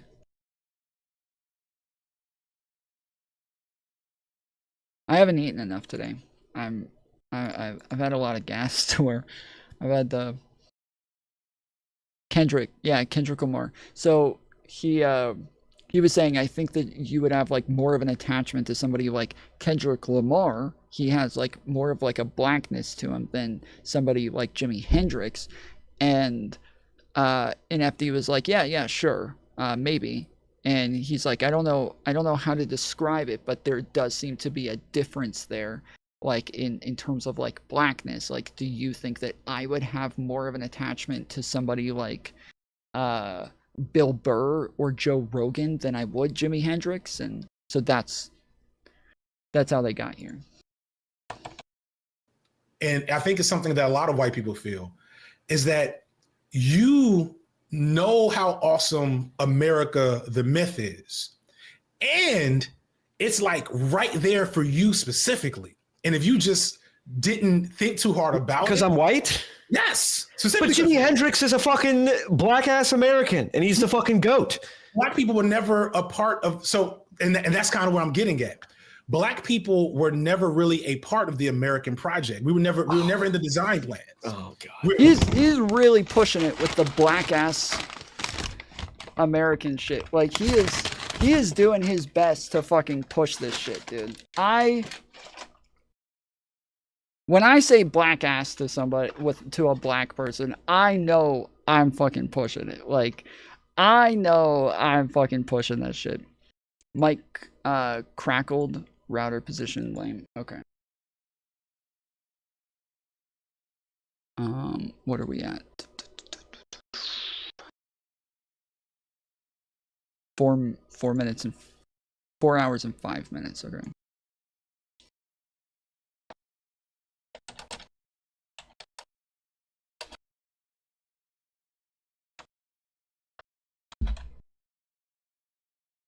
All right, I'll try to move it.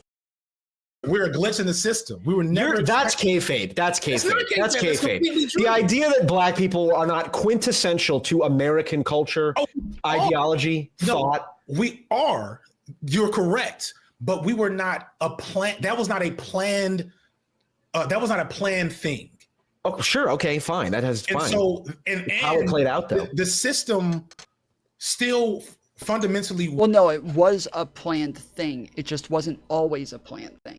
It wasn't a planned thing from the beginning, but eventually, yes. But it wasn't an accident that we voted in more and more rights and made changes to the Constitution and made changes to the amendments and what states could and couldn't do and states' rights and blah, blah, blah. Like, these are, that was on purpose.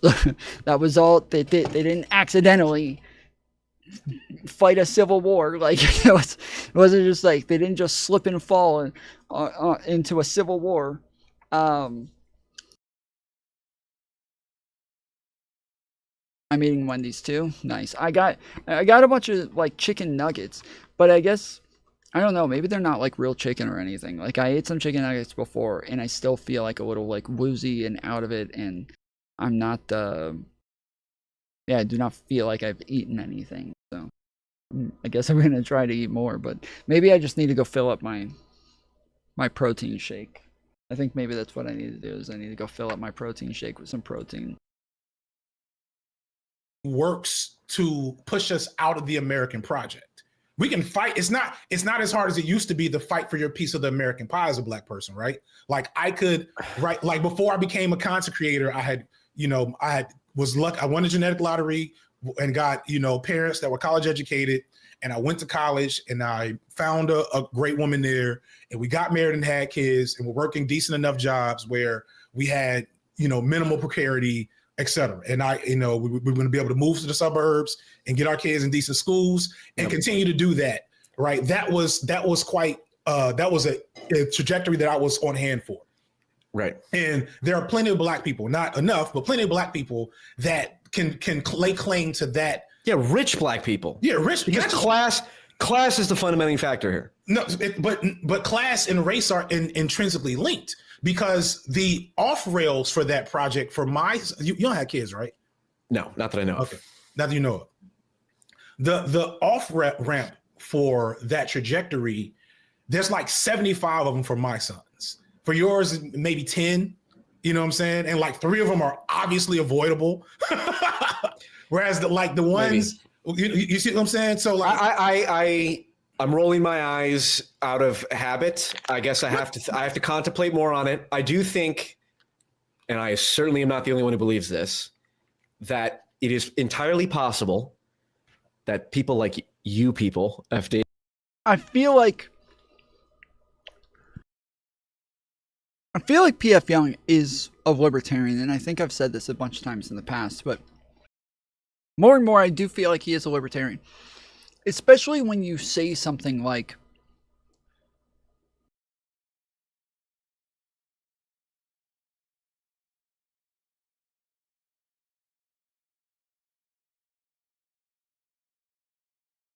it's all about class. It's just class. That the only real difference is class. I feel like feels like the only people who hold on to that idea, I feel like that's like something that you think when you're in like elementary school. I feel like that's just like an elementary school sort of thought, that like everything is just class. And that you don't understand like socioeconomic positions that include culture, ethnicity, race, like all sorts of other types of bigotry. That, does he say he's libertarian, or does he just say centrist? He just says centrist. He says radical centrist, but I feel like libertarians have what we would consider far right economic policy, and then almost like middle of the road social policy, to where they would be considered like right wing at that point. Like, yeah, I think most libertarians, I would consider them like a center right, not right of center, but like the middle of the road, like between like far right and, you know, center right, or centrist, right wing centrist, that they would be in the middle of that side of the spectrum.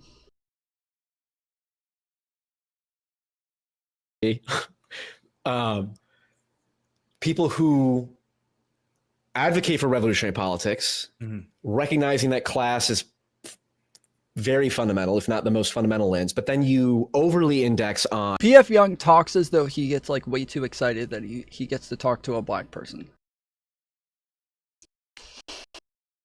The amount of like attempts he tries to get at like making a black joke is it sounds like he's just way too excited that he gets to talk to a black person, that it just happens so rarely that he's like, yes, I've got so many fucking things that I want to be able to say. This is my one chance. Well, race and class are inextricably linked. They're definitely linked historically, and so they're practically. Yeah, pragmatically. Yes, but not inextricably. Well, so they're not inextricably linked in that we can do something to to like sever that. Yeah, and you pointed out. I watched your video where you talked about the talented 10th, and you realized that was wrong, right? Like, Yeah, well, we just need 10% of blacks to be wealthy, but then they just become bourgeois. Was it bougie black or whatever? Bourgeois. Yeah, whatever. Bourgeois. Yeah, and then they just fall into the same. Okay, there you go. That right. So yes. But it's not as simple as. So why do those? Why do petite bourgeois black folks fall easily into that pattern? Because neoliberalism appeals to greed and our basest instincts. Yes, but it. Okay. And all have fallen short of the glory of God and sinned, and we are all susceptible to our basest instincts. Not so much about that one, but overall, I get you. Okay. I get your point. But one of the reasons, so there's two things I want to add to that analysis. Is one, the reason why the talented 10th stuff was so damaging to like black revolutionary political thought is because it's kind of like the first identity politics grift, which is black progress is me getting rich. You know what I'm saying? Yeah. And not only does that put me in a position to trade in my. Oh, they're 100% white meat. They are 100%. Specifically 100% white meat. The nuggets are made with chicken breast and then breaded and seasoned with a blend of spices. While they are made with real chicken, it's worth noting that the breading and other ingredients make up a significant portion of the nuggets, and the meat itself is processed.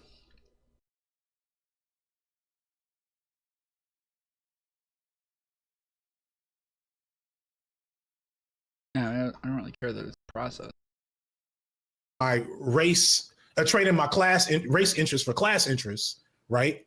It also makes it so other black people cannot effectively critique me because we've now set the paradigm of, you can't critique me. I'm revolutionary because I'm rich. I'm a rich black person. Yeah, but but now it's the exact opposite where it's like, well, you can't critique me, I'm black.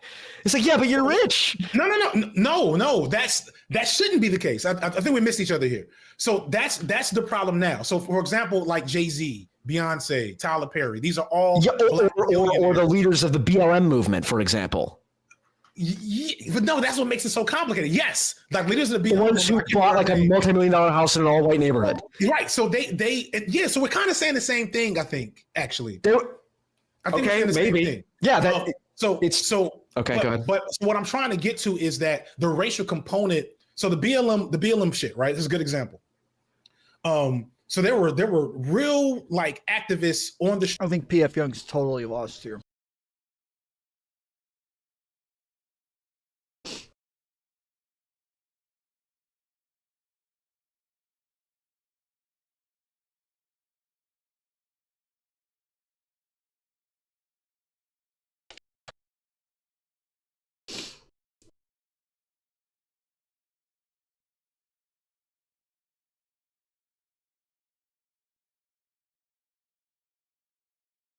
You couldn't make it up. First, Iran is closing the Strait of Hormuz, then a vessel losing control in the Suez Canal. Crude oil under $80.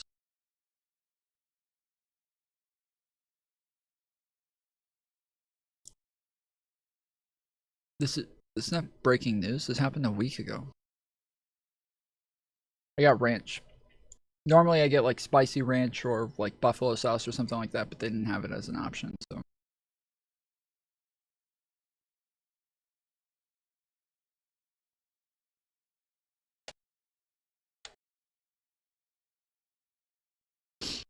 Oh, 2 hours ago. 4 die as vessel capsizes in Suez Gulf.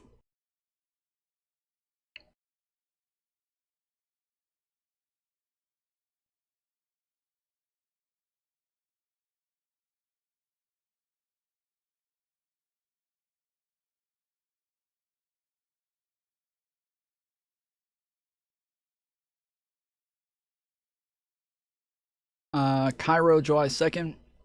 At least 4 people died when a vessel capsized while being towed in the Gulf of Suez, one of Egypt's prominent Red Sea oil production sites. The vessel operators, Saudi Arabia owners, ADES holding company said Wednesday.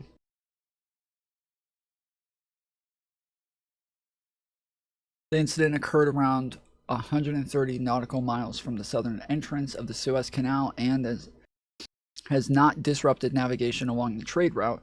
The Suez Canal Authority Chairman Osama Rabi said in a statement. Osama Rabi. Reuters Power Up newsletter provides everything you need, blah, blah, blah.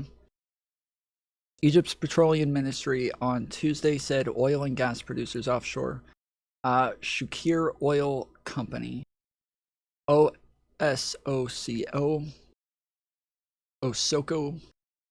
reported the incident as occurring near Egypt's Gabal El Zayt area along the Red Sea. The vessel is a jack-up barge unit named, I don't care, 12-owned subsidiary offshoring drilling service, provides aids. It was carrying 30 personnel, 23 of whom were rescued, aides said in a disclosure in the Saudi Exchange. Petroleum Ministry earlier misidentified the vessel as Adamarine 12. The aides personnel and one contractor were killed, and rescuers are searching for the remaining 3, aides said. The vessel was operating in a concession where aides and Osoko have partnered to drill wells. The vessel and personnel are comprehensively insured, and at this stage, there is no material impact on the finances or guidance of the fiscal year 2025, aides said. The company is working closely with local authorities and emergency services with the safety and well-being of all personnel remaining at the highest priority. A full and thorough investigation into the incident will be conducted, aides said.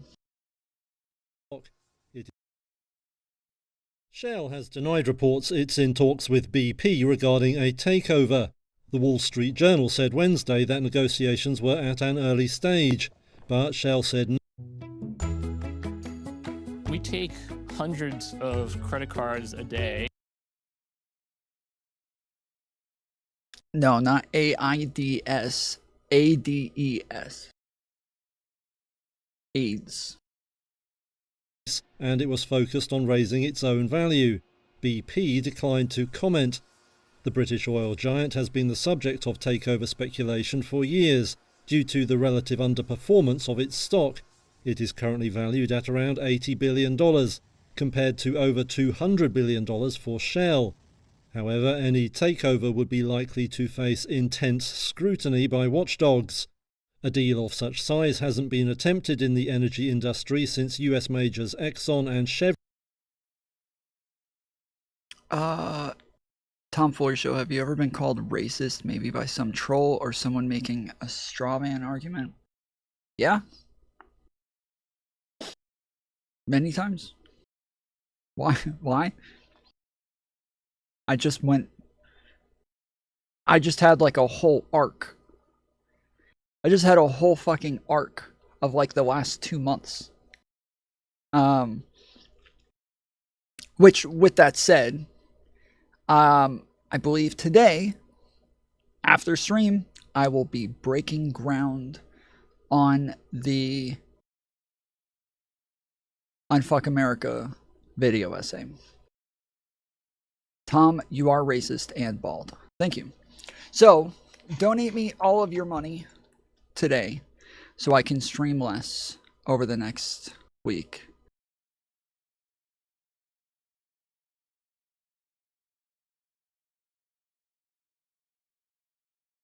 And work on a video essay.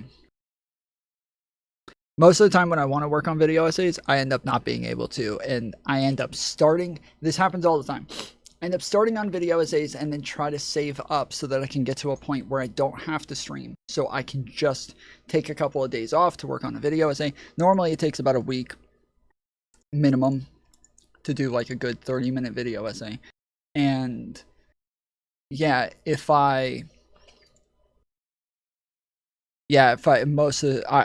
I've abandoned, I would probably say 90% of video essay and documentary projects that I've started on. 90% of them. Most of them I keep them I keep them stored, I keep them saved, I keep them sitting somewhere, because eventually I need money.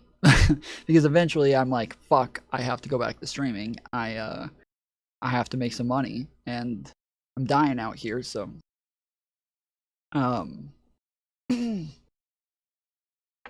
so yeah, hopefully I'm working on getting a sugar mama so that I can move soon. Trying to find a sugar mama in an area that I can move to, and then she can just pay all my fucking bills, and that way I can just work on video essays, the Destiny documentary, stuff like that, and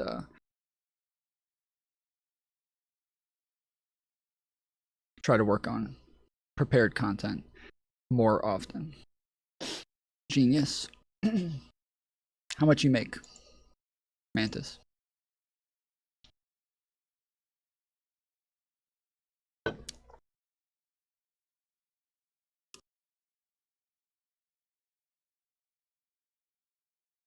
How you doing? Enough. See you soon. Now I just need donations to make enough to get over there, so. Streets for years with Black Lives Matter as a concept, as a nebulous chant. And then neoliberalism stepped in and said, hey, this is now a brand. Send me a picture of your butt real quick. I gotta make sure.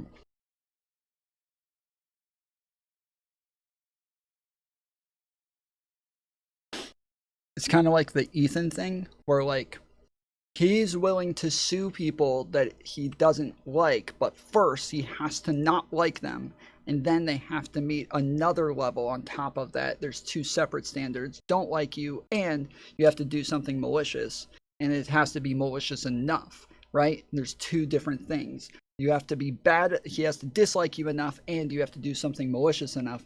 There were two separate standards to where now you are above the standard to where he can sue you. The same thing is that, one, you have to make enough to be able to be a sugar mama. Two, you also have to have a nice enough butt. It can't be just any butt. You can't just have a butt. It has to be a nice enough butt. And then two separate standards. Brand and an aesthetic, and here are all the things, and here's who in charge now. And if you want to get the funding that we now have access to, the unique.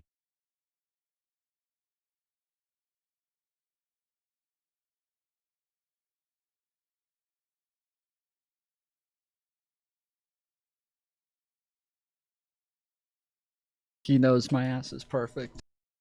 Yeah.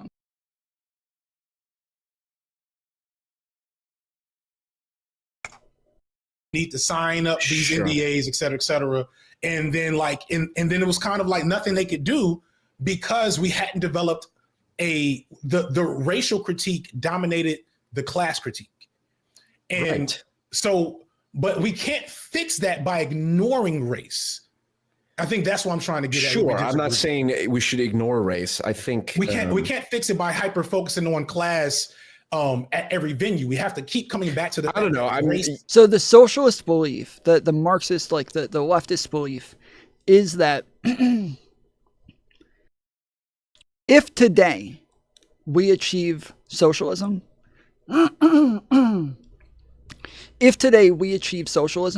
racism will never be fixed.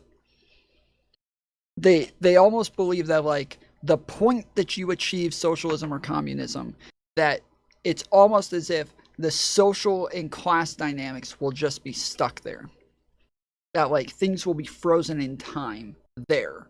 And so first you have to achieve the social problems. You have to fix the social problems before you can fix the economic problems. That the racial issues come first.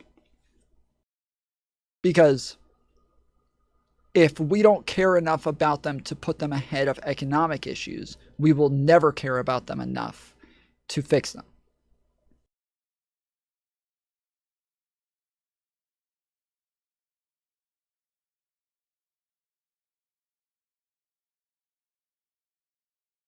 Maybe. Makes that possible. Does that make sense? Yeah, I get that point. I would say practically, again, if you're fighting a meme war, if you recognize like you're in a battle, like it's literally a, and like electoral politics is kind of that. Like electoral politics is like the memes. That's truest manifestation of memes. Yeah. Of the meme war. The meme war. I mean, you like if it was a policy of like, look, not kind of. The problem is, so the reason that I disagree with this is that because this is what FD Signifier is saying right now, is that like you do have to fix the racial issues first. You have to fix this first. You cannot fix this after. I feel dumber when I listen to PFJung. See, I don't like when people say this, and I understand that they're trying to say that like listening to this person makes them dumber. Like it's kind of like when, you know, in the movie where he says, you know, we are all dumber for hearing you just now. Like that, I understand that, but what I read every time somebody says, like people say this in my chat a lot, is like, you know, when I'm doing shorts chat, they'll be like, I feel dumber for listening to you now. I'm like, yeah, no, duh, you do. You don't understand any of the things that I'm talking about when I am talking about things that are above your pay grade. Yeah, I listen to fucking, you know, nuclear scientists and people talking about string theory, and I feel dumb as well. So I understand how you feel. I listen to people who are way smarter than me, and I feel dumb as well. You listen to somebody who's way smarter than you, and you feel dumb. Like that's what I read every time somebody's like, I feel dumber for listening to this person. I think, oh, you think he's so smart that he makes you feel dumb?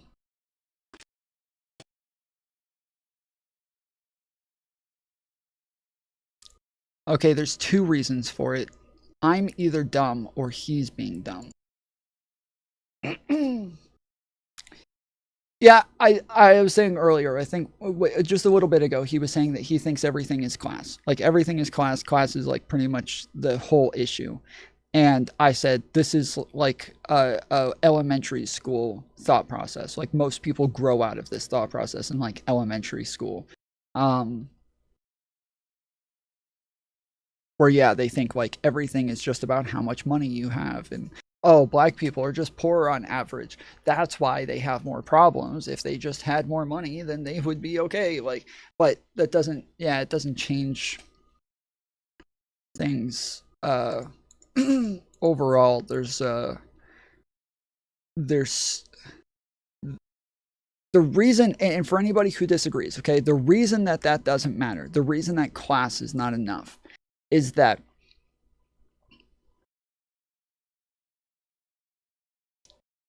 Lil Wayne,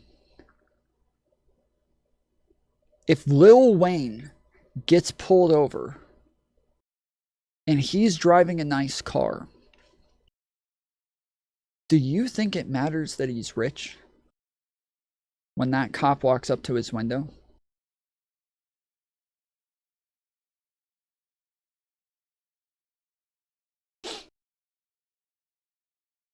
No. No, it does not matter. Lil Wayne, it's more likely they're going to walk up to that window and say, who'd you steal this car from, boy? Who the fuck you steal that car from, boy? That the power dynamic does not matter in this situation. That like you have money, that you're rich, that you're driving a nice car, that Lil Wayne claims to have never experienced racism, pick someone else. I don't give a fuck what he claims. I don't give a fuck what he claims at all. The fact that he has dreads, he has a grill, he has tattoos all over his face, he wears like very like baggy and like, you know, like clothes and chains, and he just looks the part, and then gets pulled over driving a very nice car. Nobody gives a fuck that he is driving a nice car or that he's rich, because they're more likely to think he stole that fucking thing.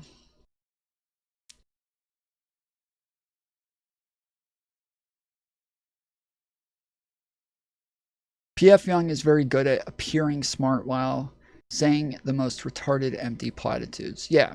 Yeah, I think somebody a minute ago said it's like listening to Kidology, and that is, yes, I would totally put like PFJung and Kidology in the same bracket, where they have these very, very empty platitudes as statements instead of like real thought out values, real thought out like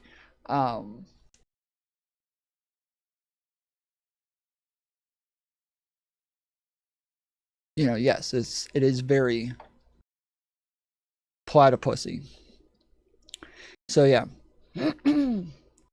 Any white dude matching that description would get the same treatment. They wouldn't. Again, like we know they wouldn't, because we still see that, like, just even based on just statistics, we know that that's not true. Just statistically, you're incorrect. So yeah, it's and we know this based on like stats on excuse me. We know that based on stats on, like, you know, getting pulled over, how often black people get pulled over, that like the time of day and how visible they are also changes whether or not they get pulled over. Whether or not they have tinted windows can change whether or not they get pulled over. That like people being black makes it where they're less likely to get pulled over. Sorry, makes it to where they're more likely to get pulled over and more likely to get searched and more likely to believe they're doing something wrong, or that they might have a gun, or, you know, things like that, which statistically that's also true. Statistically, it is also true that black people are more likely to be doing something wrong as well. But the problem is that it matters what information the cop has at the time. Now you're talking about something else? Wait, no, I'm not. Wait, so white dudes all tatted up with a grill and dreads isn't getting that treatment? You have those stats? No, I don't have those stats, but I do. One, I do think that it is going to be different. Two, I would say that I'm more so talking about the differences there. A white person who is engaging in what we would call black culture, you might be right. I'd be willing to. I don't think you're right, but I would say, even if you were right, what is signifying poverty for a white person versus what is signifying poverty for a black person, one is more likely to get the black treatment. Like when we're talking about somebody who gets pulled over and has like a creased, you know, hat, they have they've got a hook on the edge of their hat. It says, like, you know, Ford or Chevy or some shit on it. They're driving a pickup truck that's like all raggedy and broken down. Like, you know, it's just like these two people both signify poverty, yet the person who is black just is different. And I'm saying that a white person who is signifying black culture, sure, even still, yes, might still like have those problems, because a lot of the things that we're talking about, is Mantis, are you still here? A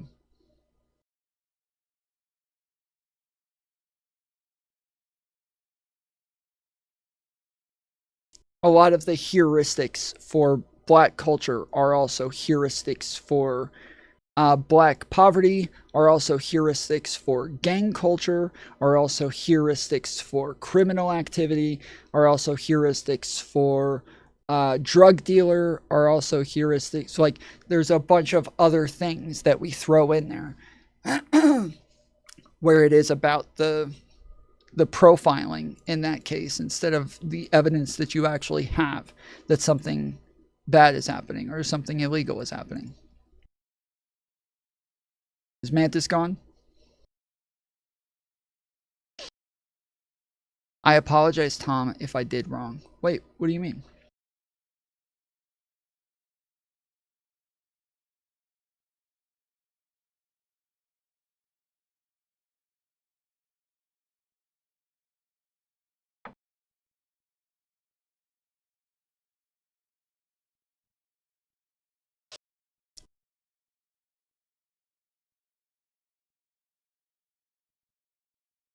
Racism is the belief that one race is superior to others. That is not racism. No. That is white supremacy, or like that is racial supremacy. Believing one race is better than another is supremacy. That is not racism. Racism, that is, supremacy is also considered racist, but that is not racism. Go me. No, Mantis, I asked if you were still here because earlier PFJung said that is a heuristic for black culture, and I said, damn, I wish Mantis was here because she was telling me that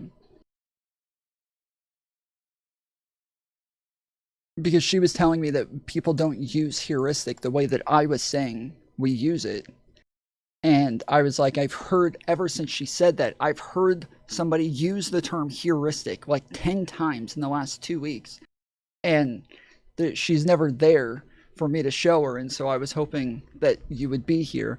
And so, yeah, as I stopped to say, this is a heuristic for gang culture, I thought, oh, that's right. I need to tell Mantis.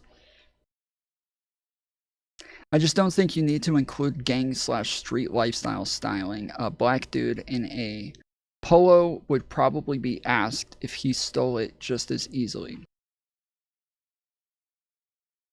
A black dude in a polo. No, I agree. I agree that yes, a black dude in a polo shirt or it like dressed up like fairly nicely. But not like in like a, $1,000 suit or anything. But yes, like he's just wearing street clothes or some sort of like, not street clothes, but like, sure, a boat clothes or whatever. That, yes, a black dude who is in that case, sure. But a white dude who's in boat clothes or like, regular like khakis and in a polo shirt is not as likely to be asked if he stole it. And so that is what I'm saying, is that like, that I'm using Lil Wayne as an example to say that he is somebody who is rich. He is filthy fucking rich. This is somebody with millions and millions and millions of dollars. But that does not stop him from experiencing racism, or somebody like him from experiencing racism when they're rich.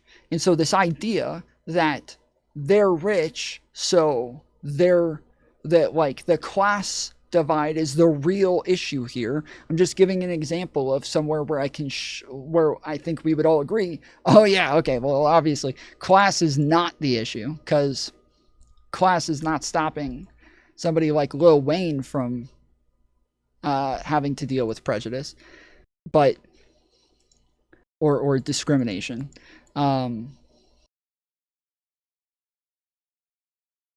And so yeah, I just think it's a good example. Do you think racism can still occur if the cop is black, like the Lil Wayne example, or between people of the same race? Yes. So I think I have a documentary, and again, if anybody hasn't seen this, this is like my favorite piece of content I've ever put out. It is my pride and joy. This is my baby. So I will give you guys this link. I talk about it all the time. But I have another channel called Terminally Online Media. Okay? On this channel, the plan is to put out documentaries. Okay? On this channel, here's the link to my documentary in chat.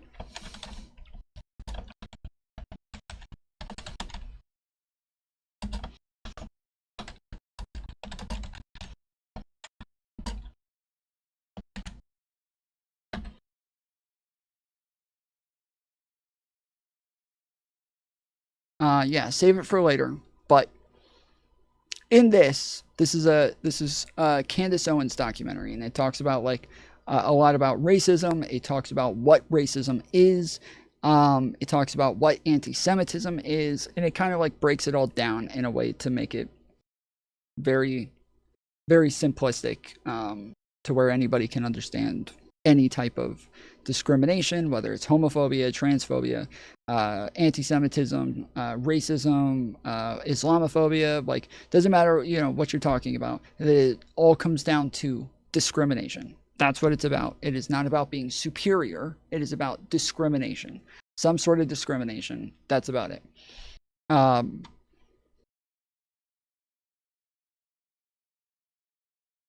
In-group bias exists. Candace Owens, do your thing. So I was going to say, part of this is talking about the fact that I think Candace Owens adds to racism. I don't think I go over it as much in this, but I think that Candace Owens adds to racism. So she will talk about the fact that, like, she doesn't think that racism is a real problem anymore, that she thinks that, like, you know, she'll try to find ways to degrade black people, black movements, that she made a documentary about Black Lives Matter a while ago, and it turned out that some of the things that she said was correct, yet for all different reasons than what she said in her fucking documentary. So, like, Black Lives Matter, the organization, not the movement, but the organization did end up being found guilty for corruption and money laundering and all this shit. Yet she came out with a documentary like 2 years before that about how corrupt they were and about her investigation and all this shit. And she got everything fucking wrong. And you go through the fucking court case, and she was just wrong across the fucking board about everything. Yet she came out with that documentary just to degrade them. She was just trying to find a reason to talk about how bad they were, or how corrupt they were, or she was trying to find some way to degrade the movement. She is engaging in, like, racial discrimination when she's doing this. She is just trying to find anything that claims that the racism exists, or that there's problems for black people or whatever, and she immediately tries to degrade it. So yes, I would say Candace Owens is engaging in racism pretty consistently, and that rich black people can use their race to degrade black people. This is what they call an Uncle Tom. I don't like the term Uncle Tom because I think it is a little bit racist sometimes, in the way that it's used a lot of the time. But that, yes, this is something that they would consider to be like a pick-me or an Uncle Tom or something like that, because they think that somebody like Candace Owens would be doing this to try to get on the white man's side, trying to fit in with the white people, trying to get them to accept her as one of them. And so that's the idea. And so yes, I think that, like, black cops can engage in the same sort of behavior as well. Yeah, of course.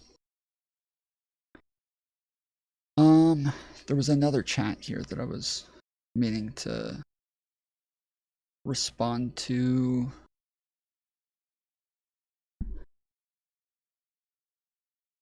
I don't agree that's what happens in general, but there are such cases. Yeah, I'm not saying that black people all over the place are all getting pulled over anytime they're driving around. I don't think that that's the case. I do think that people will overblow these things and make a bigger deal about them than they actually are. And that is a lot of my fights with a lot of these, like, black TikTok people or the leftist TikTok people, is that while I agree with them that these things happen and that they're bad, they act like they're happening at this, like, 85% rate, whereas I think they're happening at, like, a 2 to 3% rate at most. At most. And so yes, we're just on different planets as far as, like, how drastic these things are. And then they will use examples where I'll use an example of, like, there's a ton of studies that show that people, there's a study where they sent 1,000 applications out to I think it's more than 1,000. It was way more than 1,000. But anyways, let's just, for example, they send 1,000 applications out to a ton of different businesses, 1,000 different businesses with white names on them, like Mark, John, Henry, Tom, and then they sent 1,000 applications out with black names on them, like Shaquisha, Jamarcus, shit like that. And then Lashandra, and then checked to see the percentage that they would get calls back, and that the applications with white names on them or white sounding names got calls back, or got a call back for an interview at like a 70% rate higher than black names. And so a lot of people hear this and they're like, well, actually, fuck that. So I would use an example like that to say, like, this is an area where there is a slight, like, disadvantage for black people, right? Whereas the people on TikTok, they'll say, they're out here murdering us. White people are eating black babies. Like, they're saying shit like that, dude. And so we're just on different fucking planets. Like, they're out here, the cops are out here murdering us every day. Every day? Like, fuck, dude.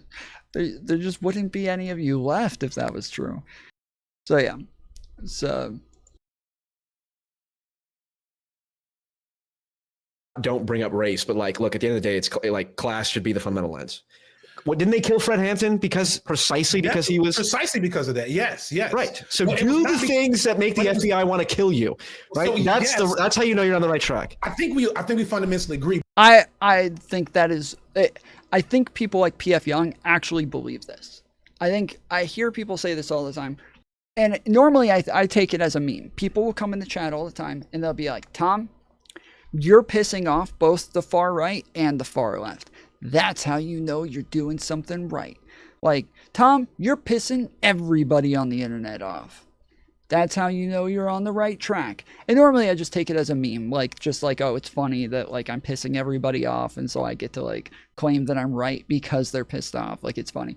But there's a lot of people who unironically believe that, like, that is a good heuristic to see if they're correct. It's that just, if I'm pissing everybody off, then there's something that they're all trying to protect, right? That's like an idea that they're thinking is like, that then there's something they're trying to protect, and that's how you know you're right.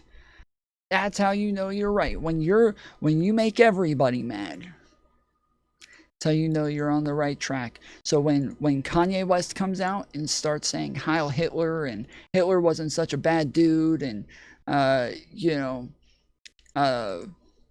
the Nazis got some things right about the Jews and shit like that. Well, you're pissing everybody off, Kanye.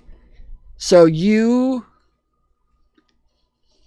know you're right now. You know you're on the right track because you're pissing everybody off. Like, I don't think that, like, even Nick Fuentes was like, I mean, I don't think we should be saying this, but I think that there might be some benefit to this, so we're going to give it a shot here. It's the same kind of cliche statement as, you know how you know a politician is lying? When they move their mouth. Yeah, sure. Well, it's more of a cliche statement of like, how do you know they're lying? Show me some evidence. And then they say, you think they're going to let us find evidence? Okay, so you're just admitting that you have nothing to back this up with. You just feel this way. Okay, all right. It's kind of like the argument yesterday about, I don't know how many of you were here yesterday, but there was an argument yesterday with a bunch of fucking schizos in chat about whether or not our phones are listening to us. They think our phones are always listening to us. And one of the things that they told me to do, because I kept saying, I'm like, you guys are fucking schizo. Like, you guys are like truly, you need to be put on medication if you believe this shit. And they were like, Tom, talk about toasters. for 3 minutes and then go click on YouTube and you'll see there will be ads for toasters.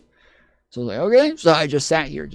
I love toasters. Toasters are my favorite. I really need a good toaster. I'll buy any toaster. I will spend any amount of money on a toaster. It's all I need. It's my buns toasted. That's all I want right now is a brand new toaster. And just kept repeating things about toasters. And then went to YouTube and kept scrolling and kept scrolling and kept scrolling. I was like, how long do I have to scroll for before like it's enough? Like 20 years?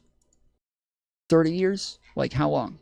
40 years? 50 years? Right. Like just scrolling, because I know it's never going to happen, but Tom has YouTube Premium, I bet. Oh, I do. That's right. There's no fucking ads. That's right. I totally forgot about that. I do have YouTube Premium. Shit. I got caught. But yeah, their whole thing is just like, I was like, where's the evidence? They're like, Tom, just because we don't have evidence doesn't mean we're wrong. Oh. You're just not saying anything. You're saying nothing. Like that is just the most nothingness statement. But Tom, what if we were right though? What if? And so I turn around and I give my hypotheticals. Okay, well, I say that there's aliens that come down every single day who, every time you go to sleep, they pause time and then they rape you for 10 years. They pause time for 10 years. Every single time you go to sleep, they pause time for 10 years and rape you in the butt for 10 years. And then they unpause time and fly away. And there's no way you can know. There's no way we can have evidence because time's paused the whole time. And there's just no way. There's no way we can know. And you guys asked me for evidence. How could we possibly get evidence of that? They pause time before they even come down. So there's nothing we can do. We have no idea. You might say I have no evidence of it, but what if I'm right though?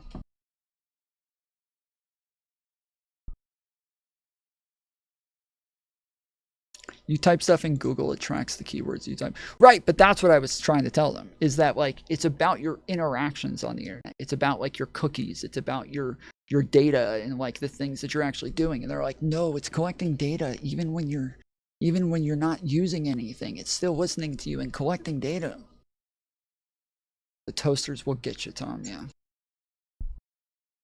Okay, Google, can you suggest me something to buy? Sorry, I didn't understand. Okay, Google. What's a good thing to buy? Sorry, I don't understand. Okay, Google. Do you have any suggestions on something to add to my shopping cart? Sorry, I didn't understand. Okay. But I don't think I think it's important to understand that Hampton was inspired by Malcolm. You know what I'm saying? Like people want to always. I'm inspired by Malcolm. Nobody loves Malcolm X more than I do. Cool. I notice you always in all your videos you cite Malcolm pre-Mecca. You rarely ever cite him post-Mecca, which is interesting. You know, well, because he's not as admittedly strong pre-Mecca, post-Mecca. Because post-Mecca he's low-key a socialist. Right, post-Mecca, right, when he wisened up and was like, oh, I realized I was kind of fucking wrong about all this shit for a good chunk of it. Yeah. Well, yeah, that's one of the that's, you know. But I guess the point I'm trying to get to is that I used to really like Malcolm X when I was younger. And I read like a lot of like biographies on him and I really liked him. And I got older and just kept learning like more and more and more about, because all of the biographies only really talked about like, yeah, like they would kind of like breeze over in school libraries. They would kind of breeze over like the early Malcolm stuff. And they would say things like, and then he started a revolutionary group called the Black Panthers and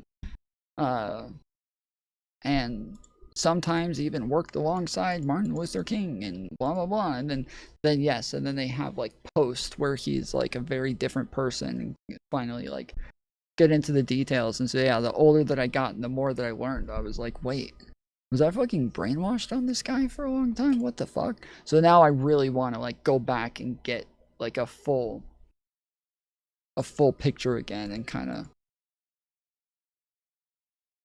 relearn this shit. we can't. So to do a Malcolm X quote, you have to pull the knife all the way out first. You know what I'm saying? And so if we're looking at racial injustice determining class status, I can't just talk class too often. I have to talk it sometimes. I have to do it. We have to be on what Fred Hampton was on.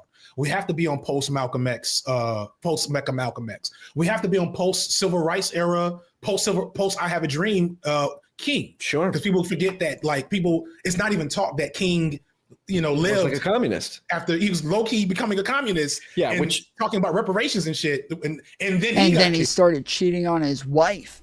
This is I knew a bunch of conservatives who were so excited. You guys would not believe this. I knew so many when I was it was like 10 years ago. I cannot tell you the amount of conservatives who were so fucking excited to find out that MLK cheated on his wife and was like a womanizer and was just sleeping around the whole time. I cannot tell you how excited they were. And it's weird because as a millennial, I grew up in a very different era than them, right? So as a millennial, I grew up with white people all like commemorating MLK. MLK was the fucking what was the greatest, like,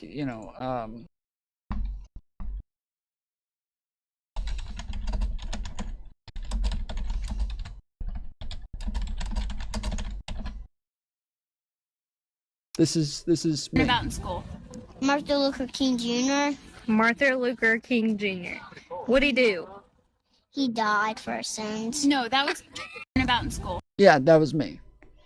That's millennials and everybody after. That's millennials and everybody after. Who's Martin Luther King? He's the guy who died for our sins. Because, like, yes, he is just like this like goal of perfection. He is the great. He is the one who achieved everything and made everything good. And it is and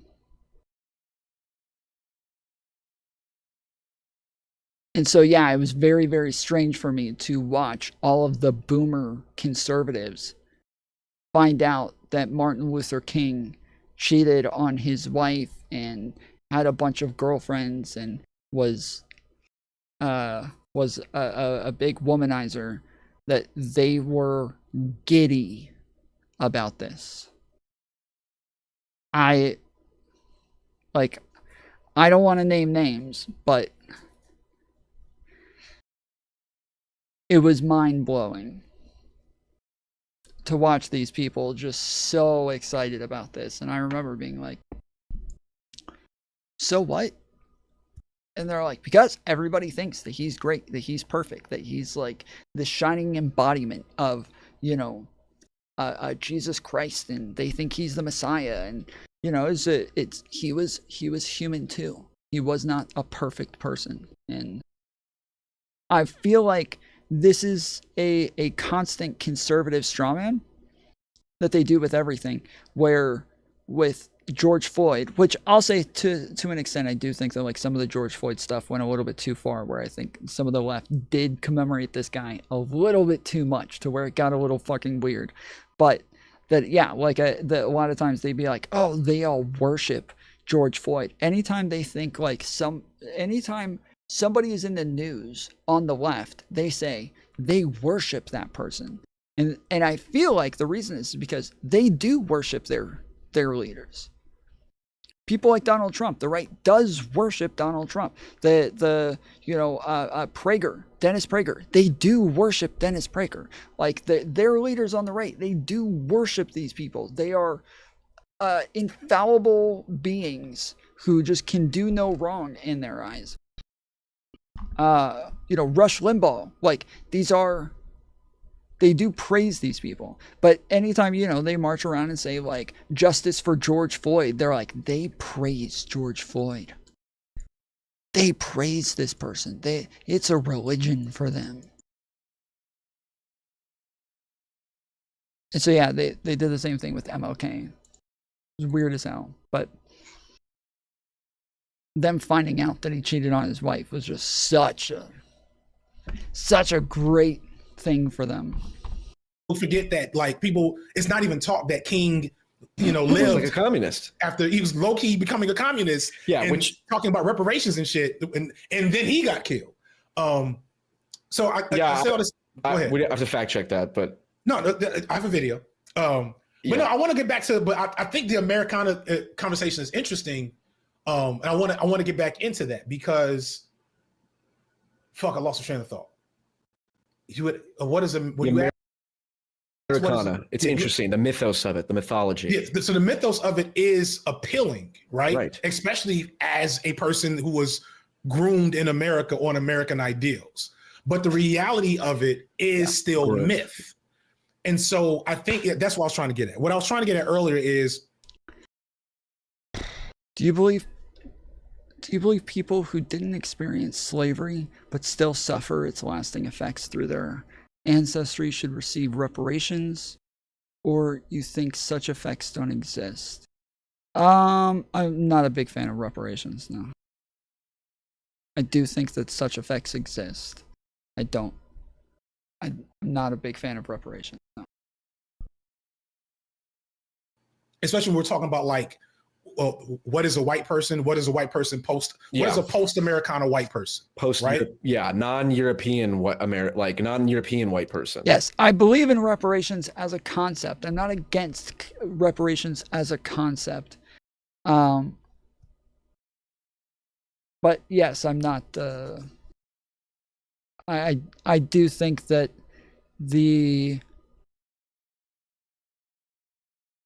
like the problem with reparations today is that we have very different legal norms in and that the only way we could do reparations is through ancestry.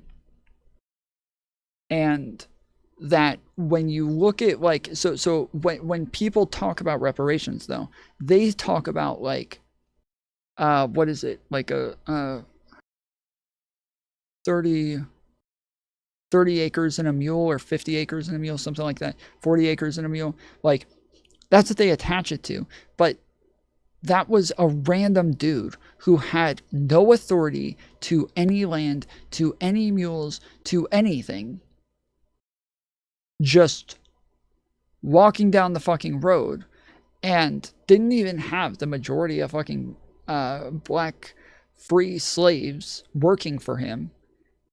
Yet that's the promise, is the fucking 40 acres and a mule that was never promised from anybody with any sort of authority to give it, and was only promised to a very, very small amount of black people.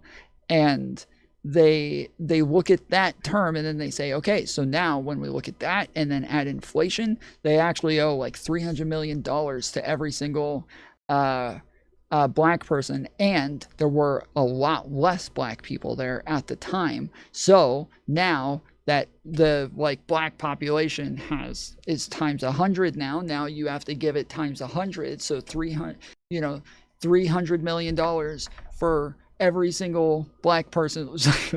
Sorry, like, this is just the 30 acres and a mule was never like a thing, first off. Second off, I do think that it makes sense to possibly look at, like, lineage and find people who were actually, like, descendants of slaves.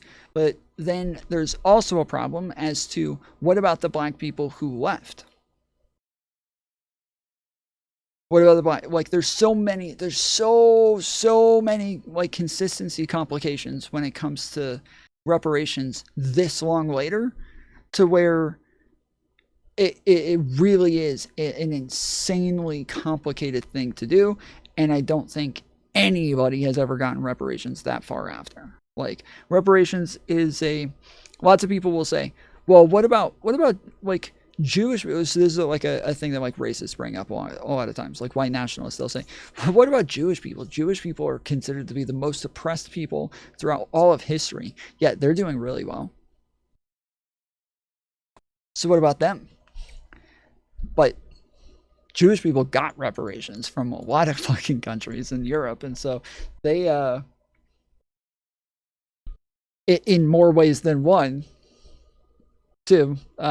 So yeah, they got an insane amount of reparations that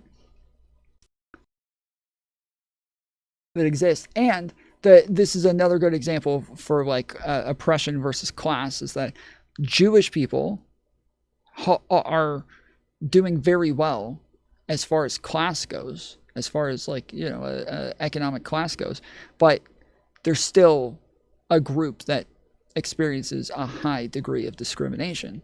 And this is just, yeah, it's another example of how like class is not the end all be all. No, like, I mean, yeah, I guess we're saying the same thing. Yeah. Because you know, you come as European immigrants, you sacrifice your European nationality at the altar of Americana mythology, but then it's kind of a bait and switch. And you have to, and this is the thing I was trying to get at, is I think fundamentally a lot of white people recognize that it is kayfabe, and that it only, especially in the information age, right? I think this is something that you're probably dealing with as an individual, in that you've become smart and woke enough to see the man behind the curtain of the Americana mythos. We're only able to have. Again, Obama sent $12 million to Holocaust survivors and Native Americans. The stuff with the Native Americans wasn't reparations, though. You didn't give them reparations.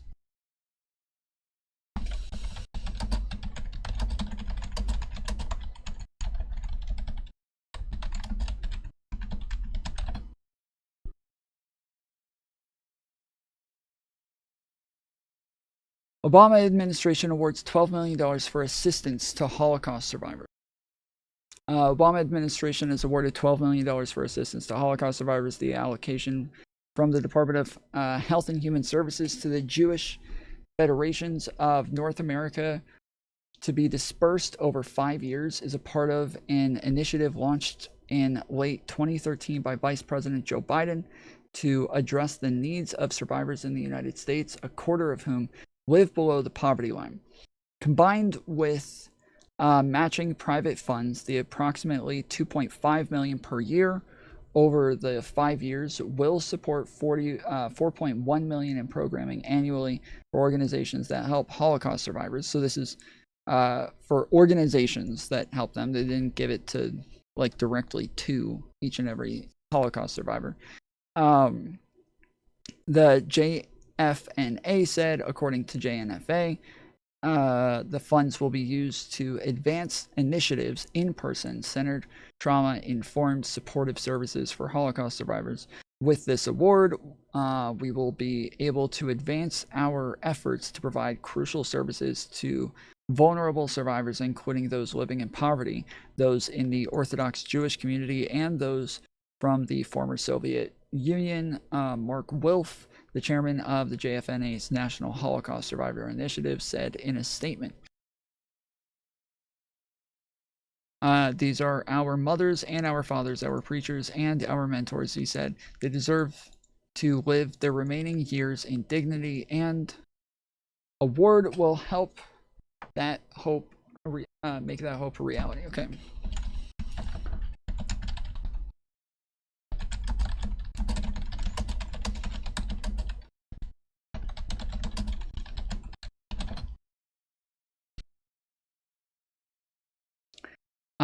Yes, the government provides funding for various social programs that benefit Black communities, government-funded programs, and initiatives that support Black communities. America Rescue Plan provided cash relief, increased SNAP benefits, reduced child poverty, and offered funding for programs related to homelessness. Bipartisan infrastructure law permanently authorized and expanded the minority business development agencies to support Black and other minority-owned businesses. It allocates funding for lead service line replacement in disadvantaged communities, including Black communities, state small business credit initiative, including funding to support businesses in underdeserved communities, and collects demographic data to track the program's impact on Black entrepreneurs. Emergency capital investment program, invest in financial institutions that provide capital to Black communities and businesses. Emergency rental assistance program provided nationwide assistance to renters to prevent eviction, with Black families receiving a significant portion of this aid. Homeowners assistance funds assists economically vulnerable homeowners, including a substantial percentage of Black homeowners. American Rescue, we already did that again. American Rescue Plan help Black Americans stay in their homes through emergency rental assistance and other measures to protect homeowners from foreclosure. Historically, Black colleges and universities, the Biden and Harris administration has made significant investments in HBCUs through the ARP and other initiatives. Title I funding increased funding for schools in low-income communities, which disproportionately serve Black students. Pell Grants increased the maximum Pell Grant award, impacting a large percentage of Black undergraduates.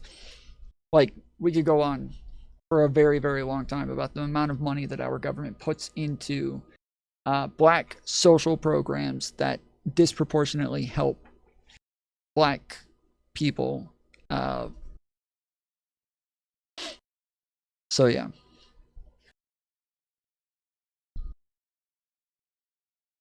The standard living we have here because of the many brown and Black people we've murdered over the last 75 years in this country. And currently are exploiting with cobalt mines and all that shit. Exactly. We're talking on machines built with built from cobalt mined in the real life Wakanda in the Democratic So Republic. you and I together are exploiting. We are. It's a I am a neo. I don't remember the neo-colonial something. I brought up Lumumba earlier. Like Lumumba got the Congo's freedom. Belgium, the CIA said none of that shit. They were fucking melting his body a couple of months later, or maybe more than a month. I don't know. Don't strike on the details. They did melt that man's body. So once you become I want this to hit, just so you guys understand, okay? I want this to hit here with this stick sticking out, and then I want it to flip around and the stick then go flying out into the basket.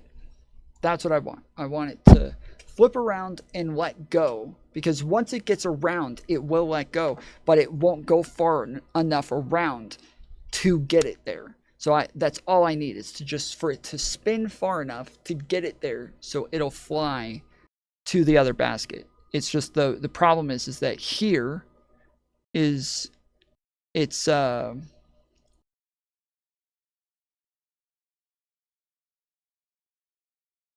the fact that it stops here in the middle instead of here that's what's like causing a problem for me. And so it won't come out because it first has to hit the corner, and when it hits the corner, it stops it.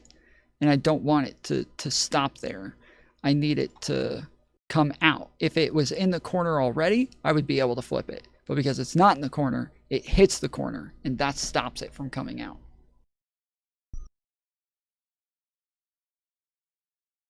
You can make a fulcrum by holding your click.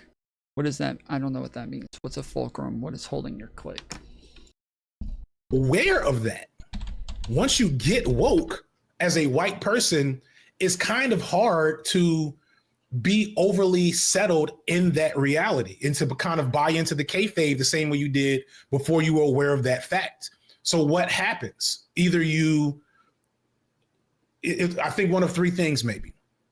You compromise a bit where you can, when you can, and you try to ignore it. That's probably two things. You compromise a bit where you can, when you can, try to ignore it. Or you overtly, you become the right-wing guys that says wokeness is actually this and that, and the real victims of racism are straight white men, you know what I'm saying, DI, all that stuff. Or you become, I guess it is three, or you become an actual progressive in whatever framing that makes sense going towards the left, etc. So those are the 3 venues. But in none of those spaces, or maybe only in one of those spaces, does the American dream, as you aspire to understand it, stay intact. In the other 2, it's fundamentally broken. I thought you were saying you need to spin an object. If you click and hold the falling object, will spin around your click point. I'm sorry, I don't know what you're saying. I can't do anything. Once I click, I can only draw this and then let go.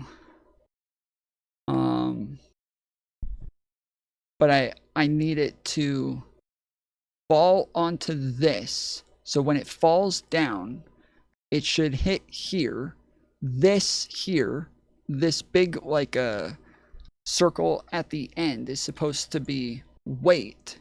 So this right here is the weight that'll make it spin. So once it hits, that weight will swing it this way. And then once it swings this way, it should, the crux here will grab this, spin around, and then let go and throw it in here. It has to land in this bucket.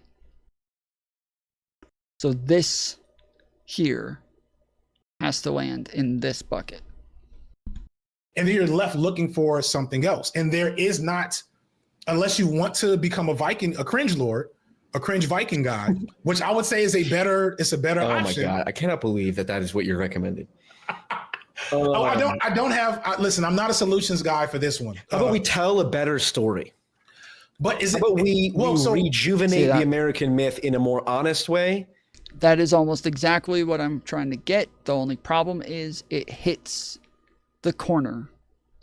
You can see it hits the corner. But that is still fundamentally when it goes, and because it's hitting the corner, that is ruining the momentum. I can't see my mouse. Okay, there. I can't see my mouse. Here. And there is not, unless you want to become a Viking, a cringe lord, a cringe Viking god, which I would say is a better option. My God.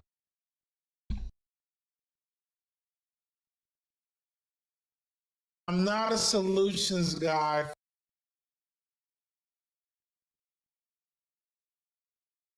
So yeah, that right there, it's grabbing it and then it's spinning it around, and I wanted to throw it over here.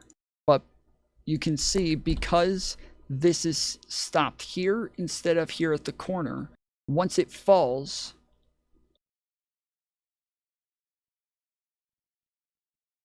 this right here is going to hit the corner of this instead. And that stops the momentum. If it was already there when this drops, it would just be picking it up and throwing it. But it can't, because it starts in the middle instead of there. So it hits that corner instead, and then pulls the entire fucking bucket upside down. Whereas I wanted to pull it out and in. Put something heavy on the box edge. Okay. That's a good idea. That's a good idea. Optimistic. Like, how do you explain the colonization and the genocide? It's sort of like, yeah, this is, well, there's no way anything I say is going to convince. I'll give you the frame just so you at least understand. So in the event we talk again, we can perhaps go into it more. The overarching frame would be, it's sort of like personal identity is a story, right? Like, technically. Same with national identity. Like, I am an American and my story is this: George Washington, Revolutionary War, Civil War, so on and so forth, right? If you're a therapist and you have someone in front of you who is fucked up and maybe came from a very fucked up background and did some fucked up things themselves, you can just say, you basically have to just off yourself because you're just so irredeemable, right? That's one solution. Right. And if they're a psychopath and they're like literally incapable of doing anything other than destruction, from a utilitarian perspective, maybe, okay, but let's say that's not the case. That's like, okay, you've done some fucked up things, but you have an opportunity to retell a story. And you can tell a true story about horrible things that is still fundamentally optimistic, right? I mean, like, and I think there's a Christian element to this where it's like even the most horrible murderer can be redeemed by the glory of God or something like that. Is like, well, America, you know, literally the original sin, to use religious language, is like slavery, right? Plus, you got to kill the Indians first. Native Americans too. Yeah. Now the Native Americans were doing just fine killing each other, but okay, well, all of us were, but like y'all streamlined. This is not right. Which again, it's important to. A good story is a true one, ultimately. Right. Or there's obviously caveats to that, but so that, you know, it's like, well, you can say, well, white people enslaved black people. It's like, that's objectively true. Okay. It's like, well, was the Civil War about slavery or states' rights? Obviously, it's a simplified question, but like a lot of people will say, well, the Civil War was obviously about slavery. The South wanted to keep slaves. It's like, okay. So that means all of the white Union soldiers that fought in the Civil War died trying to free the slaves. They were like white abolitionists. And it's kind of like, well, hold on. So why do I need to identify with not need to? Why is the mythos identify with the whiteness of slave owners rather than the white abolitionists? Like, why? Like, imagine there were two strains of DNA.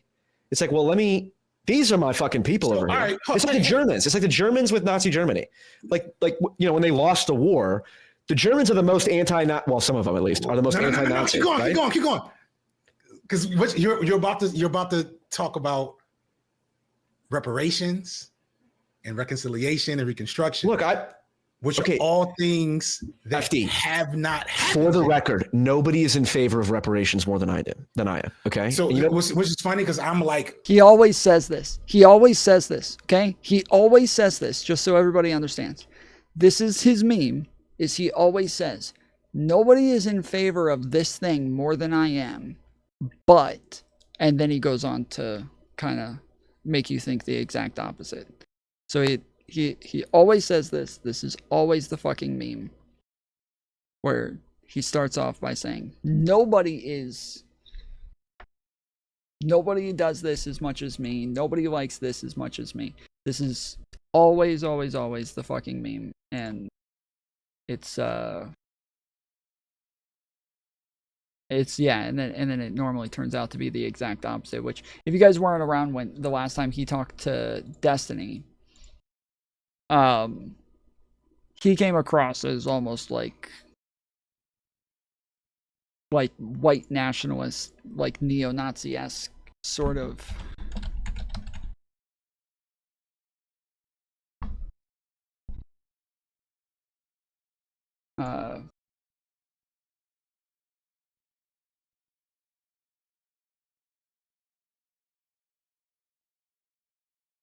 sort of thing. But then yeah, he'll say something like this. Would be a good thing, yes. Okay. Well, we're aligned on that, so Based. Enlightened centrism for the win. I am not enlightened. Well, that was a very enlightened take of you. If you look, yeah, he would always say like, but we're enlightened centrists. I'd be like, I'm not enlightened, bro. I'm not enlightened. I'm just a centrist. Let me just be perfectly clear. Okay, nobody loves Jews more than I do. Okay. Okay. But if you are going to say that the Israeli ultra-nationalist Jews who shout death to Arabs and who praise mass shooters like Baruch Goldstein, who occupy illegal settlements in the West Bank, if you believe those people are not as bad as the Hamas supporters, then I think you don't know enough about the Israeli settlers. Yeah, I think Israel and their government seems to be just as bad as Hamas. It's just that I also think that they have a bit more of a justification in the ways that they act than Hamas does. That's the main difference. Well, that is where you and I disagree.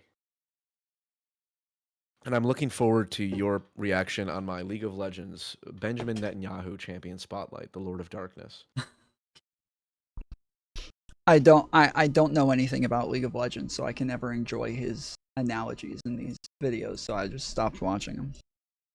For my station, I'm one of the least reparations guys. Okay, hold on. Which Depends on what is you paradoxical. depends on what you mean by reparations. Like, so for example, I would say reforming our tax system so that property taxes are not what's used to fund schools, which is the single biggest source of wealth inequality. I think that would be reparations. Is doing things that this goes back to class. Then it's like, if we focus on class, we're going to disproportionately benefit black people because black people are disproportionately poor. So just focus on class, it'll disproportionately benefit them. But hold on, that's separate thing from the reparations thing, because the mythos itself. But what you're getting at, though, I think the thing that you're a venue that you're engaging with, which is true, which is why all of those social programs that I just went over, those social programs do disproportionately benefit black people.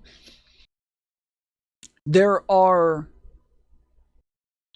a mixture of opinions on that, because obviously there's the more like racist, like a conservative version that wants to find a reason to be upset with like black people getting money. And so they'll say something like, oh, giving them money is only enabling their laziness and making it to where they're just more dependent on government, and they get used to that to where they're not willing to go out and make it on their own, and it's starting a cyclical problem, right?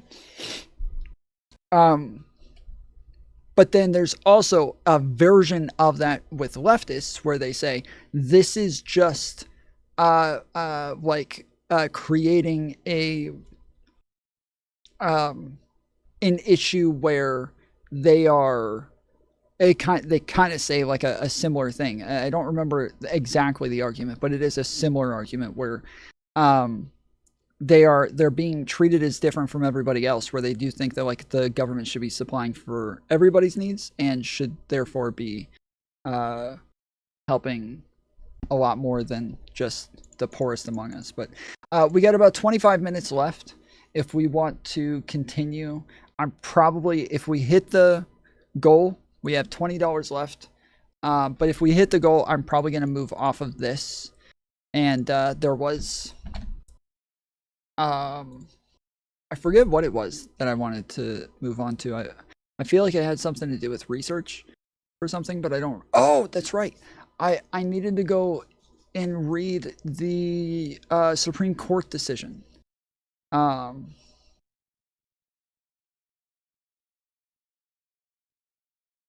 Yeah, that's right. I needed to. We spent like days trying to like go through like arguments. Then we went through some of the Supreme Court hearings on the new Supreme Court decision, and then we kind of just teetered off on that. And so yes, if we want to continue stream, that I am going to move on to either that or some like probably Middle East research, or maybe we can do like a Malcolm X like documentary thing or something like that. But yeah, we got 24 minutes left on the clock, and we got $20 left. So if each and every single one of you sends $5, we have, I think, 50 people watching last I checked. About 50 people watching. So yes, if all of you send $5 each, 50 times 5 will equal $20. And so just click the link in the description for the tips and just send $5. You can do it through PayPal or with your credit or debit card. Oh, also, I forgot to mention, yesterday I totally missed. Mike Jones sent $10 on Cash App, and I totally missed it. Which it still didn't get us to the goal, but yes, I did want to mention he did send monies yesterday, and he said "Fools on Parade." I don't know what that means, but 50 times 5 equals 20. Right. So yes, if you'll just make a small one-time donation of $5, if everybody in chat comes together and sends $5, just stop the show now. Tom Welchin has to go in a few minutes. Oh. Okay, well, never mind then. Here's the thing. So shout out to he was the only white guy at the top of the tier list. I mean, he was the one of two people at the top of the white guy tier list when I made it. Hank Green. Okay. I don't have anything against him, I guess. But no, because it's partly because Hank kind of a beta. He's been a friend. Cancer survivor, just dope shit. Yeah, I regret calling him a beta. Just not as a joke. But we had a conversation, and it was one of the most insightful things I've ever heard a white person say about white people, which is, and it's a fundamental flaw on how white efforts to address racism continue to fail. He was like, what I've realized in my circles and spaces and all the things I've done is that the average white person that actually doesn't, like racism and desire it, like they can consciously like see, understand, and want to not have racism. It's not for the right reasons and with the right level of effort. Their genuine goal seems to mostly be, how can we... Ariana tipped $10. Let's get the Dono train started. True! Dono train! Dono train, guys! Let's go!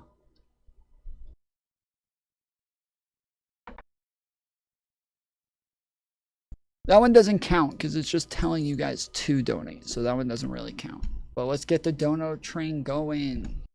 Get the issue of race to a point in this country where I don't have to think about it anymore. And so it becomes Band-Aid and, everybody celebrates Juneteenth and Nancy Pelosi kneeling and... Move the yellow box where? Like, I can't even get the white thing out, so I don't even know where the fuck to move it. And I've tried moving it a couple of times, and I haven't been successful at it.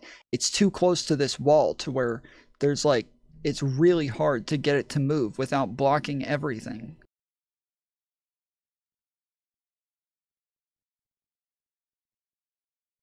Can say cloth and all these and identity politics and all these really cringe half measures. Yeah, instead of woke stuff is what I would call it. Woke stuff for real. And like the real problem with what is that a video?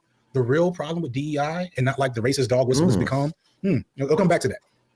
But like that's the stuff that the average liberal white person wants to focus on, as opposed to the real things that the Germans did when they took it on the chin. And they said, y'all can never even have that shit in our country again. We will throw your ass in jail. Yeah, and that's backfiring, by the way. Well, it is now. Yeah, it's probably because they've suppressed instead they've overreacted where it was like Germanness is now fundamentally evil. They're the result of what happens when you say, well, Americanness, because it had the original stain of slavery, is fundamentally irredeemable. You just get a fucking unconscious reaction of like, well, fuck you. Like my dad died in World War, or grandpa died in World War II. I'm never going to feel ashamed of that. I don't care what you say. And then you get all this fucking suppression. But that's also like where the global fascism swings. So of course the people that had the high score are going to make a comeback. That's true. I can't remember if I think it was Brazil. Like there's a South American country where they literally said, look, we're going to fuck racism away. And they were actually creating policies for miscegenation. Like that. Like the Spaniards did with the indigenous. Yeah. They fucked racism away. They made the browning of South America super brown. I get the logic behind it, equally problematic. The thing that needs to happen that hasn't happened is actually addressing the problem, as opposed to dangling carrots, black firstisms, talented 10th, etc. And until so maybe the story becomes that, I don't know, Gen Alpha, because Gen Z, God knows where we went wrong there, right? Yes, if you guys want to send money to Cash App as well, you're able to send it to $ Tom Foolery Show. Because yes, that also works. Well, I don't know. I don't know if that's propaganda, but maybe it's Gen Alpha or whoever comes after Gen Alpha. They become the generation of white folks that fundamentally do put in the work to create restitution and equity across the country for Black people and people of color, and poor white people, and even poor white people. Right. So why not just say poor people there? Because the poor white people fundamentally have a whole different framework. I'll tell you. I know why. And this is what we can talk about the next time we talk. In the event we do, how do you feel this conversation has gone? So I personally have enjoyed. I appreciate conversations like these personally because they're stimulating, they're challenging, they exercise parts of me and parts of my intellect that I don't want to atrophy. You know, especially as I become FD Signifier, right? It's a weird depersonalizing thing for like nominal fame and you know, whatever, social media clout. And it also, you know, requires me to critically engage with your position, which is like something that needs to happen from my perspective. I need to be able to critically engage and think hard about the centrist, average white guy. Average white guy. Like that's a thing I seek to understand, because there's no future, you know, unless the sun, you know, kills you all, right? You know, unless like there's some type of super skin cancer, which we will not get because of melanin, then we're not looking at a reality, actual post-racial reality. And there's a necessity for, at a minimum, understanding, coalition building, bridge building. I don't know if I'll ever work with Wilson guy, you know, alt-right Wilson guy directly, but if you are able to. Is he talking about Andrew Wilson?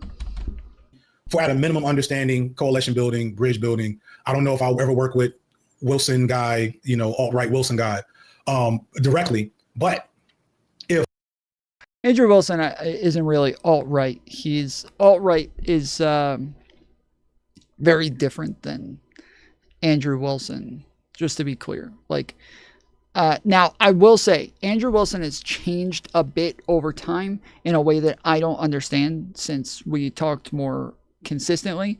Him and I had a bunch of conversations in the background a while ago where he was in a full-on war with Nick Fuentes, okay? And he was still a lot smaller. His channel maybe had like 10,000 subscribers to maybe 20,000 at the time.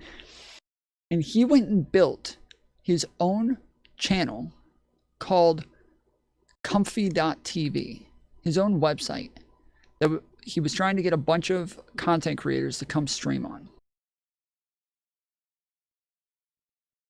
And because Nick Fuentes had Cozy.tv, Andrew Wilson built Comfy.tv. I was offered a position on Comfy back in the day. Yeah, him and I talked about it, but it was, I know that, like, you know, Rob Noor was like one of the bigger channels that was on there, and he got a lot of flack for it. Like literally everybody was just kind of making fun of the idea. I don't even know if it exists anymore. It had so many issues, like right off the rip, like first week, it was just tons of issues, and I think that was it. After the first week, like, it was just kind of done.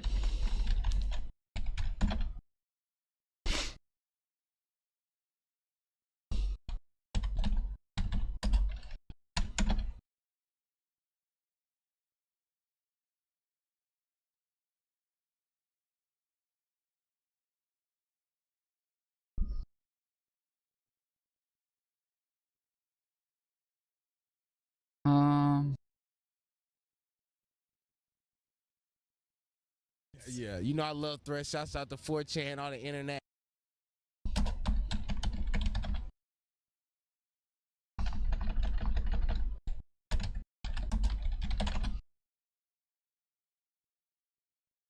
The query Comfy TV, Andrew Wilson seems to be asking about a potential connection between Andrew Wilson and the concept of Comfy TV. Based on the provided search results, there isn't a direct link between the individual named Andrew Wilson and a show or channel specifically called Comfy TV. However, Andrew Wilson, the search result indicate that there are several individuals named Andrew Wilson. Comfy TV, there's a network called Comfy TV that offers family-friendly content, including classic TV shows. Okay.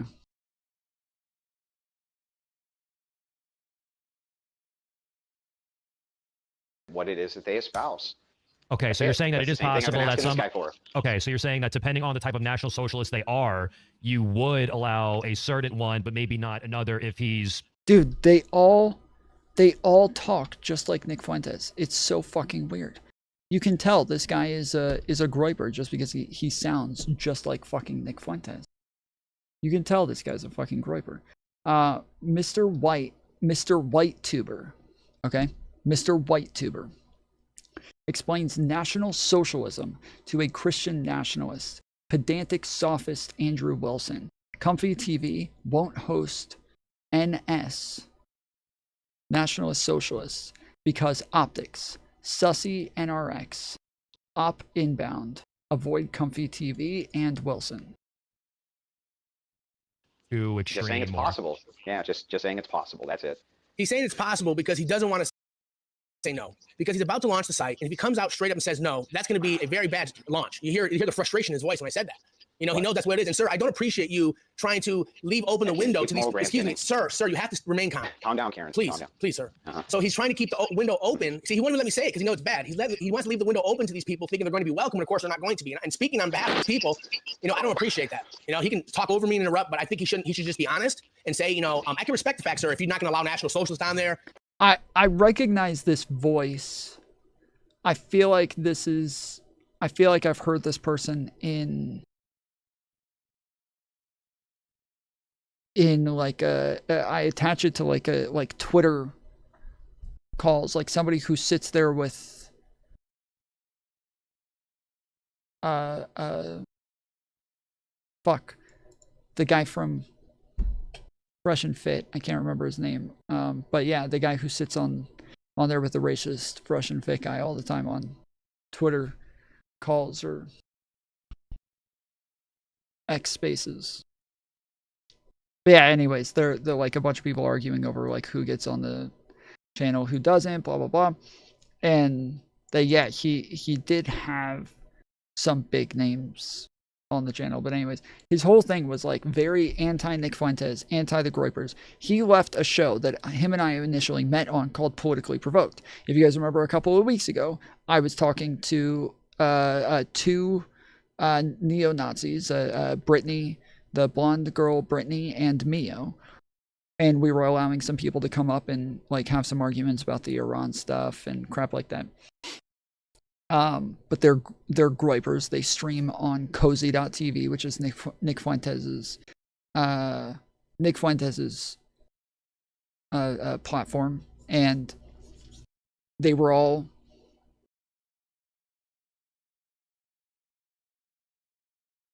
they were all one channel back in the day called Politically Provoked with Andrew Wilson, Brittany, Mio, Todd from the Discord, if you guys know who Todd is in the Discord. They were all like a 4-person duo, and I was like the main like liberal centrist person who went on there and argued with them all the time.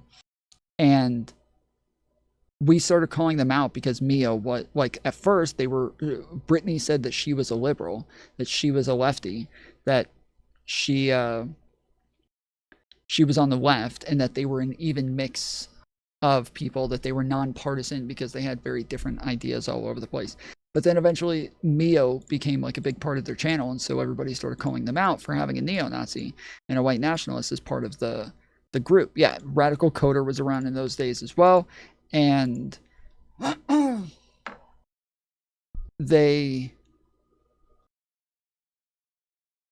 guys, donate to Tom for his potential lung cancer. No, donate for me potentially getting my car back soon. I'm fairly close. I'm like a couple $100s off. I really need to get there. I need to get there within the next couple of days, and yeah, right now it's just not there, so I really need to get that car back. But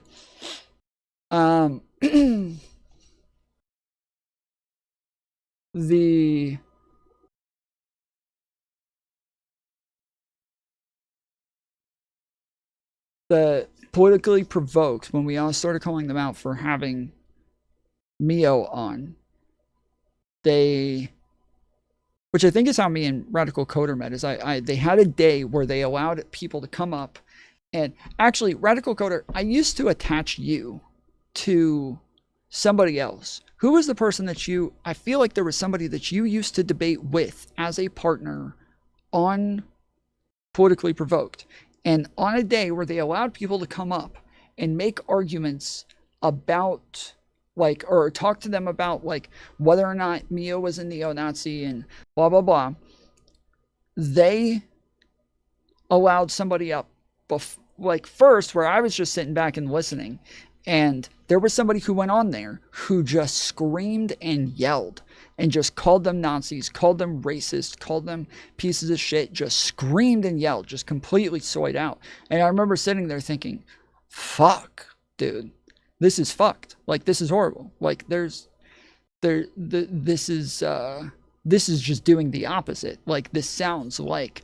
the fucking crazy lefty SJWs coming out the woodwork to just woke scold them. And so I was like, all right, I'm going to go on there. And I messaged them and I was like, hey, I want to come on and talk to you guys about this. And they're like, we're on Twitch.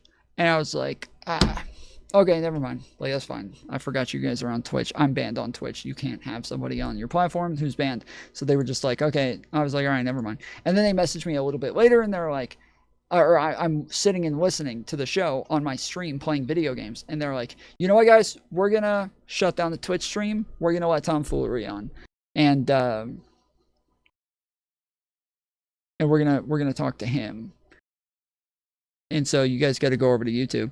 And so they let me on, and I come on, and at first I'm like, look, I do think that like a lot of people are whining and complaining about your moderation skills and, you know, how fair you guys are, and that you guys are fair. And I do think that like you do a fine job at moderating. I think that moderating is hard, and I think that you do your best. I don't think you're trying to be biased.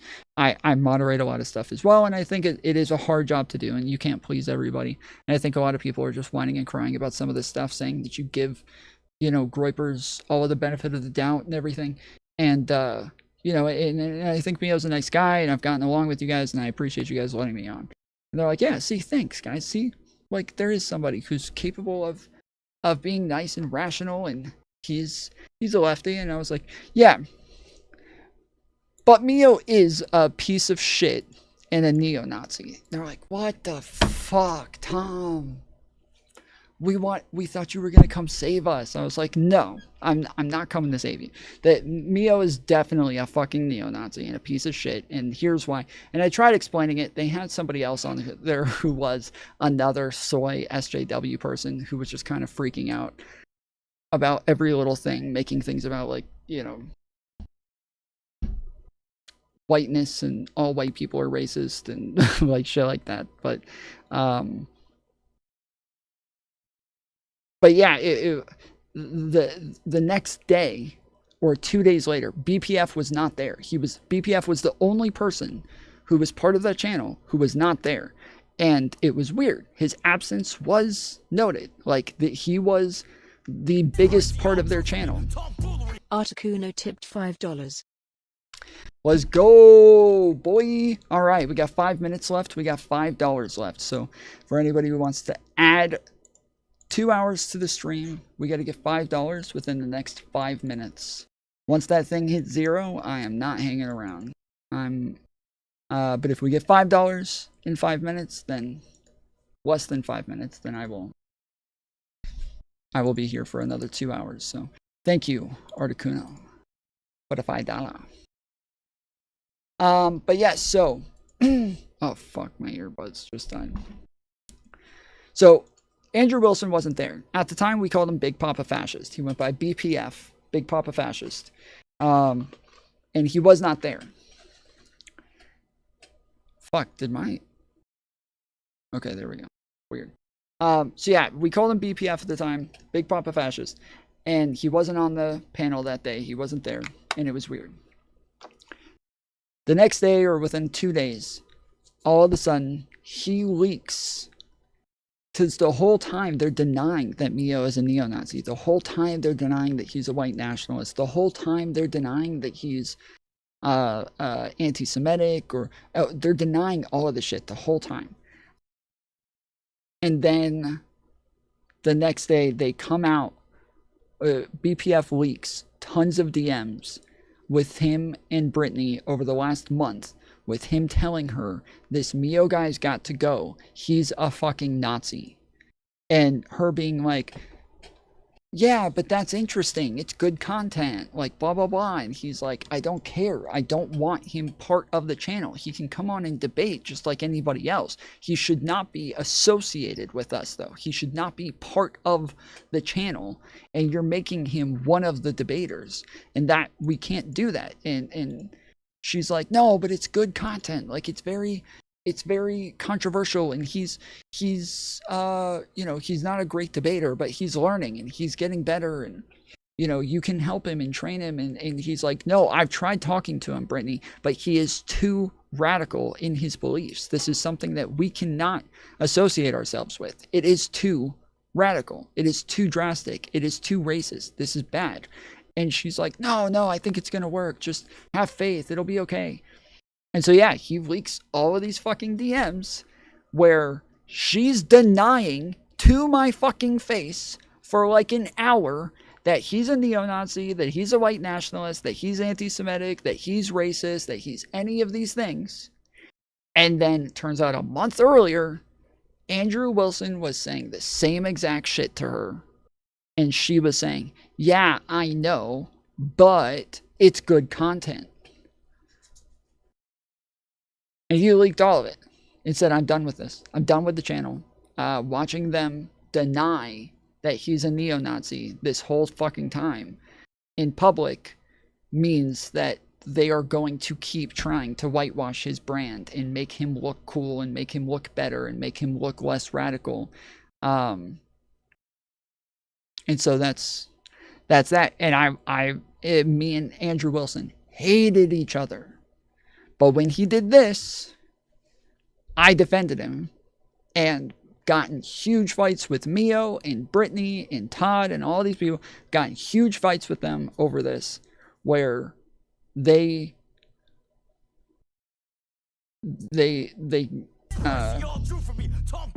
Taylor bots tipped $5. Keep going, please. Folded hands emoji. All right. Thank you. All right. Let's fucking go, boy.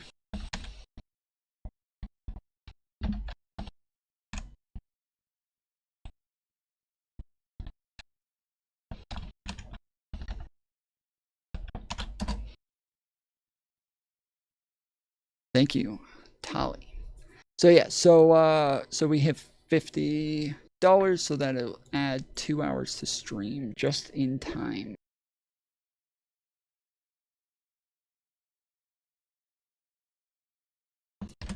Okay, but yeah, anyway, so the point is that Andrew Wilson was, like, everybody talks about him as though he's a white nationalist and he's alt-right and shit like that. He's not.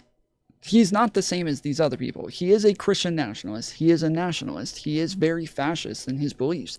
He's not a white nationalist, though. It is not racial for him. He doesn't talk about the Jews. He doesn't care about, the blacks. He doesn't have any of those conversations. He never talks about that shit. It is not part of his concerns at all. He is very, like, yes, fascist, misogynistic, like a Christian nationalist, like all those things, yes. But not racist. He's not alt, and that's what, when somebody says, like, alt-right, like he just did, where he says, like, Andrew Wilson is alt-right, where apparently I'm alt-right as well, or from what we watched earlier, according to FD Signifier, that is different than what Andrew Wilson is. So,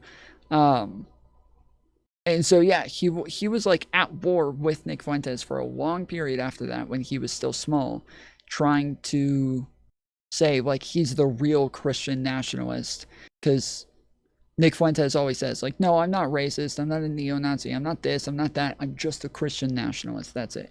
And Andrew Wilson gets frustrated by that, because he's like, no, you guys are ruining the label of Christian nationalism, because you're making it look like it's all about racism and shit, and it's not. We have nothing to do with you guys. Like, you guys are not us. Andrew sees himself as a full-time entertainer with strong beliefs and rhetorical skills. Accurate, LOL. FD called Tom alt-right. I may have to rewind. I just played it a little bit ago.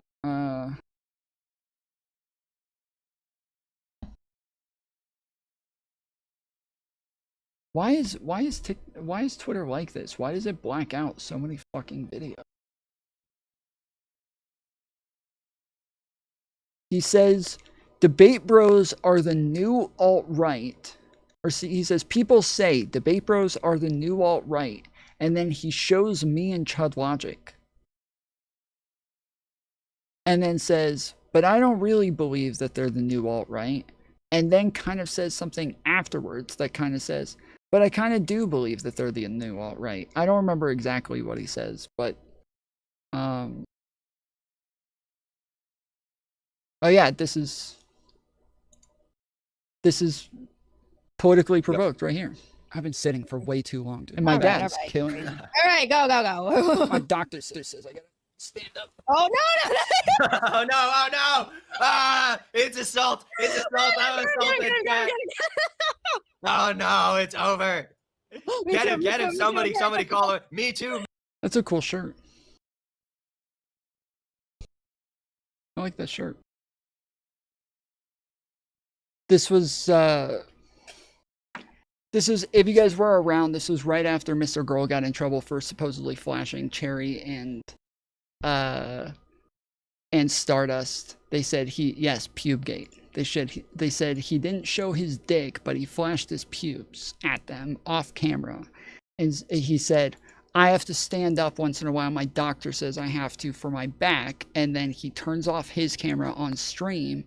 And then they said, after he turned off his camera on stream, he stood up and flashed that he pulled his pants down and flashed his pubes.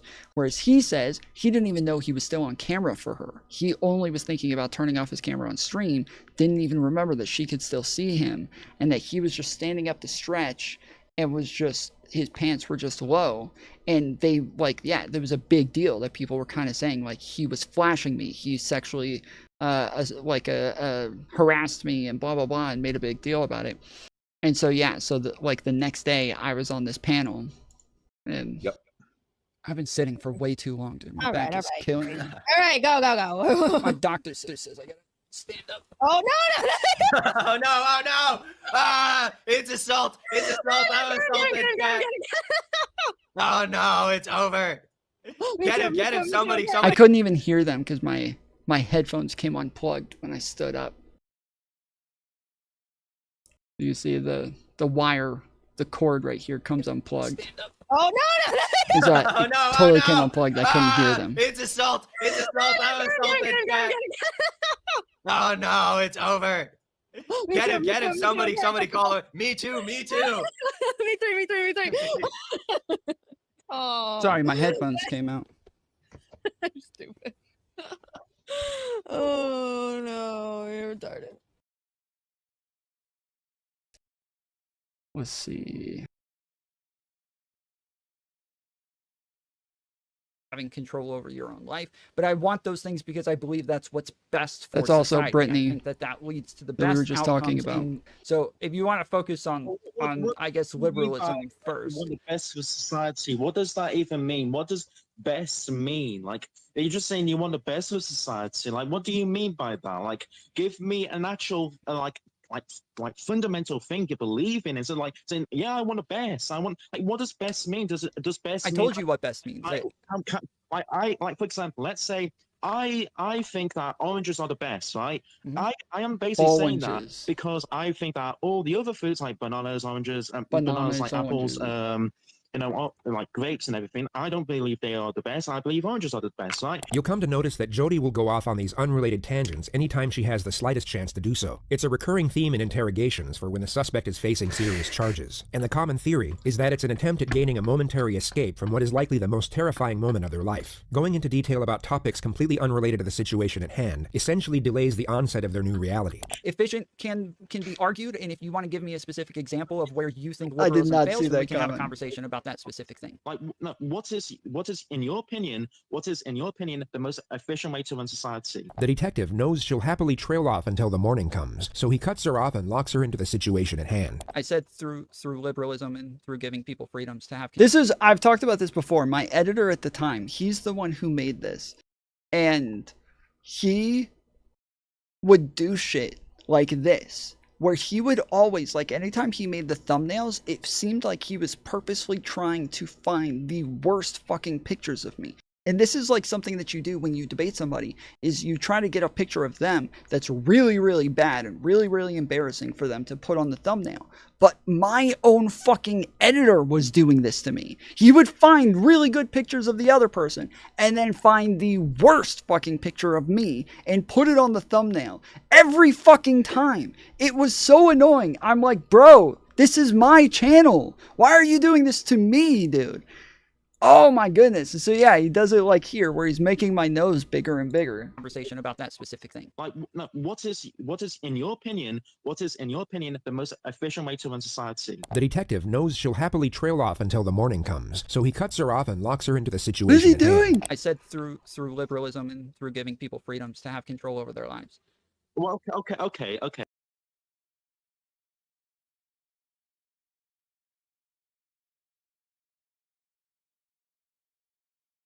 What is this? Tom, did you see you made it into the Mind Waves manifesto? Oh no. Did I rape him again?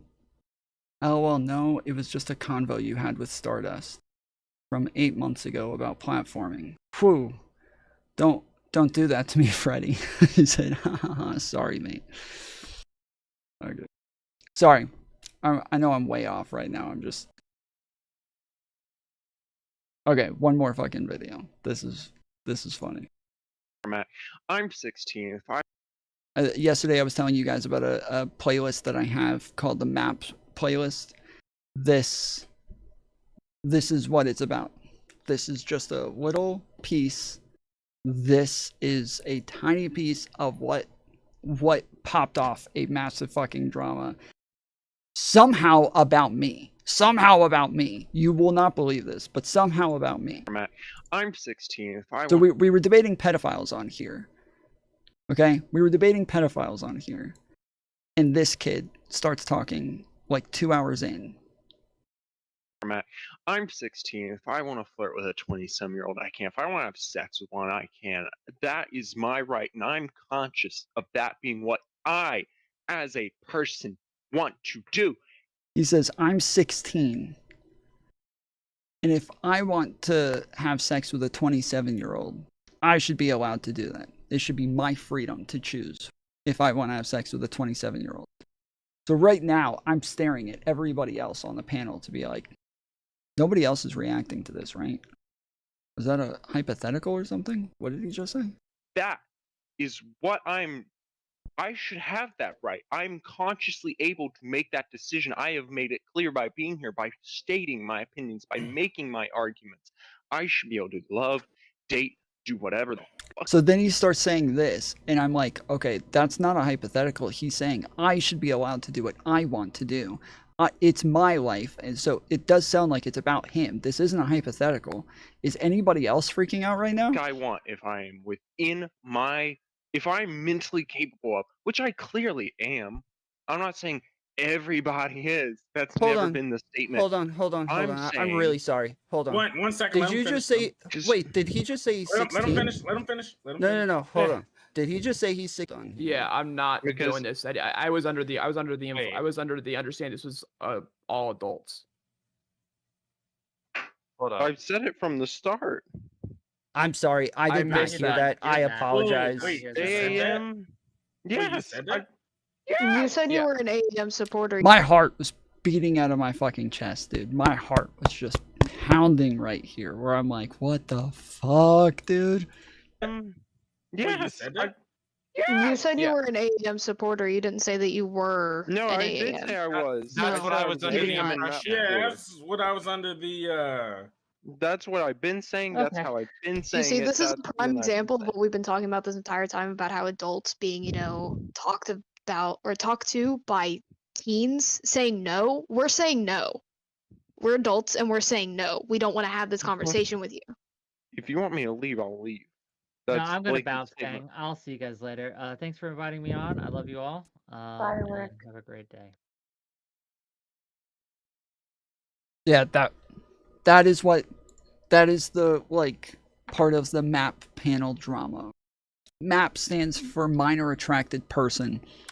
one might call them a pedophile. The reason that we like distinguish it is because some of them are talking about like 16 and 17-year-olds, which I wouldn't call a pedophile because they're not like prepubescent or anything. It's a very different type of attraction than when you're talking about like a 10-year-old. That is an insanely like drastically different type of like disgusting. So the like, yeah, we called it a map panel because most of them were arguing about like 13 years and up.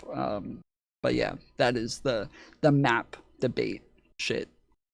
Is that okay? Here it is. This is the FD Signifier clip. I've heard and seen a few times people refer to debate bros as the new alt-right. Initially, I agreed with this uncritically. They're definitely cut from the same cloth and occupy many of the same spaces online. They definitely participate in harassment campaigns against people. The debate bros are the new alt-right, and then shows a video of me and Chud Logic talking. I've heard and seen a few times people refer to debate bros as the new alt-right. Initially, I agreed with this uncritically. They're definitely cut from the same cloth and occupy many of the same spaces online. They definitely participate in harassment campaigns against people they don't like. But what I'm starting to realize is that debate bros aren't the alt-right. They're not that bad. Instead, they're really controlled opposition. I've heard and seen a few times people refer to debate bros. But yes, then he says, instead, I'd like to say they're instead controlled opposition, which pretty much still means we're like the alt-right. Like, he's saying that we're in left-wing spaces to make left-wingers look bad and to hurt the left-wing cause.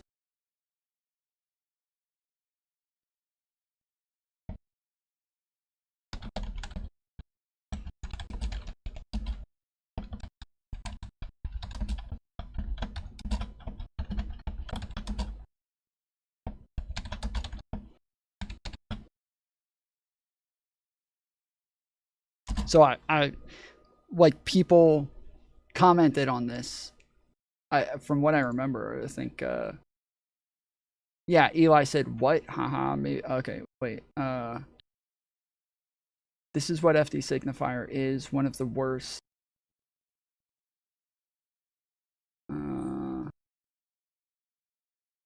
Okay, yeah, that's right. So somebody here said, you know, why are you lying? He literally says in the clip that he disagrees that you're alt-right. And then they were like, if you should have been smarter and clip that part out. And I said, do you not know what controlled opposition is? I get what he was saying. I watched the entire thing and I played this part numerous times. He never really clarified whose side we're on, but made it sound like it's solely entertainment for clicks.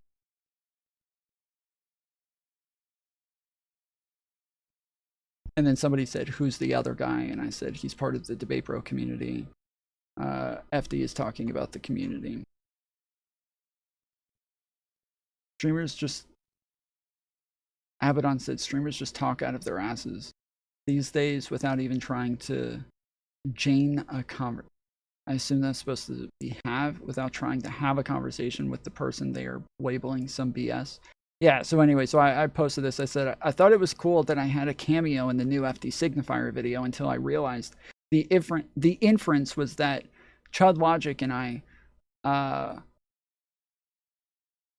were the new alt-right or part of an alt-right pipeline.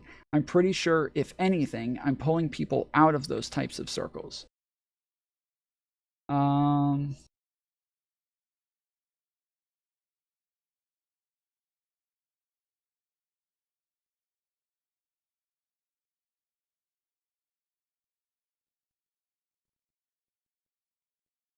don't know where it is. I'm pretty sure FD Signifier commented on that. But it's not there. Yeah, that's weird. Maybe he commented on my YouTube video or my YouTube post, or yeah, I think he commented on my YouTube video and said like my bad or something like that.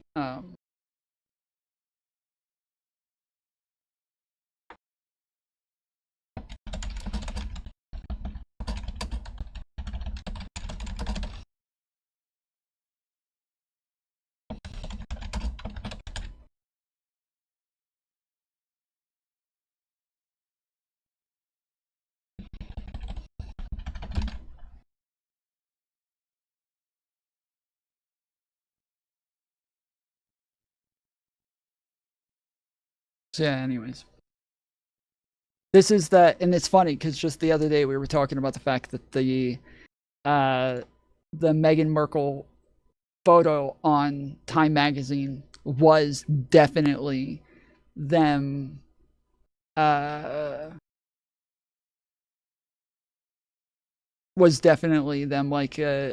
kind of emasculating him and making her look like, you know, the leader, the person in front, him sitting down, leaning on her shoulder, shortening himself, like you know, her being up front in her, you know, business like attire, like it was very much like meant to be maybe not emasculating to him, but empowering for her.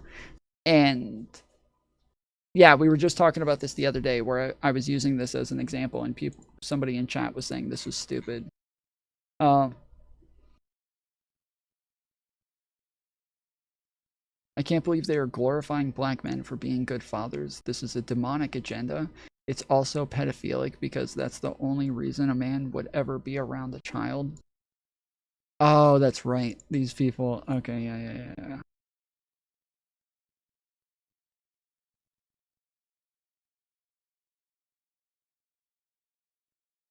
In this pic, you'd be right, but the circumstances for the Rihanna shoot were completely different. Okay, yeah. Okay. Anyways. There's a poll in chat. Everybody answer the poll real quick. Fan of getting rid of the parties we have right now. Okay, so like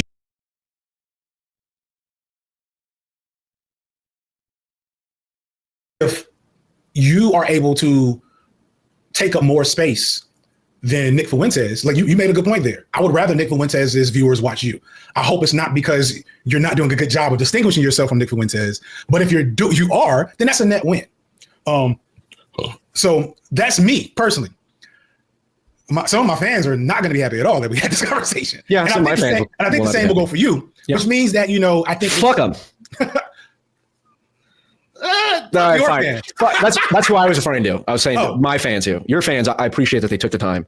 Yeah, and I also think my fan. Well, first off, my fan base is very stratified now.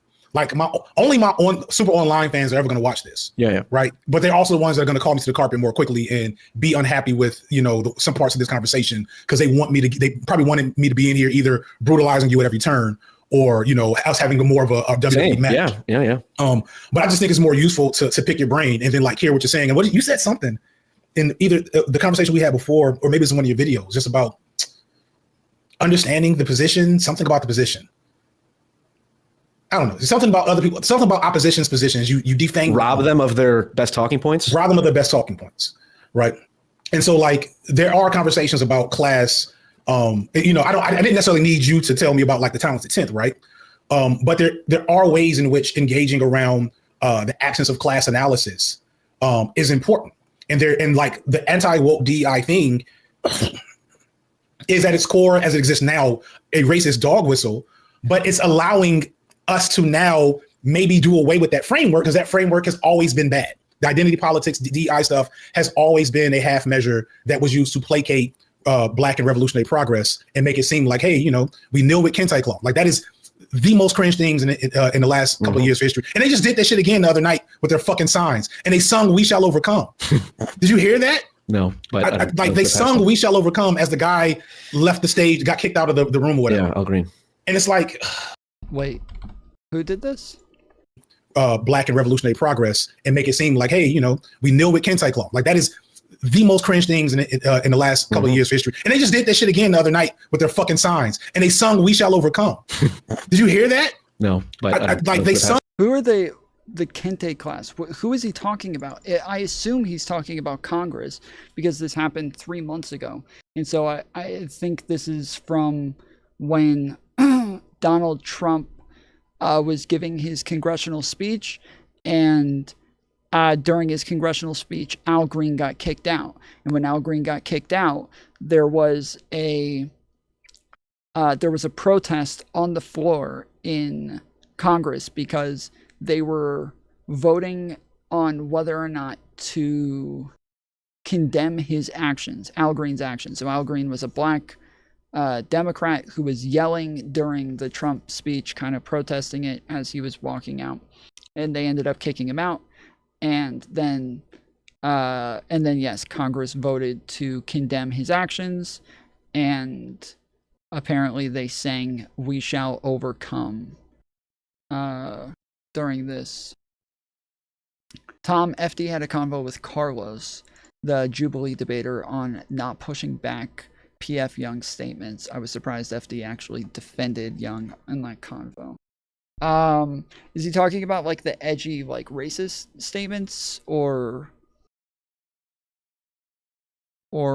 what? I really like the way that FD Signifier talks about this stuff a lot of times. He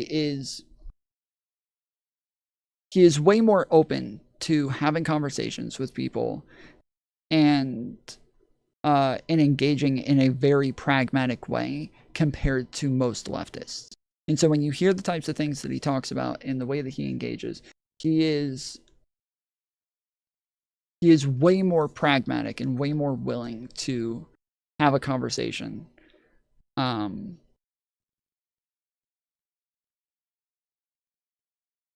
I really like it. I really like it, and it's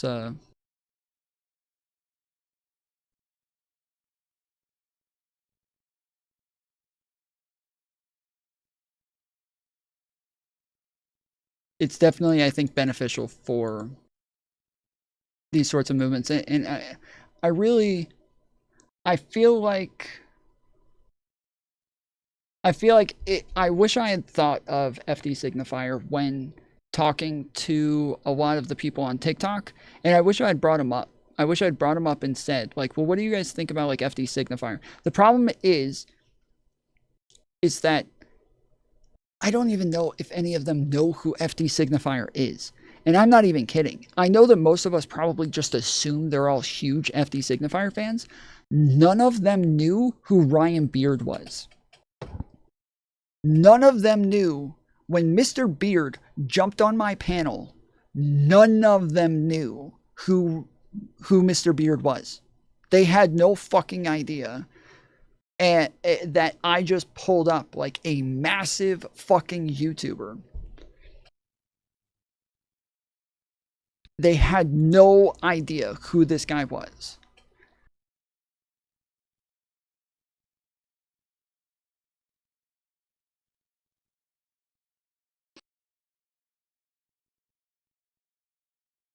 TikTok and YouTube are completely different worlds for real. They really are. Like, if you guys weren't here earlier, we were going over some of the drama that's currently happening on TikTok, where leftists are telling people not to vote for Mamdani because he's too much of a liberal. I'm serious. All right, just FYI, there's currently a poll in chat asking if you want me to continue on with what we're watching right now, if you want me to move on to something else, or if you don't really care. Don't care for me is probably just going to be sticking with this. Right now, move on to something else is losing, but we only have 14 votes. So if you guys care what we do or what we watch, or if we move on, or if we continue on this, oh, wait, we're at the end of this. Okay, we're at the end of this anyway, so I guess it doesn't really matter.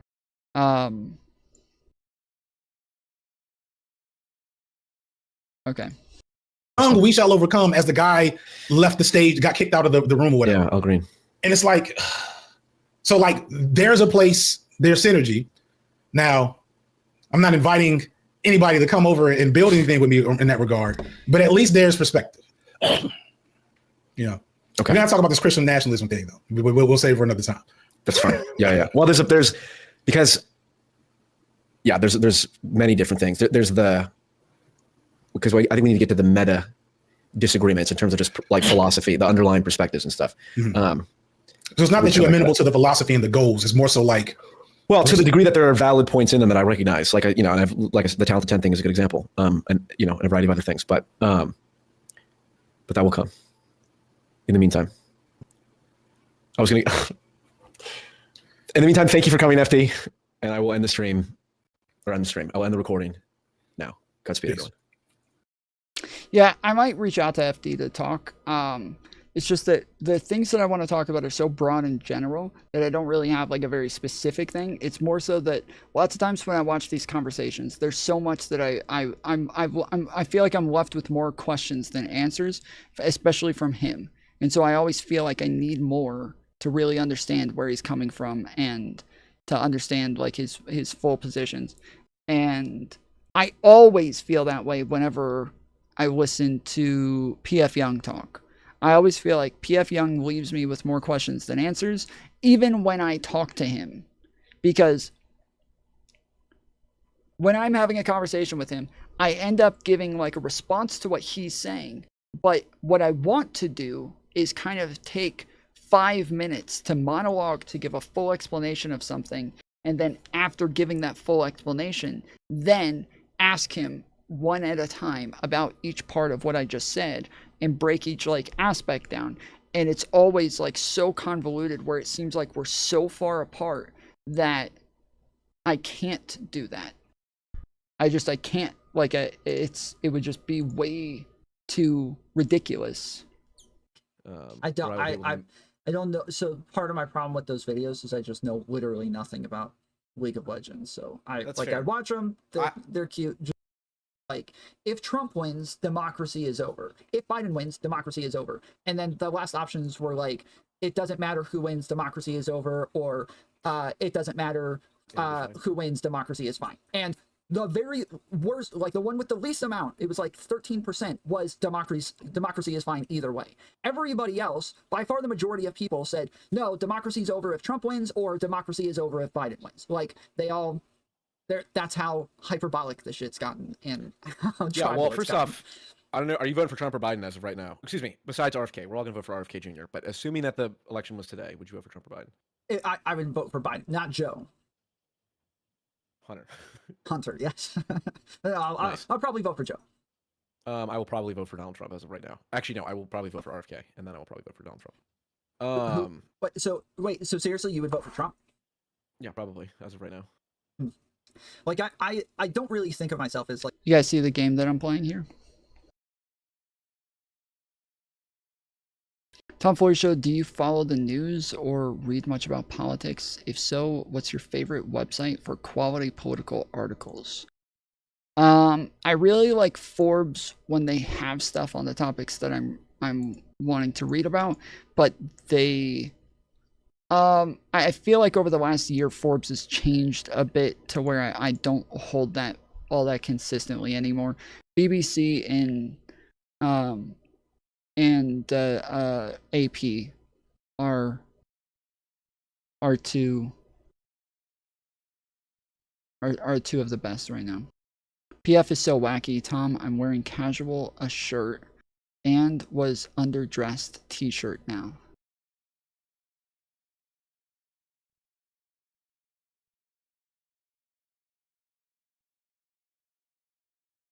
PF has scumbag to the horseshoe. Are you guys purposefully all speaking in broken language in broken English to try to fuck the Tom? Like, oh, succumb. PF has succumbed to... Okay, sorry, I don't have my glasses on, my bad. Succumb to the horseshoe, okay. A Democrat or like I'm definitely not a progressive or any of these things, but I fucking hate Trump, dude. I think he's like... I do too. You in that podcast getting upset about what Destiny said about like the majority conservatives are retards? Yes, I almost completely agree with this. Like, I completely left the Republican Party. I completely left conservatism over how just brain dead they all became over the last decade. Well, I think you left some common sense behind when you left, because it's quite obvious there are many, many, many good, intelligent people who are Republican, and there are many, many, many good, intelligent people who are Democrat. So the idea, anyone who says most or all of people on one side or the other are X, Y, or Z, it's like, well, first off, I don't believe that they believe that. Yeah. So even like when he says stuff like this, it's like, okay, I'm not calling Trump Hitler, but I think we could make a generalization about people who voted for Hitler. I think we could make a generalization about people who who were, you know, voting for the Nazi Party. I think we can make generalizations about, you know, anarcho-communists in modern day. I think we can generalize about neo-Nazis today. I think we can I think we can look at these things and generalize and be like, yeah. But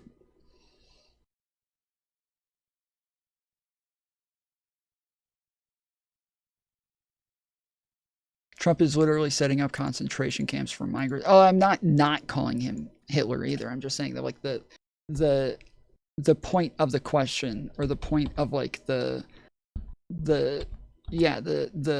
hypothetical is not to call Trump a Nazi, is more so what I'm saying.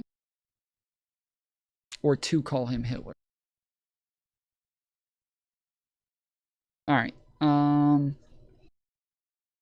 What is this? This guy's going to explain what's wrong with American bread. In America, what we call bread can't even be considered food in parts of Europe. I see so much bullshit about bread, and this is what he was just saying a minute ago, that he thinks he would vote for RFK, right? I think this is all because of, like, RFK. First off, I mean, it's because of Trump more so than anything, because Trump has just inspired conspiracy theorism and, like, QAnon shit and, like, you know, 9/11 conspiracy theories and all of this crap. It's not non-stop conspiracy theorism from everybody. But I see a lot about bread now. Like, I say RFK because RFK has started a lot of conspiracy theorism about food and, like, chemicals in food, and, like, you know, they'll say, like, there's uranium in your fucking in your Red Bull, and like, they just say so much insane shit. And bread, I've seen a lot of propaganda about bread recently, where they say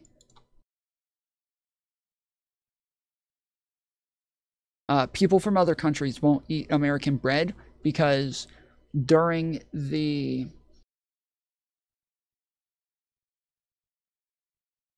what is it?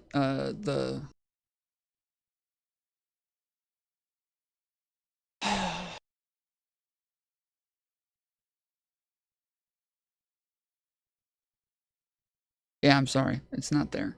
I really need to go. I need to go and fill up my protein shake. I really need it badly. What is the Great Depression? During the Great Depression, he said, this is the first time I've ever made bread myself. And when I made my own bread from scratch, I realized it is so much better than bread anywhere that I've ever had from any store ever. Like, it is so much better. And I didn't know why. So I went and looked it up, and I found out that after the Great Depression, they started putting what do you call it? Wood shavings, wood dust, shaving dust, wood.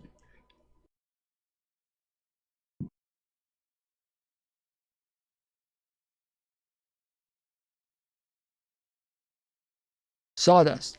They started putting sawdust into bread to do, like, I forget why, but they started putting sawdust into all the bread, and after that, it's just become a norm within American with America's bread to put wood in it, and it's even part of, like, a connoisseurship now, that they put different types of sawdust of different types of trees that makes it better if you put, you know, some really like oak in their bread, some really like you know, pine in their bread, some really like that, and they're just like, and I went and looked it up, and it's just not true. They're like they're putting that like most bread has this an insane amount of fucking sawdust in it or anything. It's just all of these people are just putting just so much. It is true that, like, during during the Great Depression, they were putting sawdust in the bread. It's just, yeah, it's just not true that, like, the way that they extend it out. It's, yeah, there's just so much bullshit about it. But it is true that some people put sawdust in bread still to add a bit of flavor, like oak, like pine, like things like that. But they're acting like it's a supplement, when it's not a supplement. It's an additive, not a supplement. This guy's going to explain what's wrong with American bread. In America, what we call bread can't even be considered food in parts of Europe. See, here in America, it's not so much the gluten as what we... And sorry to keep pausing, but there has been a lot of this with Joe Rogan, RFK, shit like that, where the Trump administration is like, or sorry, not the Trump administration. The Joe Rogan is putting out like a bunch of misinformation about like shit that RFK is putting out. So like here's one right here. I said, let me see if am I able to click on this post?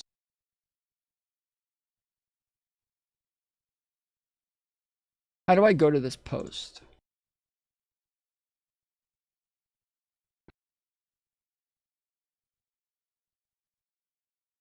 Does anybody know? How do I go to the post that's right here? Oh, there we go. Okay, so I posted, Joe is a liar.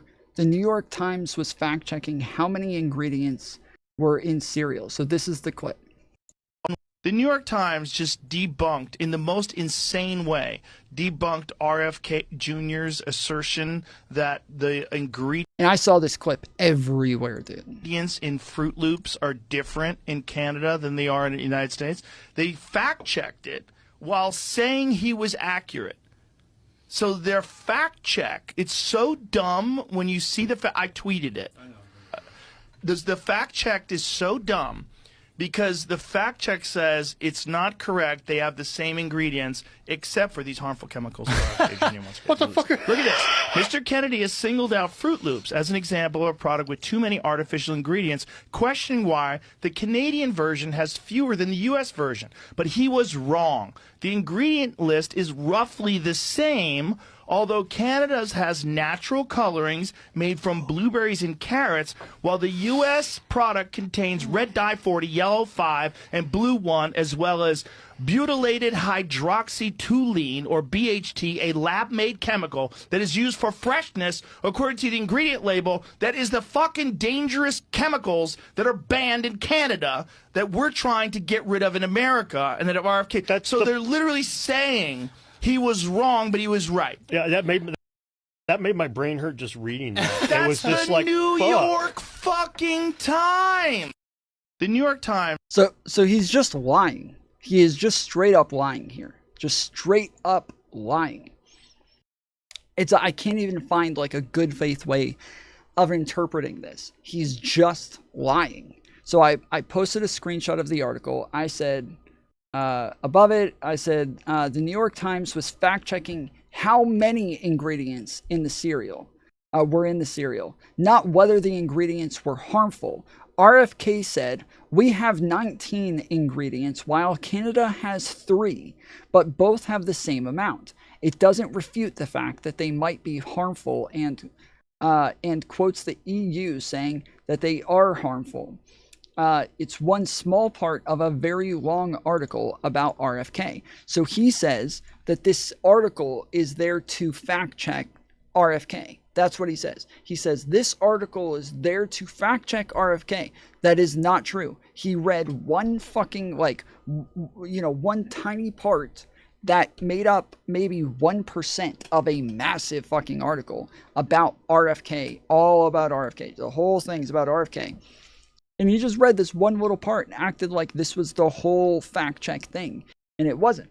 is just one small thing that they mentioned in the article. So it says, Mr. Kennedy has singled out Fruit Loops as an example of a product with too many ingredients. In an interview with MSNBC on November 6th, he questioned the overall ingredient count. Why do we have Fruit Loops in this country that have 18 or 19 ingredients, and you go to Canada and it has 2 or 3? Mr. Kennedy asked. He was wrong on the ingredient count. That's what it says. He was wrong on the ingredient count. It literally says it right there. He was wrong on the ingredient count.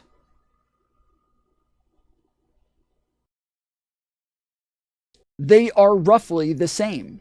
But the Canadian version does have natural coloring made from blueberries and carrots, while the U.S. product contains red dye 40, yellow 5, and blue 1, as well as butylated hydroxy toluene, or BHT, a lab-made chemical that is used for freshness, according to the ingredient label. In a statement, W.K. Kellogg, the manufacturer of cereals that was formed last year when parent company Kellogg Company split into 2 separate companies, said that its cereal complied with the U.S. and Canadian regulations. The artificial dyes it uses are certified by regulators and allowed in Canada, the company said. So it says they are allowed in Canada. Lastly, Kellogg said its foods have evolved and that 70% of our cereal sales have less than 50 calories from added sugar, and 85% of cereal sales do not contain artificial dyes. Still, other companies have successfully removed artificial dyes from popular foods, including Kraft macaroni and cheese, which bowed to public pressure in 2016 and switched to turmeric and paprika to keep its characteristic orange noodles. So this totally agrees that they're making it sound like these are harmful chemicals and all that shit. They totally make it sound like these are things that are bad and everything. First off, they're not banned in these countries. Those ingredients are not banned in Canada. They're not banned in the UK. They're not banned in any of these other fucking countries. As Joe Rogan says. But at the beginning of the article, where he starts reading, it says, he was wrong on the ingredient count. They are roughly the same, but the Canadian version does have natural coloring. So this is what it says, right? He was wrong on the ingredient count. They are roughly the same. That's what the article says. That's not what Joe said. So their fact check, what the fuck? Look at this. Mr. Kennedy has singled out Fruit Loops as an example of a product with too many artificial ingredients, questioning why the Canadian version has fewer than the U.S. version. But he was wrong. The ingredient... But he was wrong.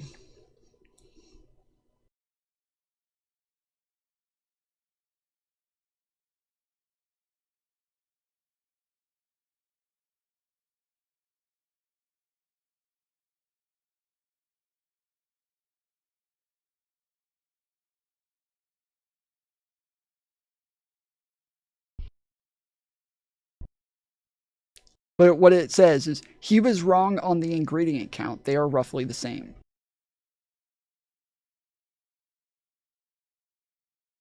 I wonder, I mean, it's possible that maybe they updated the article after he said this.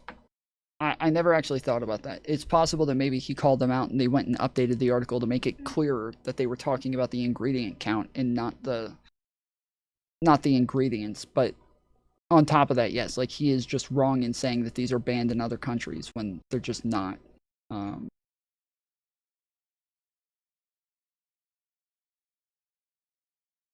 Yeah, I don't know how to get to this actual post because I want to pull up the comments now and it won't let me. Mantis quote tweeted it. Here's an example. @Lex Friedman. Here's an example of how things that you podcasters say ignorantly and incorrectly breeds distrust and fuels anti-intellectualism and conspiracy theories in society. Your influence is massive and you have a responsibility to counter this stuff. Facts are good. Yeah, see, this says that there's 2 comments on here and I'm not able to see them. This is frustrating. All right. Anyways. So yeah, this is just one example of Joe Rogan saying some fucking crazy shit about like food and RFK shit. See, here in America, it's not so much the gluten as what we've done to the grain. About 200 years ago, we started stripping the bran and germ, or the fiber and nutrients, to make flour shelf stable, also nutritionally dead. Because the nutrients were gone, we enriched it with folic acid, which a large majority of the population can't even metabolize, therefore many people experience fatigue, anxiety, hyperactivity, and inflammation.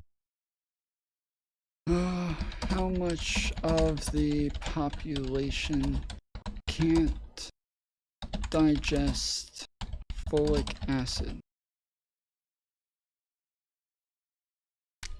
Some individuals have difficulty properly processing folic acid due to a genetic variant in the MTHFR gene. Prevalence of the gene, Hispanic individuals, about 25% are homozygous. I've never even heard that term before. Homozygous for the 677CT. This almost looks like a shortened version of motherfucker.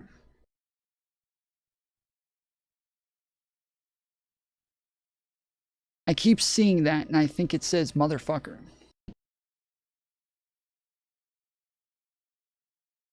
Yeah, it's a new slur. You're a fucking homozygous. And polymorphism. Caucasian and Asian individuals, about 10% are homozygous for this polymorphism. African Americans, about 1%. Okay, so it's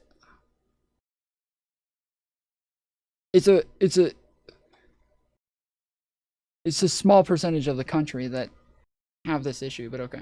All right, and then what percentage of bread contains folic acids? In the United States, all white and refined grain bread products are required to be fortified with folic acid. This means that the vast majority of bread sold in the United States contains folic acid, although the exact amount can vary by product. So it says the United States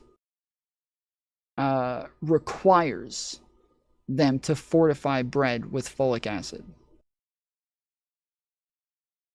It says it requires them. Mandatory fortification. In 1998, the U.S. Food and Drug Administration, the FDA, mandated fortification of enriched grains, including bread, with folic acid. This was done to help prevent neural tube defects in newborns. What are neural tube defects? Neural tube defects, NTDs, are birth defects that occur when the neural tube, which develops into the brain and spinal cord, doesn't close completely during pregnancy. This can lead to a variety of physical problems, some which are severe and life-threatening. The 2 most common NTDs are spina bifida and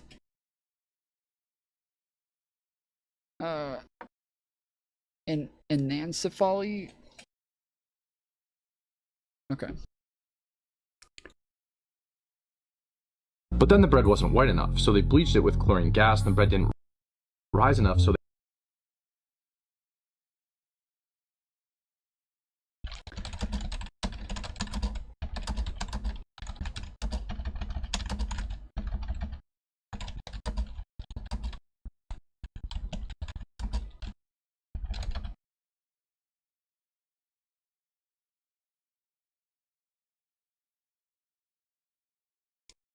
Percentage of white bread that has historically used chlorine gas is not available. However, the following information is available. Chlorine gas has been used to bleach flour. It whites the flour and improves baking properties, particularly for cakes and high-ratio baked goods. So they say these terms, right? They say these terms like folic acids and chlorine gas and shit like this that makes it sound bad. It sounds bad. It sounds dangerous. It sounds like it's going to hurt you. And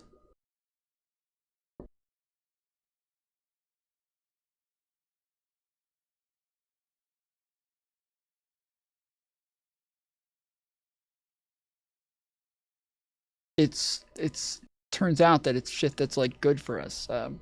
Other bleaching agents such as benzoyl peroxide and chlorine dioxide have been used.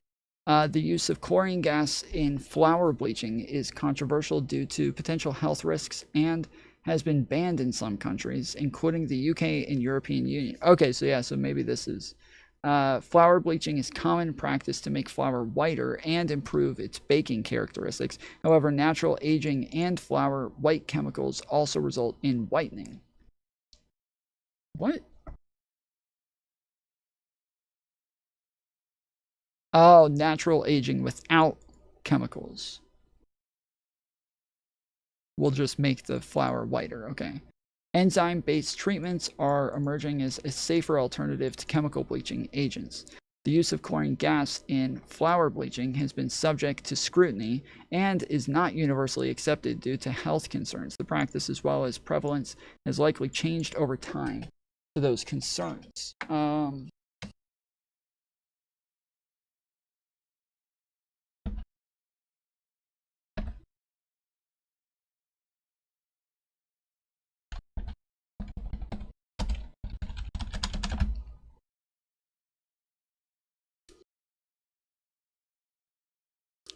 The use of chlorine gas to bleach flour for white bread is a controversial practice, with many consumers expressing concerns about its potential health effects, while in some sources indicate that a significant portion of white bread used to be made with chlorine flour.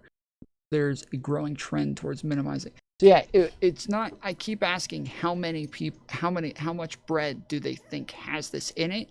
And every time it defaulted to the past tense. How much they used to know, or how much they used to use it, or how much they used it in the past. And so I had to change it to what percentage of white bread currently uses chlorine gas. And yeah, it's still not really telling me. I would like to know, because yeah, it does seem like there is some sort of health concern for this, though it doesn't tell me what it is. But you just know Tom has a loaf of super white bread that he's itching to toast in his new toaster he can't tell us about. He got shipped express last night. Yeah.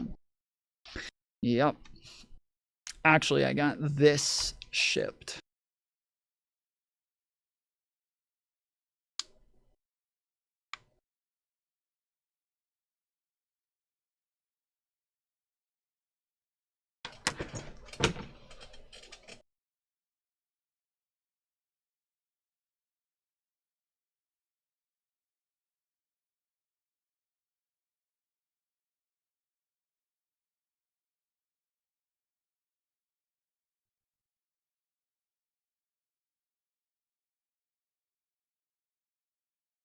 Just for that. Just for that. Amazing. Yeah, it's a fan.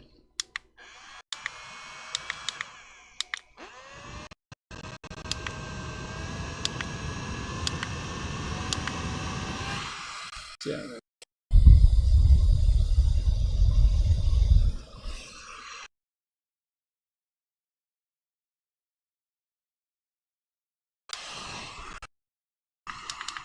Get my glamour shots in.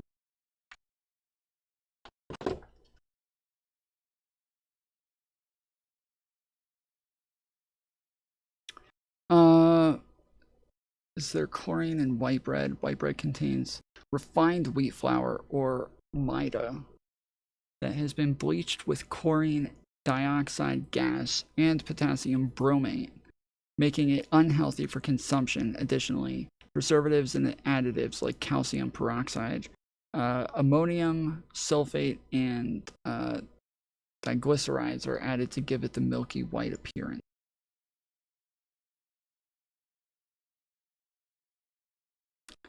This what's in modern bread? This processing with non-essential ingredients, only flour, water, yeast, and salt are the primary ones, ensures that bread is soft. It's produced quickly and it lasts longer.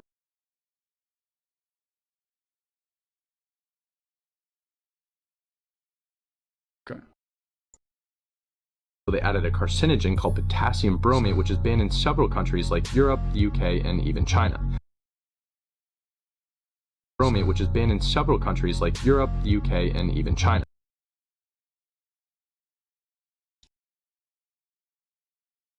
Is this working? Okay.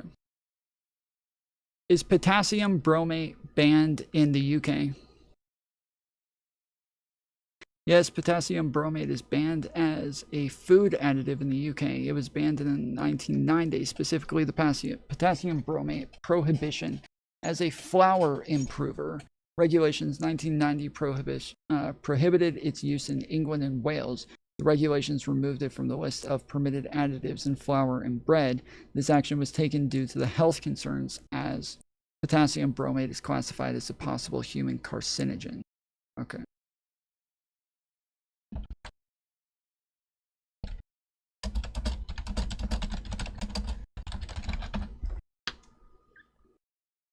While potassium bromate is not banned in the US, it is regulated and not used by all bread manufacturers. The US FDA allows its use in bread under specific limits, but some advocacy groups and health organizations are pushing for a ban due to health concerns. The US FDA regulates potassium bromate as food additives, allowing its use in bread baking under specific conditions usage. While some US bread makers have stopped using it, others still do. Okay. Then we wanted to ramp up production, so we started using glyphosate to dry out the wheat before harvest, causing endocrine disruption and damaging your gut. So now you're bloated, brain fogged, tired, and blame gluten, but gluten is just the scapegoat. The real issue is ultra-processed, chemically altered, bleached, bromated, fake vitamin-filled wheat soaked in glyphosate. This isn't bread. This is. What's his name? Danny Durer? This guy's gonna explain. I don't like it when people say that too. Like, this isn't bread. Like this. There was something here a second ago. Yeah, is modern day bread even food? It's not, and here's why. Like, I hate these, like, you know, that's not even bread. That's not even food. That's not this. That's not that. Like, I don't know what. I don't know what definition you're using to say that whether or not something is like food, but if you can eat it and digest it, then it's food. Like, I don't know what to tell you, but that is the general idea.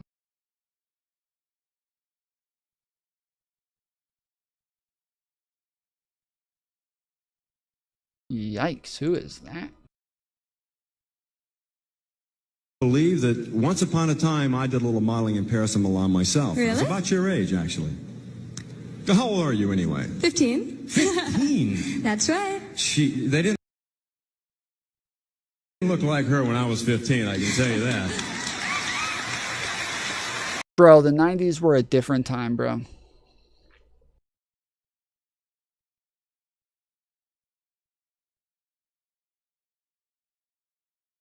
The 90s were a different time, bro.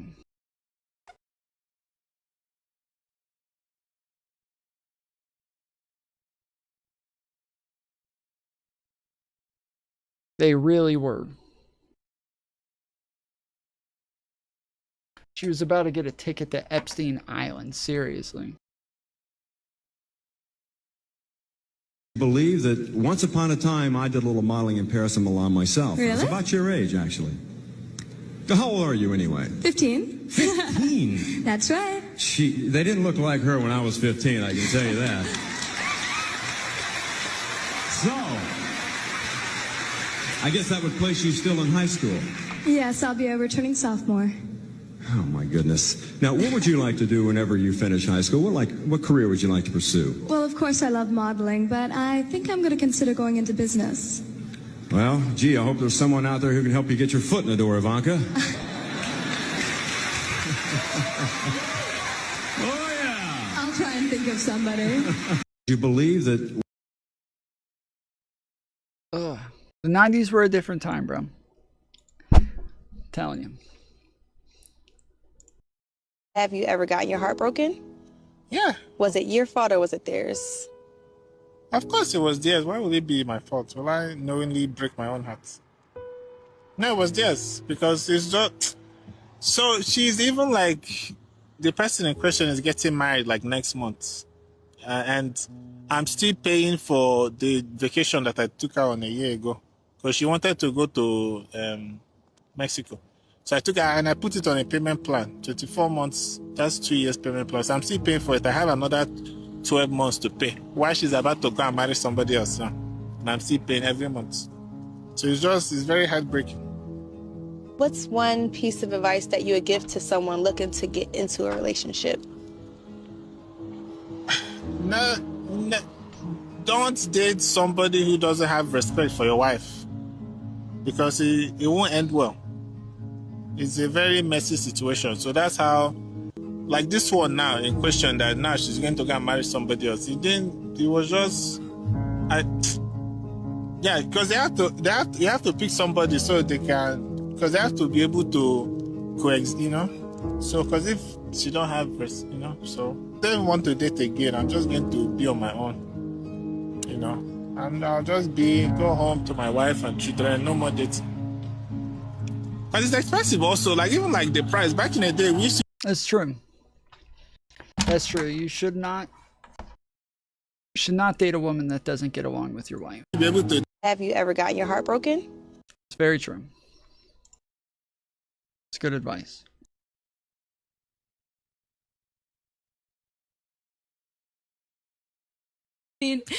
That's the only thing I thought. That's how I felt. I was like, what has happened? Yeah, I don't know. But yeah, I've been writing a lot, and maybe there's some more, but I saw this. That her voice changes just like that, dude.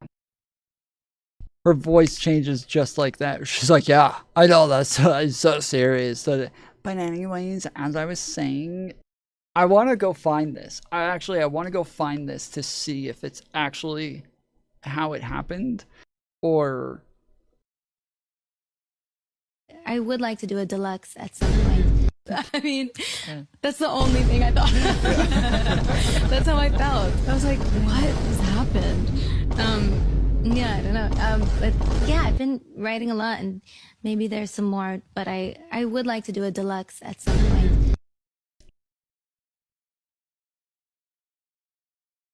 I need to find this real quick.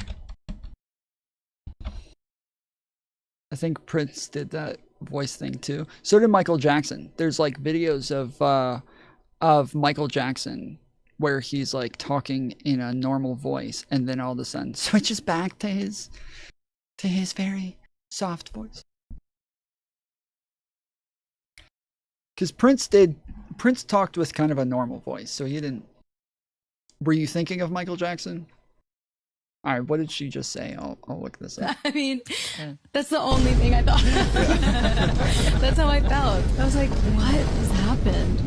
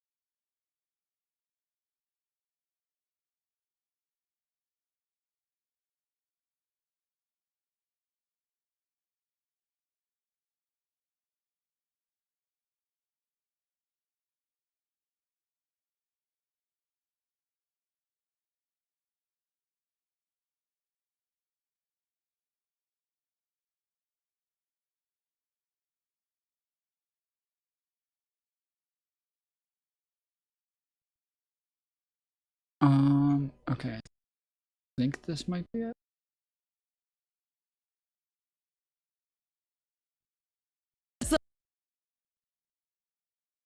That's the only thing I thought. That's how I felt. I was like, what has happened? Ariana Grande's voice is being scrutinized by fans after a recent interview. In the second episode of a two-part installment on Penn Badgley's Podcrushed podcast with the Wicked star, fans were quick to pick up on a sudden change in Ari's speaking voice, which seems to shift at one point in the interview. That's the only thing I thought. That's how I felt. I was like, what has happened? Yeah, I don't know. But yeah, I've been writing a lot, and maybe there's some more, but I would like to do a deluxe at some point. The clip quickly went viral on X, formerly Twitter, creating a lot of chatter in the comments section after one fan... I did notice, I've talked about this before, that I did notice that in like interviews and stuff today, she talks in one way with this like high voice. But if you watch her in like her Nickelodeon episodes and crap like that, or Disney episodes, whatever it was, she had like she had that voice from earlier. And then she talks with the higher voice now. And post. Yeah, I did. I have noticed that before. Okay, let's see.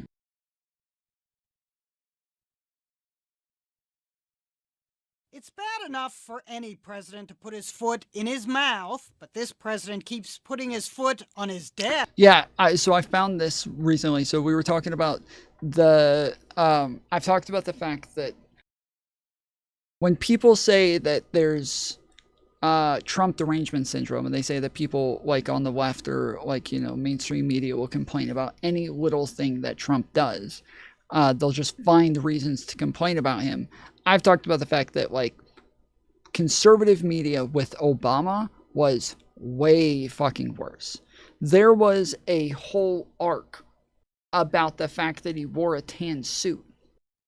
There was a massive fucking deal made about the fact that the dude wore a tan suit one time, and that the tan suit was disrespectful to the office. Whereas, like, you point out that Trump wore a blue suit to a funeral for the Pope, where they asked everybody specifically to wear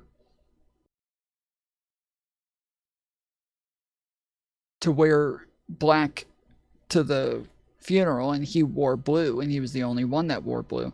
And if you saw a post that came out that said mainstream media is lying about the suit that Trump is wearing, they said that like they were zoomed in, but if you look at the zoomed out picture, everybody's wearing blue. The zoomed out picture, the person who put that out they edited the picture. You can go back to the originals and see they edited the picture and put a filter on it to make it look like everybody else was wearing blue when they were not wearing blue. They were wearing black. It was just him. He was the only one.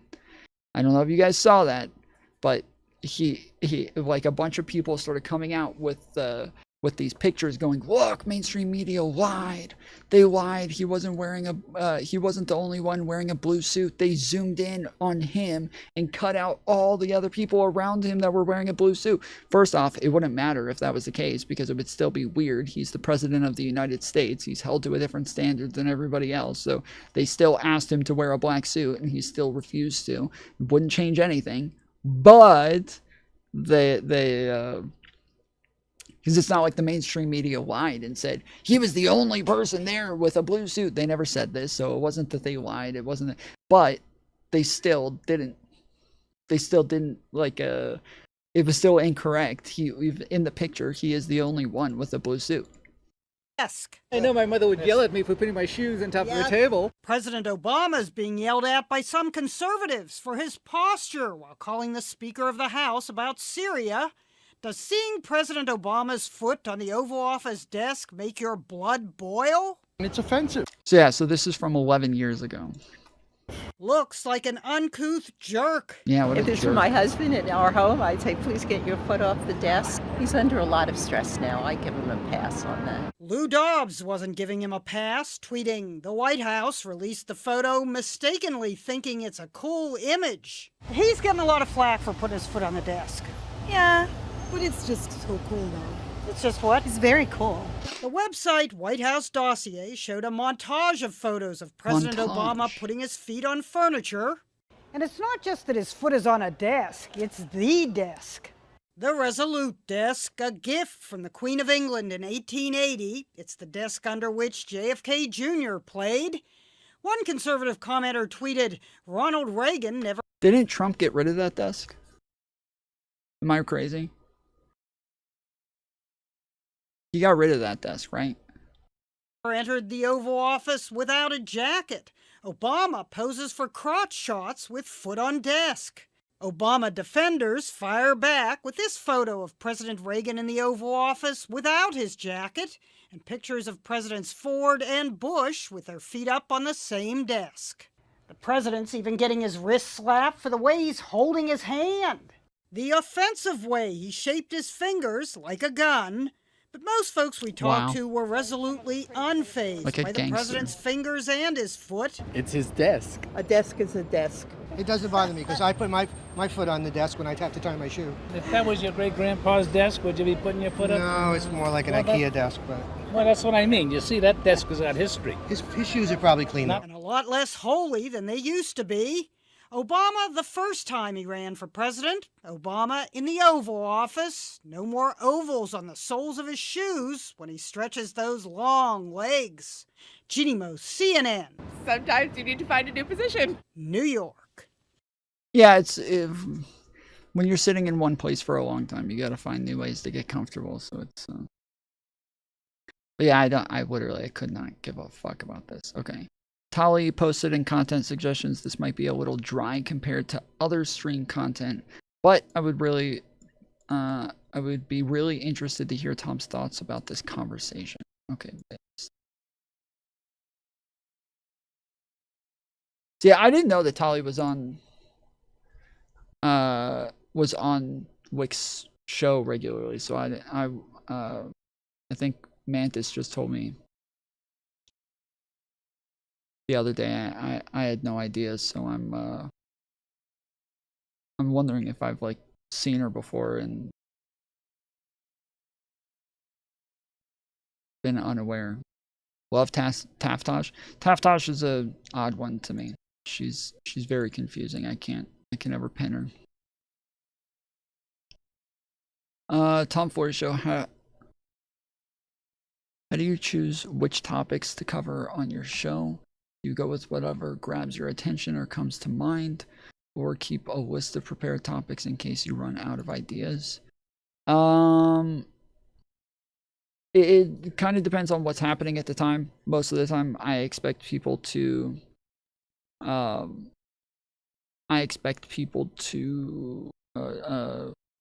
recommend content, and like they'll kind of post a lot of stuff in Discord. So like this was posted in Discord.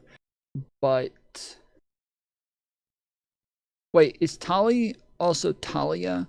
I think I've been mixing up Tali and Talia. Are those two different people, or are those the same person? Is it? I think I've been thinking that Tali is Talia, but it's same person, I think.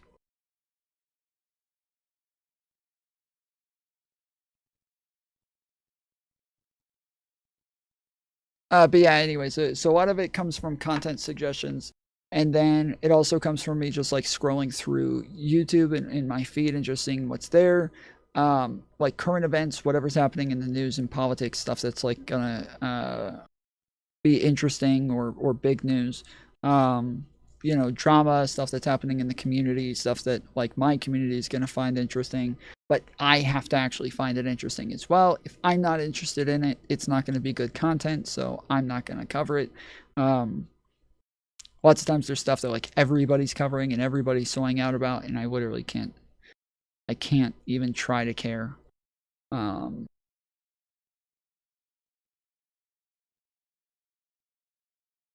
So yeah, it's not like a system to it, but most of the time, like today, I started stream and then realized that I didn't know what I was going to cover, and then remembered that I saw a comment from Arian saying, so are we not going to go back to the FD Sitch and Adam conversation? And then I was like, oh shit, while I was covering that conversation, I forgot that Arian donated $20 and asked me to cover this other video that he put in content suggestions. So I went to the content suggestions, found the video that he recommended when we were covering this, and then from 2 days ago, and then pulled up this because this is what he recommended, and so then we watched this today, and I found it like during the intro while that was playing. So Talia is my full name. Self-docs. Okay. I think you just changed. I thought your name before said Talia, but now it says Tali Bots, and before you didn't have a profile picture, and now you do have a profile picture. I think it was like a purplish, like, or maroon tee.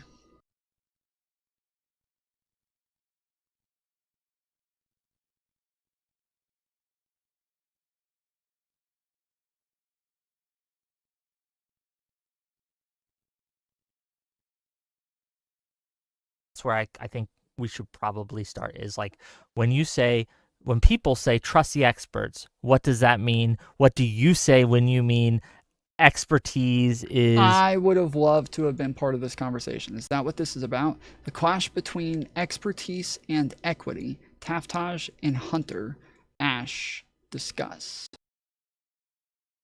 This is Hunter Ash. So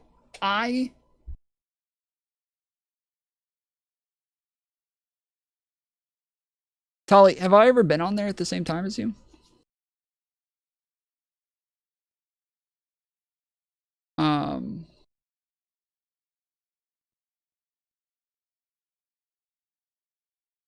No? Okay.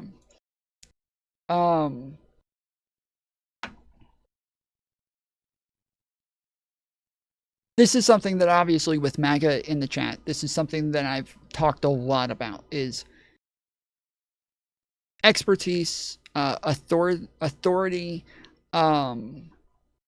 authoritative speaking,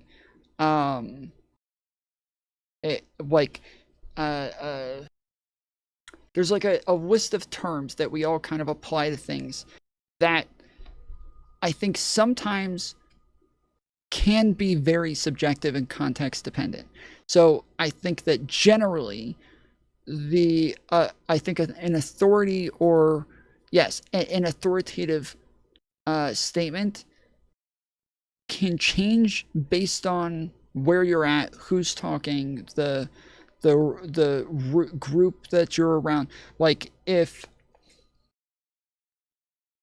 I'm at a party and we're having a conversation about if somebody choked, what would be the best way to help them? If somebody started choking on an olive and one person starts saying, yeah, I watched a YouTube video and this is how they told us to do it. Well, everybody else there, if they have no idea what they're talking about, then they're going to think, okay, well, this is the person who can tell us what is true because they watched a YouTube video on it. Then if somebody else comes over and they're like, well, actually, I took a couple months of, I went to medical school for a couple of months.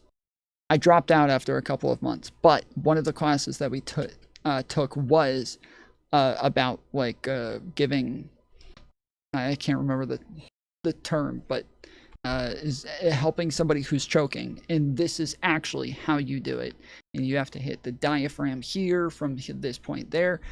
This is the safest way. CPR, I don't think it's CPR. CPR is like mouth-to-mouth resuscitation. Yes, Heimlich maneuver. Yeah.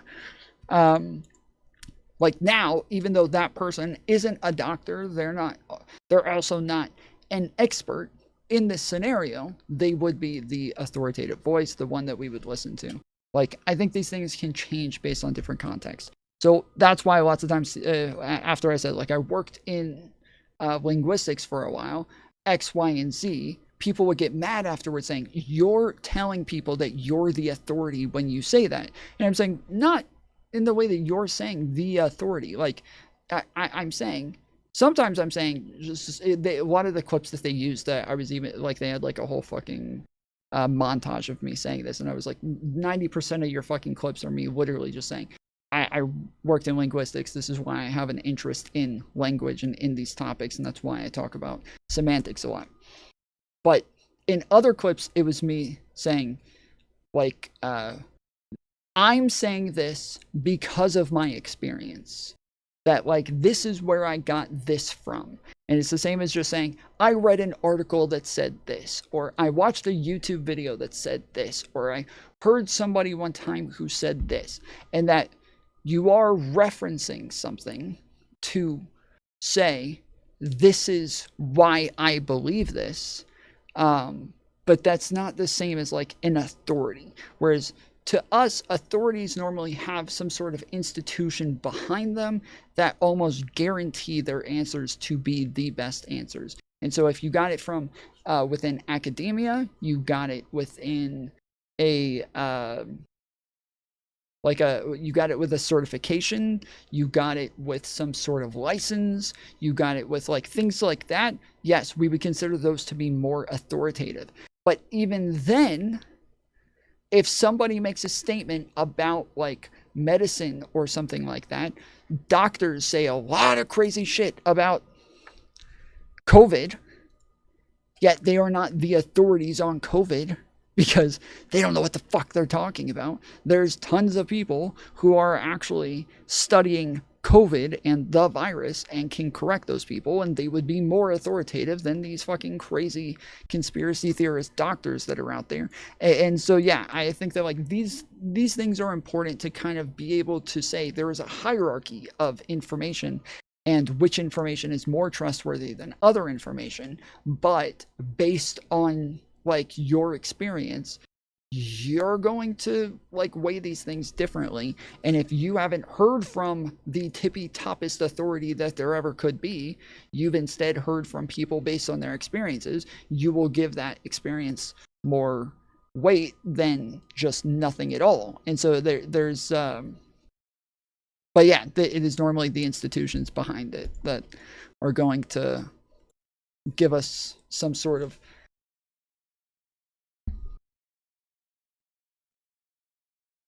authority, or some sort of level, or some sort of weight to their statements. At odds with equity. Because the left is very good. I'm going to pass it to Taftash and let her answer the question. Go ahead. Yeah, well, I think... Okay. I'm going to go make my protein shake real quick. I will be listening on my phone. And then I'll be back.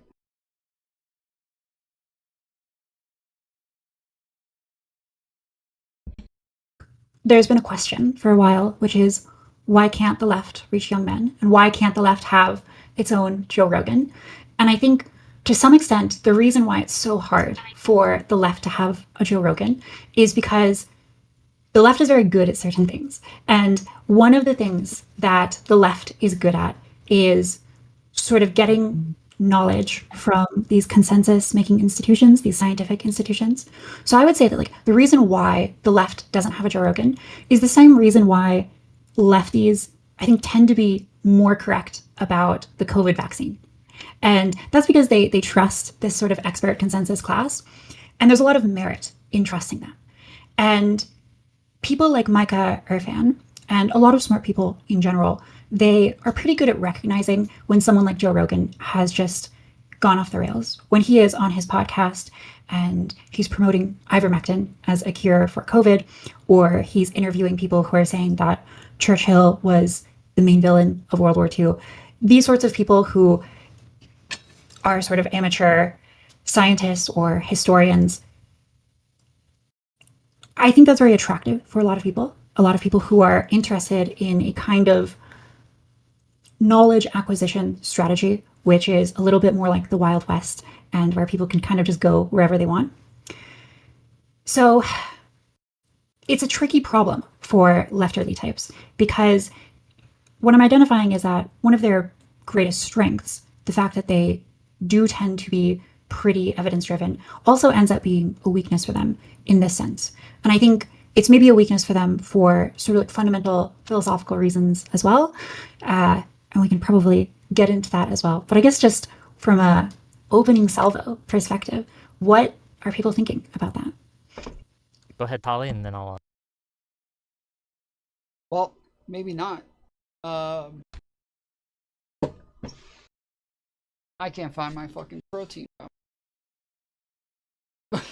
I have no idea where the hell I put it. Whale shit. Oh, it's literally right. Holy shit. I picked it up the other day and put it here to show you guys, and I'm never mind.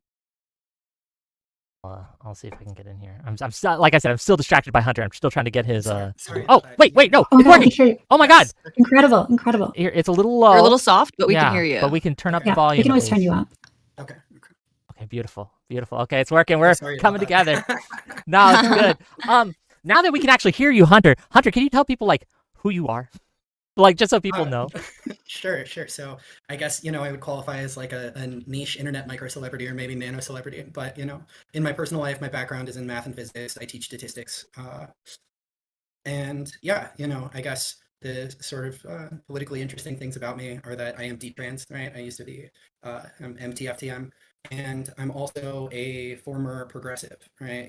I definitely spent most of my life not as like a, not as like a Marxist or anything, but, maybe kind of a Will Stancil type, right? Like part technocratic, but also the values very much informed by the progressive lens. And now I'd say I'm at least on a lot of issues, if not uniformly, pretty far to the right. So, yeah. Oh, okay. Well, thank you for being here, and I'm really interested in actually hearing what you have to say now that we're here. But to address kind of Taft Dash's like opening salvo, as she calls it, I think right now what we're seeing on the right especially is what I would call a war on expertise, and I don't think that they're entirely incorrect to distrust it. I think expertise has been weaponized and misused, especially by the left, to try to, instead of engaging with someone's concerns and people's concerns, is to bully them and pressure them into towing the line, if you will. And it's become a culture war issue in a lot of ways. And I agree. And when it comes to the Rogan experience and his kind of influence, is I think that people, especially younger people and especially men, for whatever reason, they trust genuine more than they trust anything else. So if you come across as honest and genuine, they will trust you over someone who comes off more aloof but happens to have actual expertise in the subject at hand. And that's where we are from my thoughts. What do you think, Tali? What are some of your thoughts here? And then we'll just kind of get everyone in here. Go ahead.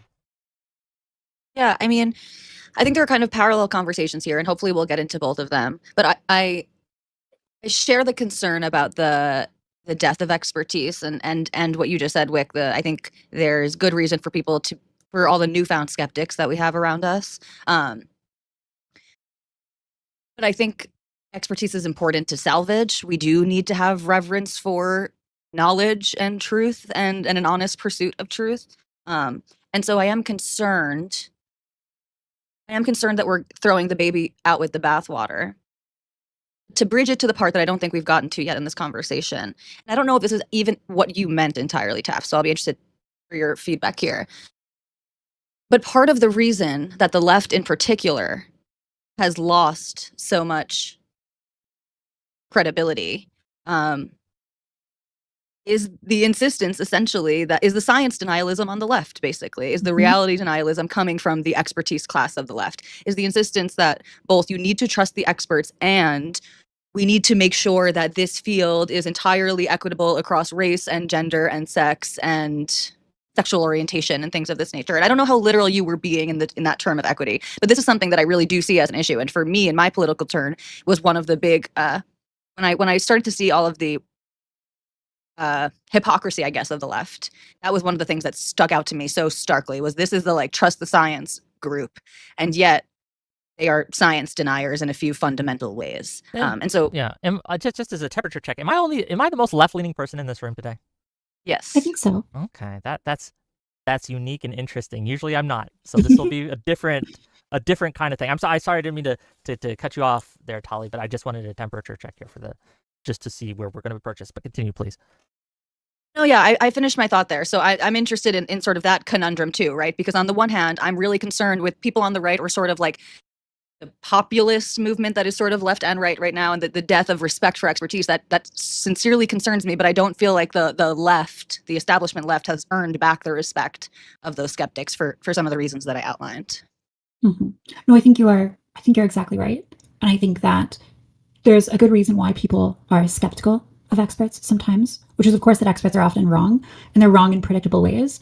And you can understand where experts are likely to be wrong if you understand the contours of progressivism or the leftist worldview. And so it does seem to me like there's probably some pretty big ideological blind spots when it comes to left-wing expert consensus. And so I think that maybe in some fundamental way, there is a contradiction or diversion from reality within leftism. And when there's a gap between ideology and reality cannot help but reassert itself, sometimes violently. And so I see it as there being this kind of inevitable unraveling in leftism. And yet at the same time, I also have a desire to protect elements of leftism and to preserve them. One of these things that I want to protect in leftism is the idea that there is some sort of inherent value in humans. And that is a kind of like an egalitarian idea that I've come around to. So also in that Twitter post, I get pretty deep into it. I am maybe like dog whistling like Hegel and all sorts of like philosophers in it. But one of the things that I'm getting at is that there needs to be some sort of metaphysical reason to value humans that goes beyond like tangible things. And so I think the left has kind of, it's pinned its egalitarianism on certain truth claims about reality between people, which may or may not be true. And that has created a problem. So again, I think we can talk about that as well. I think that's why the egalitarian piece gets into it. Well, I do want Before we do that, I do want to hear from Hunter a little bit. Welcome, well, Hunter. Right. What are your thoughts on all this? And I mean, I have a ton of opinions, but I'm holding fire till we get everything out, and then I got some issues with everyone. Everyone said something here that I want to tackle. But Hunter, what are your thoughts on all this? Go ahead, please. Yeah, so I mean, so far I have two primary thoughts, and one of them is a theme that I suspect we'll keep coming back to throughout this conversation, which is that anytime you're trying to optimize for more than one criterion, that's going to hurt the extent to which you optimize for any one of them individually, right? So if you're an investor and you say like, okay, I want to optimize for, expected returns, and I want to optimize for, the lowest possible variance, right? The least risk, right? Well, those are at odds with each other, right? And you can't do both like completely at the same time. And to the extent that the exact extent to which you prioritize one is the extent to which you deprioritize the other, right? And so the other, sort of major theme that I think interacts with this is that convincing people to outsource their epistemology to institutions or individuals is very fragile, right? Like that's a lot of trust, right? You're trusting someone to essentially dictate your worldview to you, right? And not just, your worldview in terms of like, political beliefs, but like, what you believe about the basic structure of reality, right? And this has still mostly survived in the hard sciences, right? Like I don't think that any significant number of people doubt that, somebody with a physics PhD is better suited to tell them about, sort of the history of the cosmos than Joe Rogan is, right? I don't think Joe Rogan thinks that, Can I because before I forget this thread, I do want to push back slightly on that, because I don't know if that's true. I know that in certain circles, and what you said might be true broadly, but I think that there is a growing segment of people who views if you have a PhD. So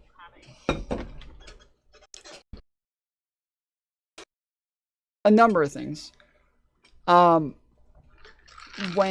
Wick is talking about like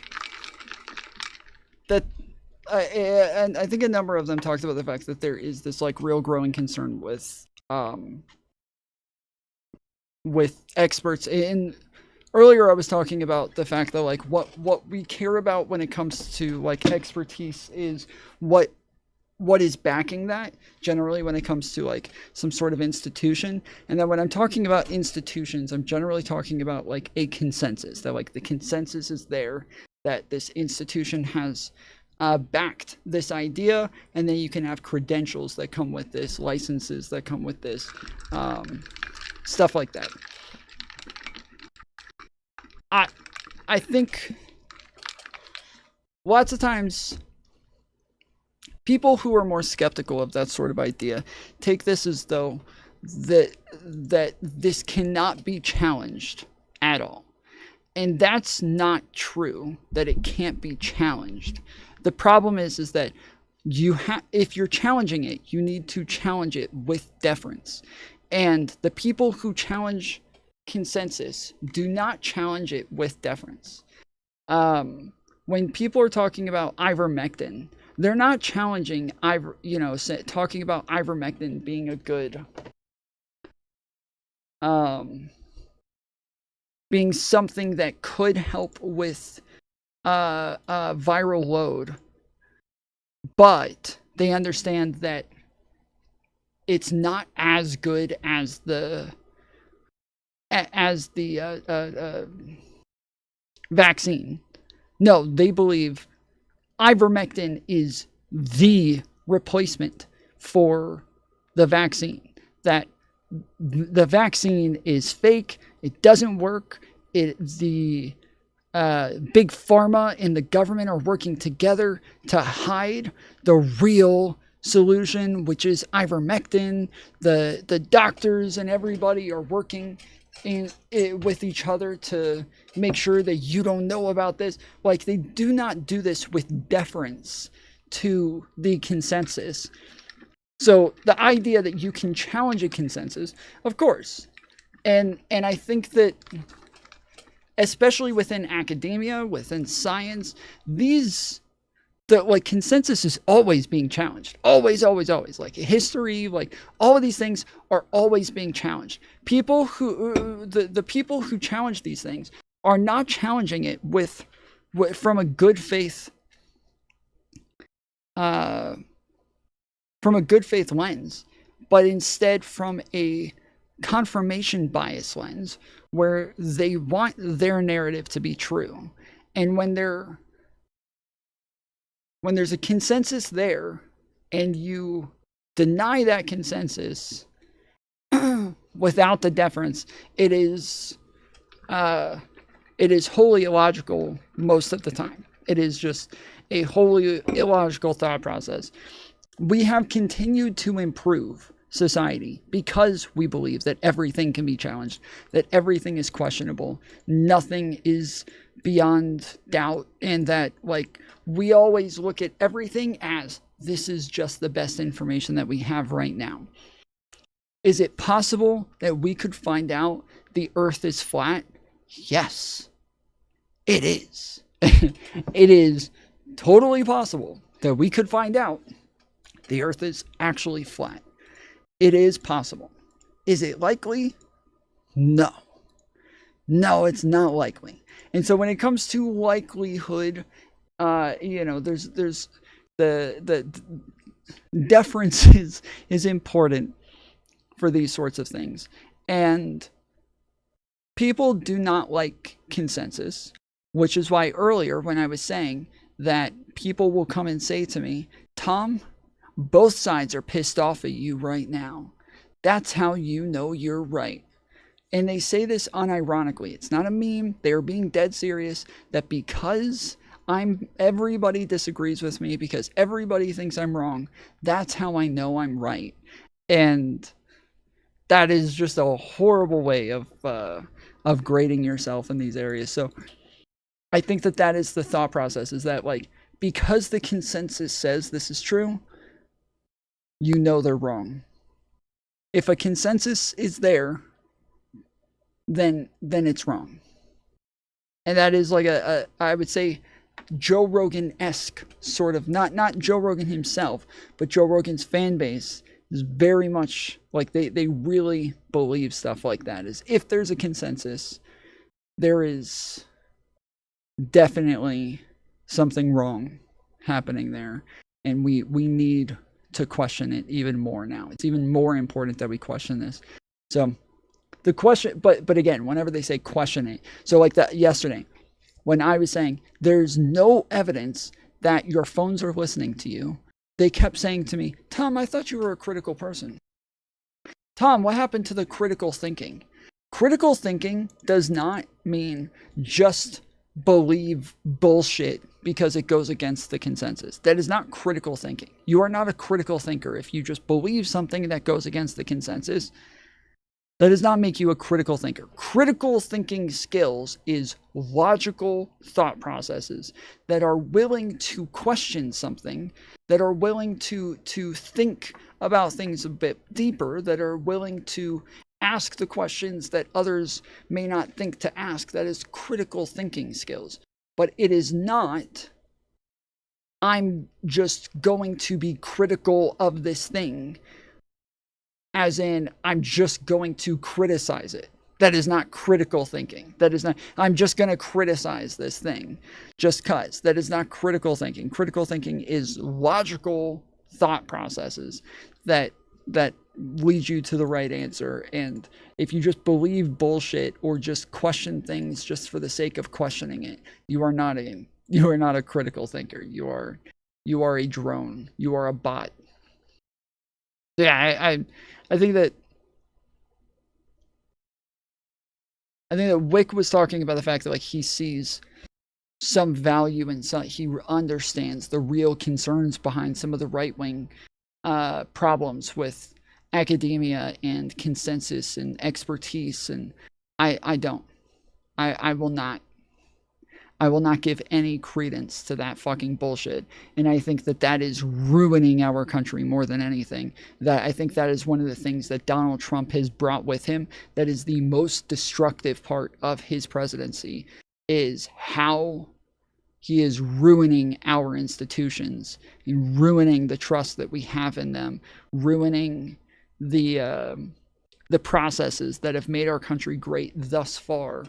I think that this sort of anti-intellectual bullshit is the death of our country. I think it will be the death of our country. Or if you have an accredited degree from any kind of college like Harvard or anything like that, they are less likely to take you seriously, right? They are I haven't less seen a lot likely. of that. Huh? I haven't seen a lot of that in a general sense, right? In a way that generalizes to like STEM PhDs or anything. Maybe it's just the circles I run in, but it's mostly applied to like social science claims. And, sort of that gets into the interaction between these 2 points where essentially when people figure out... No, Wick is definitely correct on that. Any sort of degree to these people is considered, if you have any sort of degree, they will immediately discount your position, discount your arguments, discount your logic, because they see academia as this left-wing brain rot, Marxist, CRT sort of ideology that is all brainwashing. And so yes, you talk about like getting a degree, going to a university or anything like that. Yes, Wick is definitely correct there, that they will immediately discount you. Anti-intellectualism is the death of our country, which is why smart, responsible people need to take seriously the cogent critiques of our current institutions. There's again, like I said, there's it's fine to have critiques of our institutions. There's obviously, I obviously have some myself, but it's, I don't think any of them are coming from the right. I don't think any of those are coming from MAGA or anything like that. That at least certain segments of the academy are optimizing for goals other than truth. They sort of correctly, intuitively perceive that will reduce the extent to which they optimize for truth. And so they lose trust in them, right? And it really only takes seeing, the experts, as a sort of collective, lying to you in a really confident way about one big issue that you can directly observe, to just lose all the trust, right? Because I hate when the right makes the common sense argument, when it used to be common sense that the world is flat, everything revolves around Earth, child, adult marriages. Yes, well, I mean, that's what I've said. I will also say common sense isn't all that common anymore, but common sense is something that you use to get to a conclusion without a whole lot of detail or information. Common sense is like about very like subjective things, right? It has, if something has a lot of subjectivity in it, like if you're walking in New York and you drop a penny and it rolls down a sewer, you don't lift the manhole and climb down the sewer to go get the penny.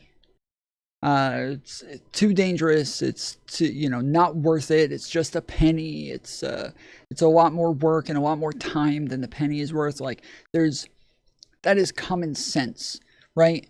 Whether or not string theory is real is not common sense. Whether or not God is real is not common sense. Whether or not the earth revolves around the sun is not common sense. Whether or not vaccines work is not common sense. Like, these things have nothing to do with common sense. Common sense does not have anything to do with, like, it's not as much a logical thing as it is just, like, it's more about, like, wisdom, just like, good wisdom or something like that, but it's not. They use common sense to be things that to apply to things that common sense just doesn't apply to. And they will use common sense in place of logic, in place of mathematical formulas, in place of education, in place of academia, in place of studies, it's all just, just common sense. I mean, we know that because common sense. Like, what? Why do you think that Trump's economy was so much better than Biden's? Common sense. There's no fucking way you think that's a decent answer to the fucking question, bro. There's no way you think that's like anywhere close to an answer to the question. But the amount of times that I've gotten common sense is the answer for why Trump's economy was better than Biden's is just. Because if you're not somebody who, has a strong statistics background and you can't sort of, comb through and vet all of their claims yourself in a He kind of reminds me of Clarkson. Almost like a poor man's Clarkson.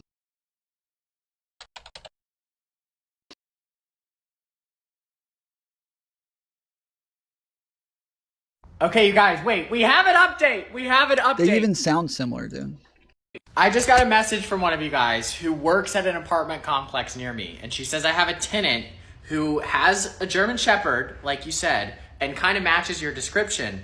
So we'll see. I said show him my video, because I don't know what's legal and what's not. Like, she can't like give me his information, and that would be weird. But I just said show him my video. So hopefully that's him, and he sees the video. Okay, you guys. Okay, you guys, wait. He has another one with, like, okay. Normally when I see him, he has glasses. There he is. So I got a new ballot and I circled Kamala Harris's name, and I voted for a Republican. Yeah, there you go. Rigorous manner, then the only reason you have for believing anything they say is trust. And once that trust is broken, it's really hard to get it back. I'm not even sure that the same institutions can get it back, or if we can only sort of regain this thing that Clarkson's helping me with my strikes right now on TikTok. So hopefully I'll be back on TikTok soon, but he's helping me get a lot of that fixed currently. So maybe we'll have an update on that soon. That I agree is very valuable, which is people trusting sense-making institutions that actually make sense by creating new institutions. But why? I think I Oh, also go ahead, I want to please, put Tasha. like a little asterisk or point on something you said earlier, which is when you're optimizing for two goals, to the extent that you optimize for one, you detract from the other. There's an asterisk there, which is important, which is it depends on how much overlap the goals have. And so if it's true, if egalitarianism is true in the sense of like the blank slate, like everyone is like totally equal, then like optimizing for egalitarianism and allowing everyone to have equal say on what is true or isn't true, that actually like wouldn't detract from your ability to come to a true conclusion. And so it is in the fact that there might be divergence between what progressives believe and what is true, that optimizing simultaneously for the beliefs and for reality, you create divergence. So I think that's like a important caveat just to say here, because I think we're going to talk specifically about that divergence here, and that'll be the Yeah, part of the we'll conversation. get into it. Yeah, I do. Well, and I'd say a lot that like I miss the days when the disagreements between Republicans and Democrats was over values, because that at least makes sense. I miss the days when we would talk about like abortion and it would just be a difference or pro-life versus pro-choice, and it was just a difference of values. It was a difference in semantics, it was a difference in principles, difference in morals, difference in things like that. That makes sense. That makes sense.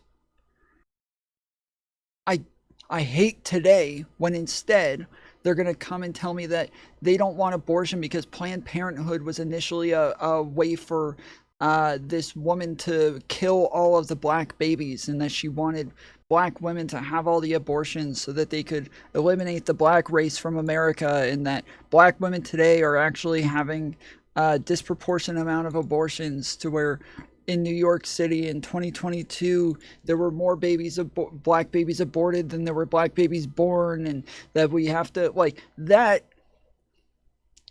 is just conspiracy theory. That's just fucking it. That's nothing. That's nonsense. That's bullshit. That doesn't mean anything. You're just saying absolutely nothing. And instead of it having anything to do with values, they just make up this whole like narrative to push the fucking agenda that they have. That is infuriating, bro. That is so infuriating. Like, why can't we even like talk about the fucking facts, dude? Like, come on, like, hey, let's what about like housing, dude? Like, we housing prices are going up, and we need the Kamala has like a good idea for first time home buyers and single family housing and blah blah blah. And no, the problem is that the immigrants are coming in, and then the fucking Haitians are eating the cats and dogs, and they're like, no, bro, dude, this is not even a conversation, dude. Like, what is happening? This has not. We don't have a separation on values here. We have a difference in reality. We live in different worlds. Like, your facts are. We're not looking at the same facts and coming to different conclusions. We're just not on the same fucking planet. I hate that. I wish we could go back to those days where the values actually played some sort of part in the conversation, but instead the values are set. This is like where the values diverge is whether or not you are even willing to listen to institutions or expertise or authoritative voices in the first place. That's where the values differentiate. Absolutely. I do want to kind of point out though that there is kind of like a double standard here, right? Joe Rogan and Russell Brand and Charlie Kirk and all these other kind of right-leaning thought leaders, right? The Dave Smiths, right, are seen by many, correctly or incorrectly, as they trust them. They trust them as experts, and they can be wrong a lot, over and over again. That was something else that I wanted to mention is Taftosh was talking about the Joe Rogan of the left, and she was saying that she's like, I think people can tell when there's somebody who's just kind of a little crazy. And she knows that, like, if somebody comes on and says that, like, Churchill was the real villain of World War II, that, like, they know this guy's a little wild, that he's a little wacky. They don't. And the reason that they don't is because people like Joe Rogan and Dave Smith afterwards say that guy who says this about about Churchill is one of the greatest historians of our time. That he's one of the most well-respected modern day historians.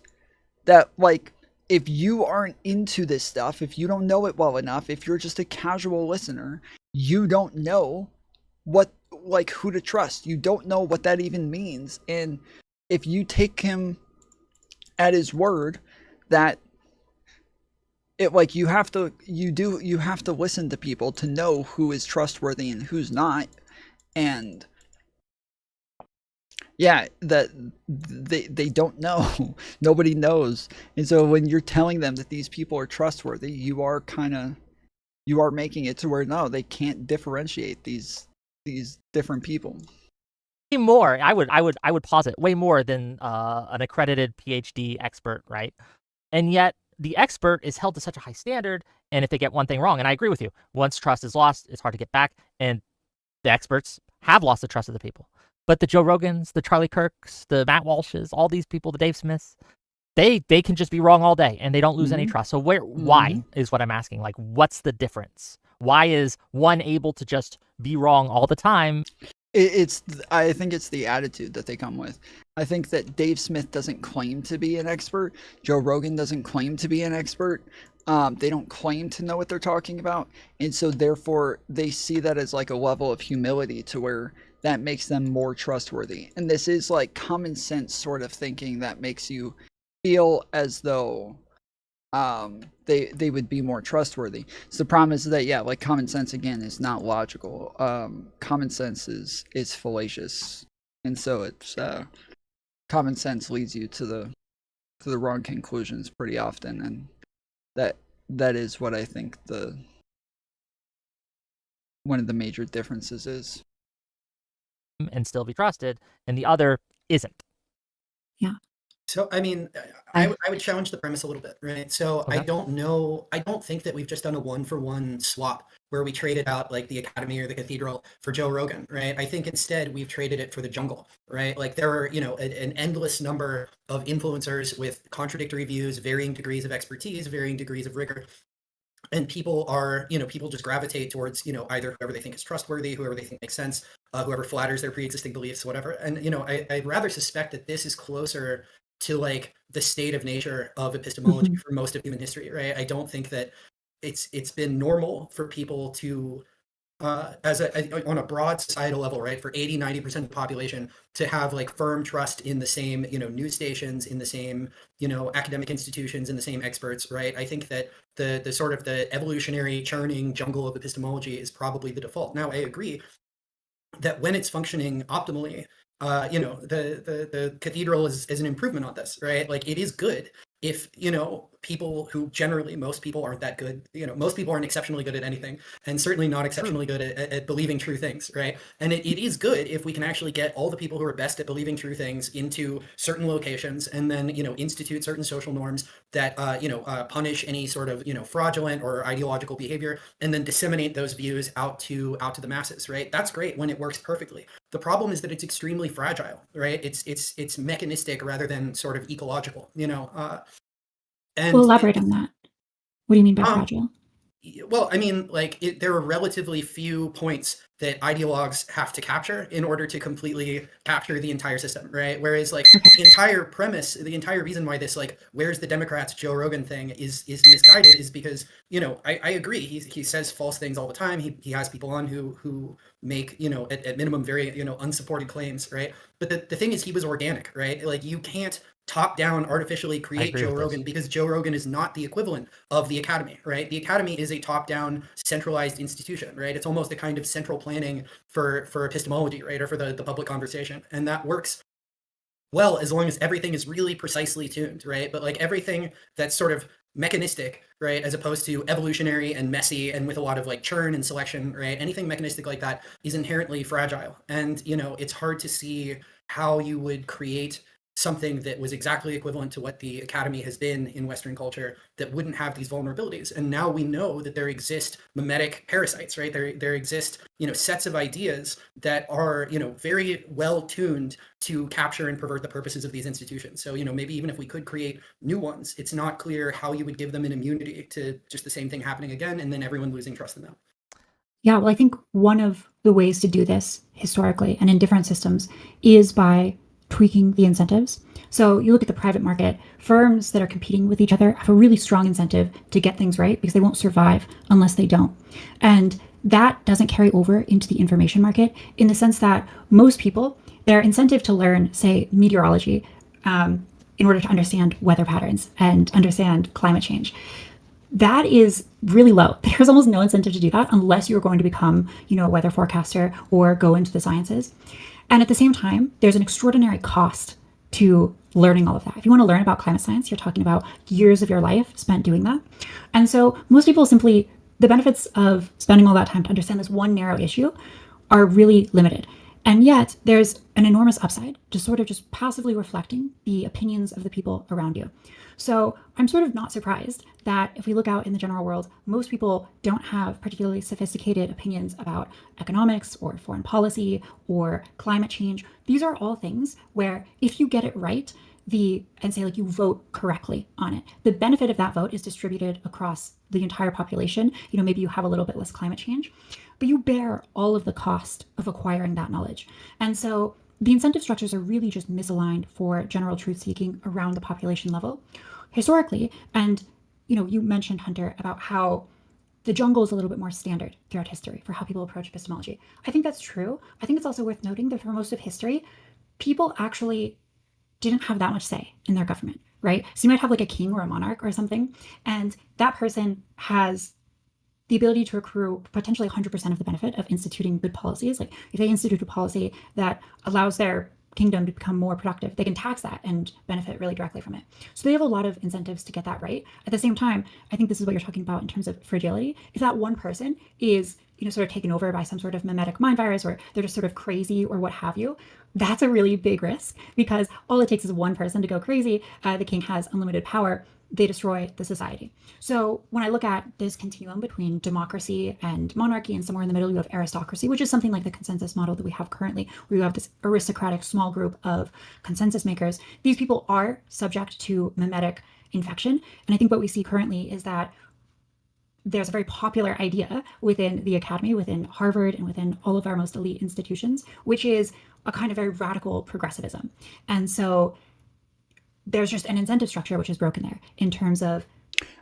Talia, I don't think the blank slate absolutists are the norm, though. And I think that it's... While I'm happy to engage with those people online because they are part of the circles that I'm in, that they're part of the groups that I'm around, I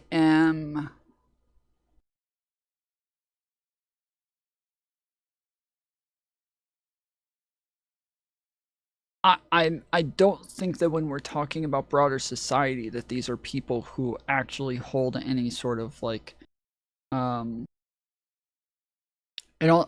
I don't think that they're all that powerful, and I don't think they're all that common in media or news. And while they are said to be very common in university, that doesn't seem to carry on. That doesn't seem to carry on and change culture all that much if it is true that they are actually that common in universities. Whereas I agree they are not the norm. They have an outsized voice and influence. I don't even think, I would still say yes, I still think that they also have an outsized voice and influence. But when I say that, I'm saying they have 10% of the market while being 1%. I still don't think that, especially when we're talking about, compared to MAGA, I think that my issue is, like I said earlier, even giving legitimacy to those criticisms from MAGA is the problem. Whereas I think more so acknowledging that they exist is fine. That's good. It's necessary to acknowledge that they exist, but the conversation should be more so about the fact that they exist. They're not as big as MAGA makes them out to be. And then move move on to like, yeah, but the real problem here is like MAGA and the way that they distrust this. Now, I maybe this is too much of a circle jerk to where there's too many people here that agree, to where that's not going to be as interesting of a conversation if you guys all just sit there and agree on like MAGA having problems. But yeah, I don't think that they actually have like a lot of influence. I don't think that they are actually, I don't think that they have political power. I don't think that they're able to make drastic changes. I don't think that they're just like an important part of our society. I think that it is,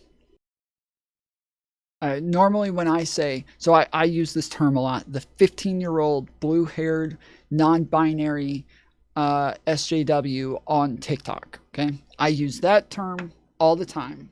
And what that means is this very rare unicorn fucking nobody will blow up on TikTok and go viral, mostly not because they have a large audience, but because they cause a lot of outrage because they're dumb. And then because they have a lot of views, then libs of TikTok, Ben Shapiro, Matt Walsh, Steven Crowder, Dave Rubin, like all the whole right-wing media sphere swarms and plays this all over the place, and then says, this is the left's new leader, this is who they worship, this is where they get all their information from, this is, and they, they just play it over and over all over the place and make it seem like this is the left, and they'll say this is the left, when yeah, it's just some random 15-year-old kid who just started calling themselves non-binary to feel special. Like that's all it is. And they're just saying some fucking crazy shit that they heard on the internet, or that they, just saying their fucking shower thoughts, and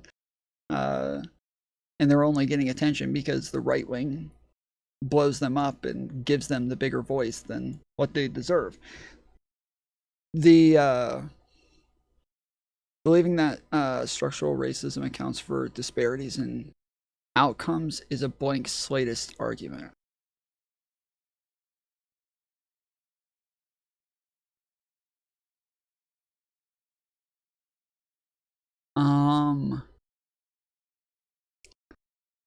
Okay.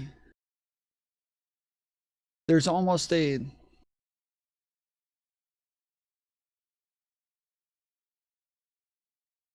that statement to me literally doesn't make sense. Normally when I'm talking about like systemic racism, structural racism, literally the definition is pretty much like disparities in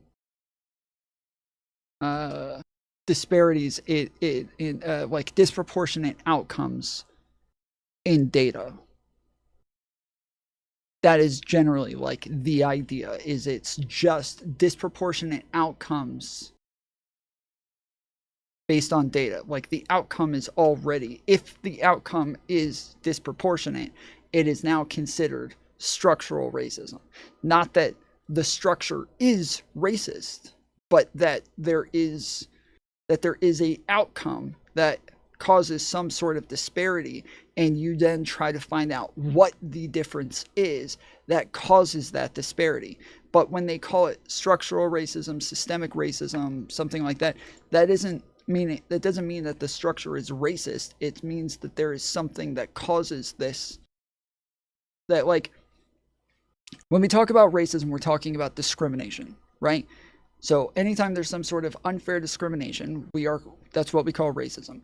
When there is a system that has a disparity in outcomes, a disproportionate level in outcomes, that is just discriminatory in and of itself.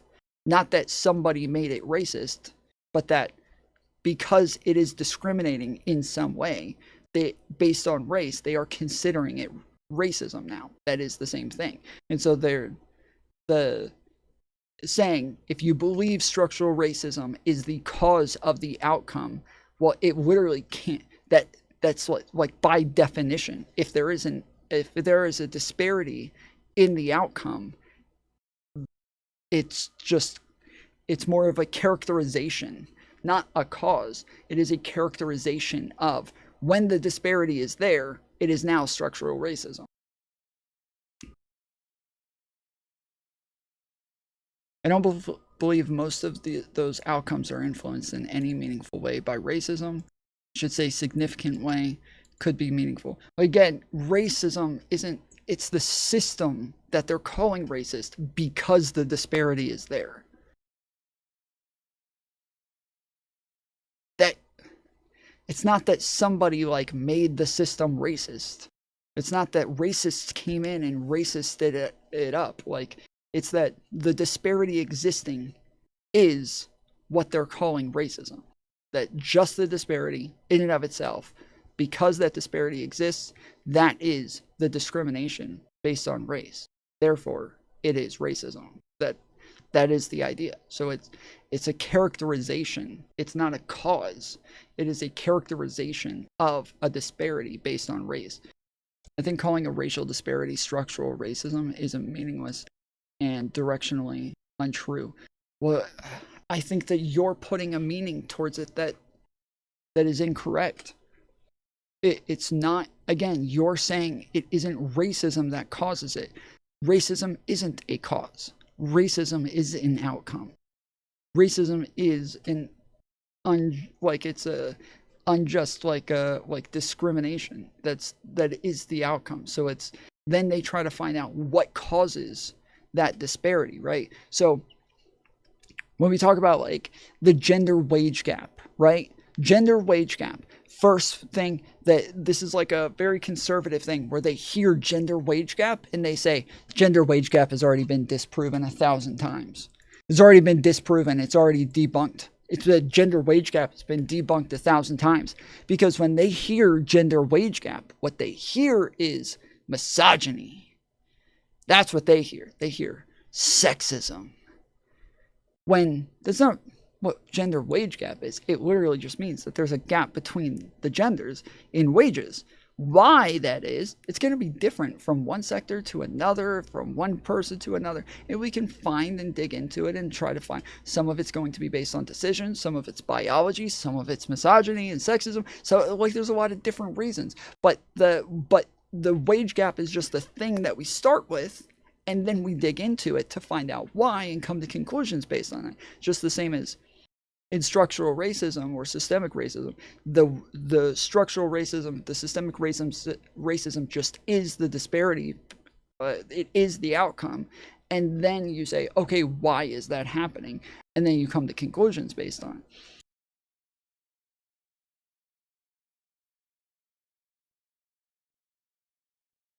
A system that produces disparate racial outcomes does not necessarily have any flaw at all. Correct? Not necessarily.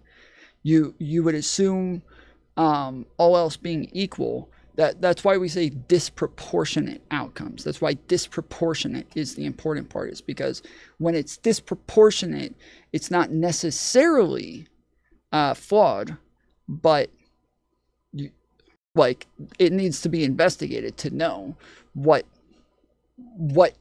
is causing that. What is the cause of this?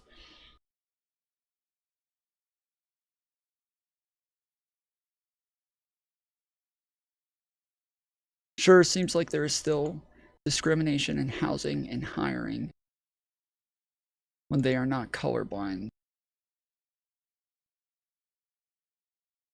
Sure, I mean, again, I'm saying that there are some things, like, so one thing that we talked about is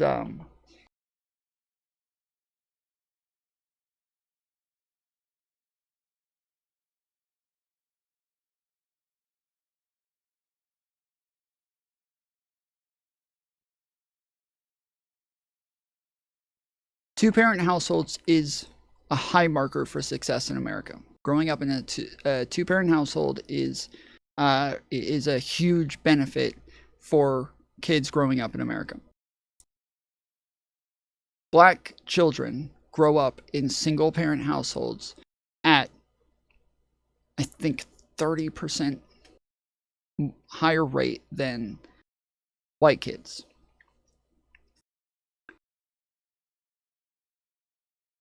Or sorry, I don't remember. Anyways, I think it's 3 times the amount.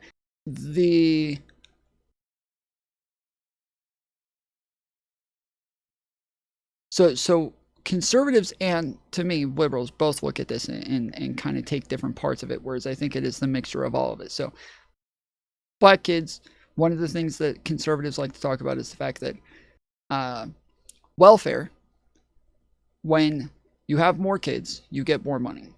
So the more kids you have, the more money you get. Makes sense. They cost more money. But then, if you all of a sudden have a second income come into the house, they're going to give you way less money. Why? Because you have another income that is adding money to the house. Therefore, you don't need as much money. But that now makes it to where women who are on welfare are less likely to have a second income live in the house with them, meaning that they're less likely to have a second parental figure living with the children. That makes this a less likely scenario for these kids. This is a disincentive for children to actually have these things. And black women are on welfare at much higher rates than white women, and now also have single parenthood at much higher rates than white families. And then kids who grow up in single parent households not only have worse outcomes, but are 50% more likely to have children in single parent households, which makes it cyclical. The fact that this exists is almost, lots of people think, well, it's just a simple fix. Like, it's just make it to where government gives them the money, even with or without a second income. That's just not how anything works, because with welfare, it is always a supplement to the money that you are not, that you don't have access to. Lots of people, the majority of people on welfare work a job. They just don't work enough to make ends meet. So whatever amount they make, welfare says, well, you got to make this much in order to make ends meet. You make this much? Okay, cool. We'll fill in the rest.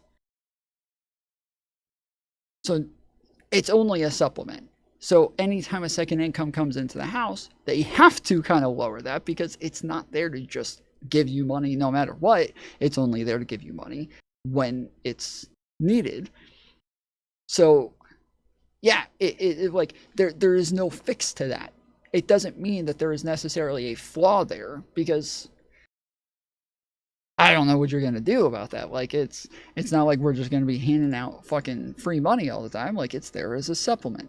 So the fact that that exists, and there's a problem there that causes more problems, that disproportionately affects black communities, to where the more often it is in black communities, the more likely black communities are going to be in poverty, because there is this cyclical effect that then combines with, like, you know, the criminal justice system and all of these other things. Like, there are a ton of problems there. Yet, what are we going to do? Even with the criminal justice system, somebody commits a fucking crime, they're not going to get arrested for it? No, fuck that. Like, there's just so many things that, like, yeah, that exists. I don't know what to tell you about it, though. It doesn't mean that there's a problem necessarily, but I understand that, like, yeah, there's something there that's like, that's making this, like, never-ending wheel kind of harder and harder to get out of. And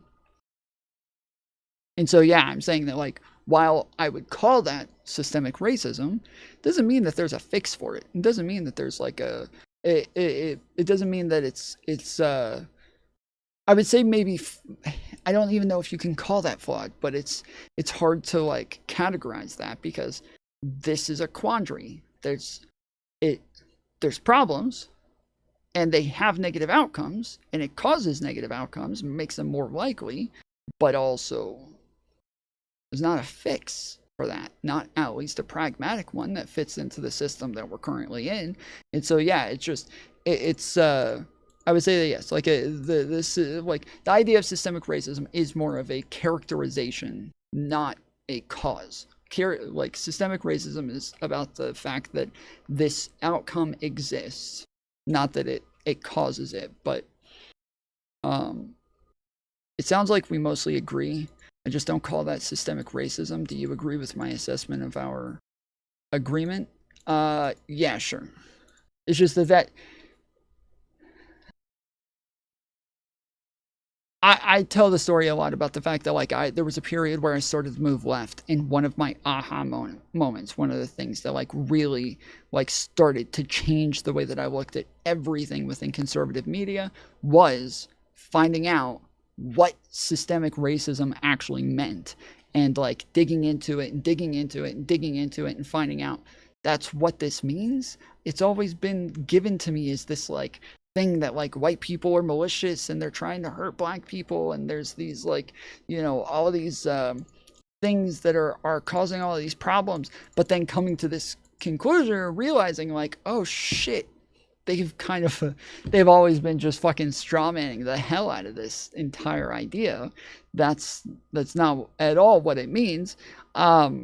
Same thing with like critical race theory, same thing with like DEI, like a lot of the ways that like these things are framed, they're just framed as like massive strawman to where I'll agree with them. That doesn't mean that I come to the same conclusions as some like more radical black activists would, but like when it comes to the descriptive realities of them, I feel like there's no argument over what they are one way or the other. So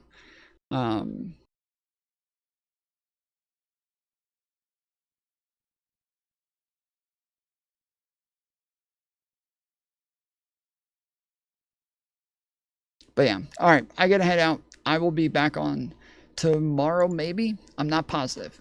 Maybe not. I'm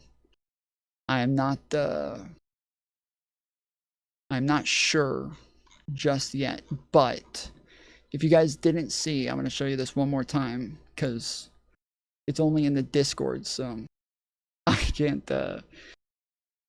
but I last night I got really bored, and so I made this fucking video that I showed everybody at the beginning of the stream on my phone. If you guys saw the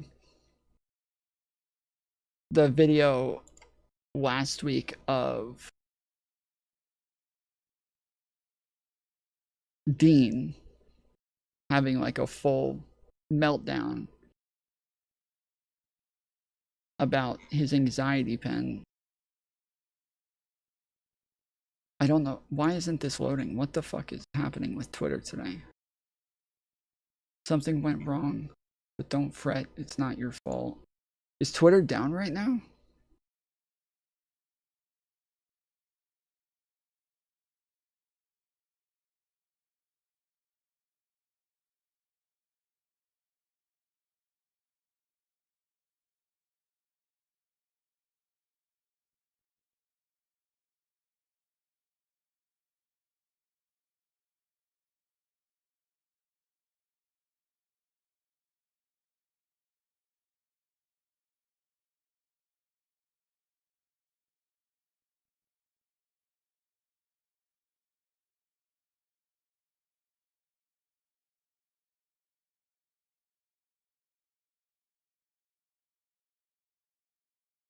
Well, what the fuck?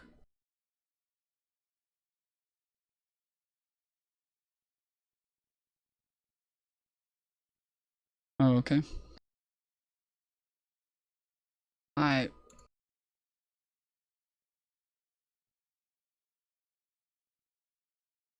Alright, I give up on that. Alright, anyways, there was a whole video of him freaking out. I made a small song out of it. God, get the fuck, get the fuck, get the fuck, get the God, get the fuck, get the fuck,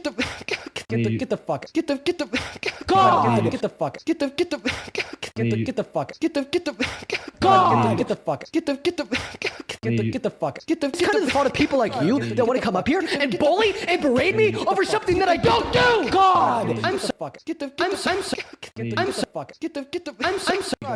sorry that I have anxiety. Get the fuck, God, get the fuck, bully, get the fuck, berate me, get the fuck, God, I'm bully. It's not a vape.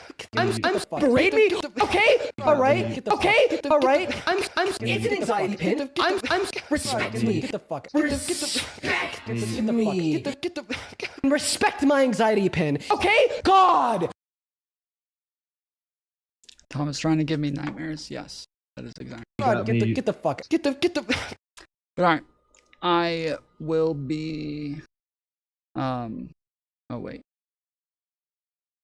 is there? Yeah. So I said I'm probably gonna start on my Unfuck America tour video today. So I'm gonna try to get to work on that. And a lot of it is going to be about the fact that these kind of crazy lefties use academic language that gives them like descriptive truths, and that they don't know how to take this stuff and turn it into a prescription. And so that is like one of the bigger problems with the academic issues, or the academic fields today, is that kids who go in and learn all of this academic jargon about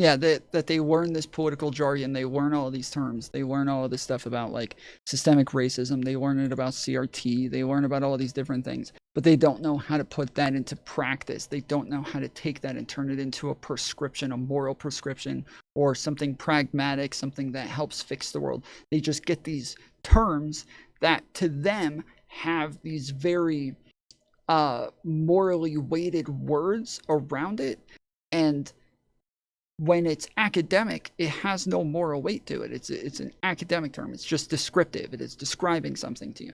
But they can't separate those. They cannot. They don't know how to make a distinction between like the academic, that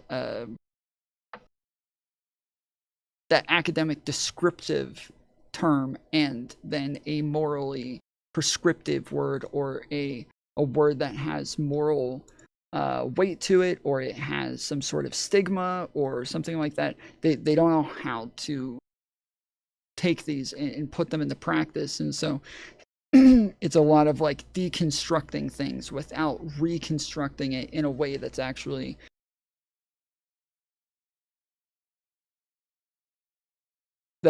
gives us utility. It's all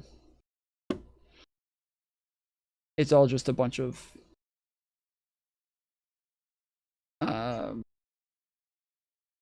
academic circle jerking. So I'm that is going to be like a big part of it. But the Unfuck America stuff and the way that it fell apart is kind of the beginning of like digging into this and understanding it, and then getting more and more into just how fucked this community is. So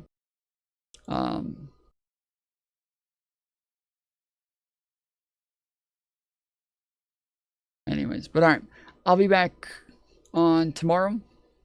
Make sure you hit the thumbs up button for me real quick. We're only at, I think, like 39 thumbs ups last I checked. So Yeah, we need to get a lot more thumbs ups on there, but it just went from 39 to 33. Is something broken right now? Is there something, is my computer like spazzing out? Like I can't even get Twitter to work. Am I live right now?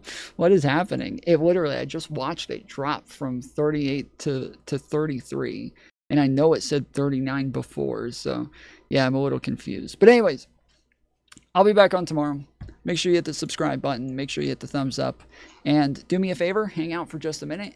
We're going to run through some credits to honor our awesome members, and then we're going to end stream. And once we end stream, if you'll leave a comment on the stream, it is super helpful to getting this video into the algorithm so more people can find the channel, and we'll have more people in the chat next time. So do me a favor, hang out, leave a comment when the stream ends. I'll be back on tomorrow. Till then, appreciate you, love you, see you next time. Later, fools.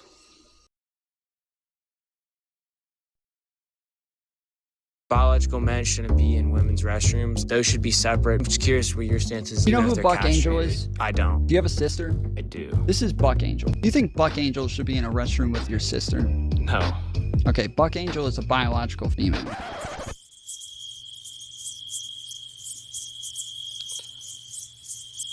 Really? You know who Blair White is? No. This is Blair White. It's a trans woman. They are a biological male. They have the same genitalia, then I guess, yeah.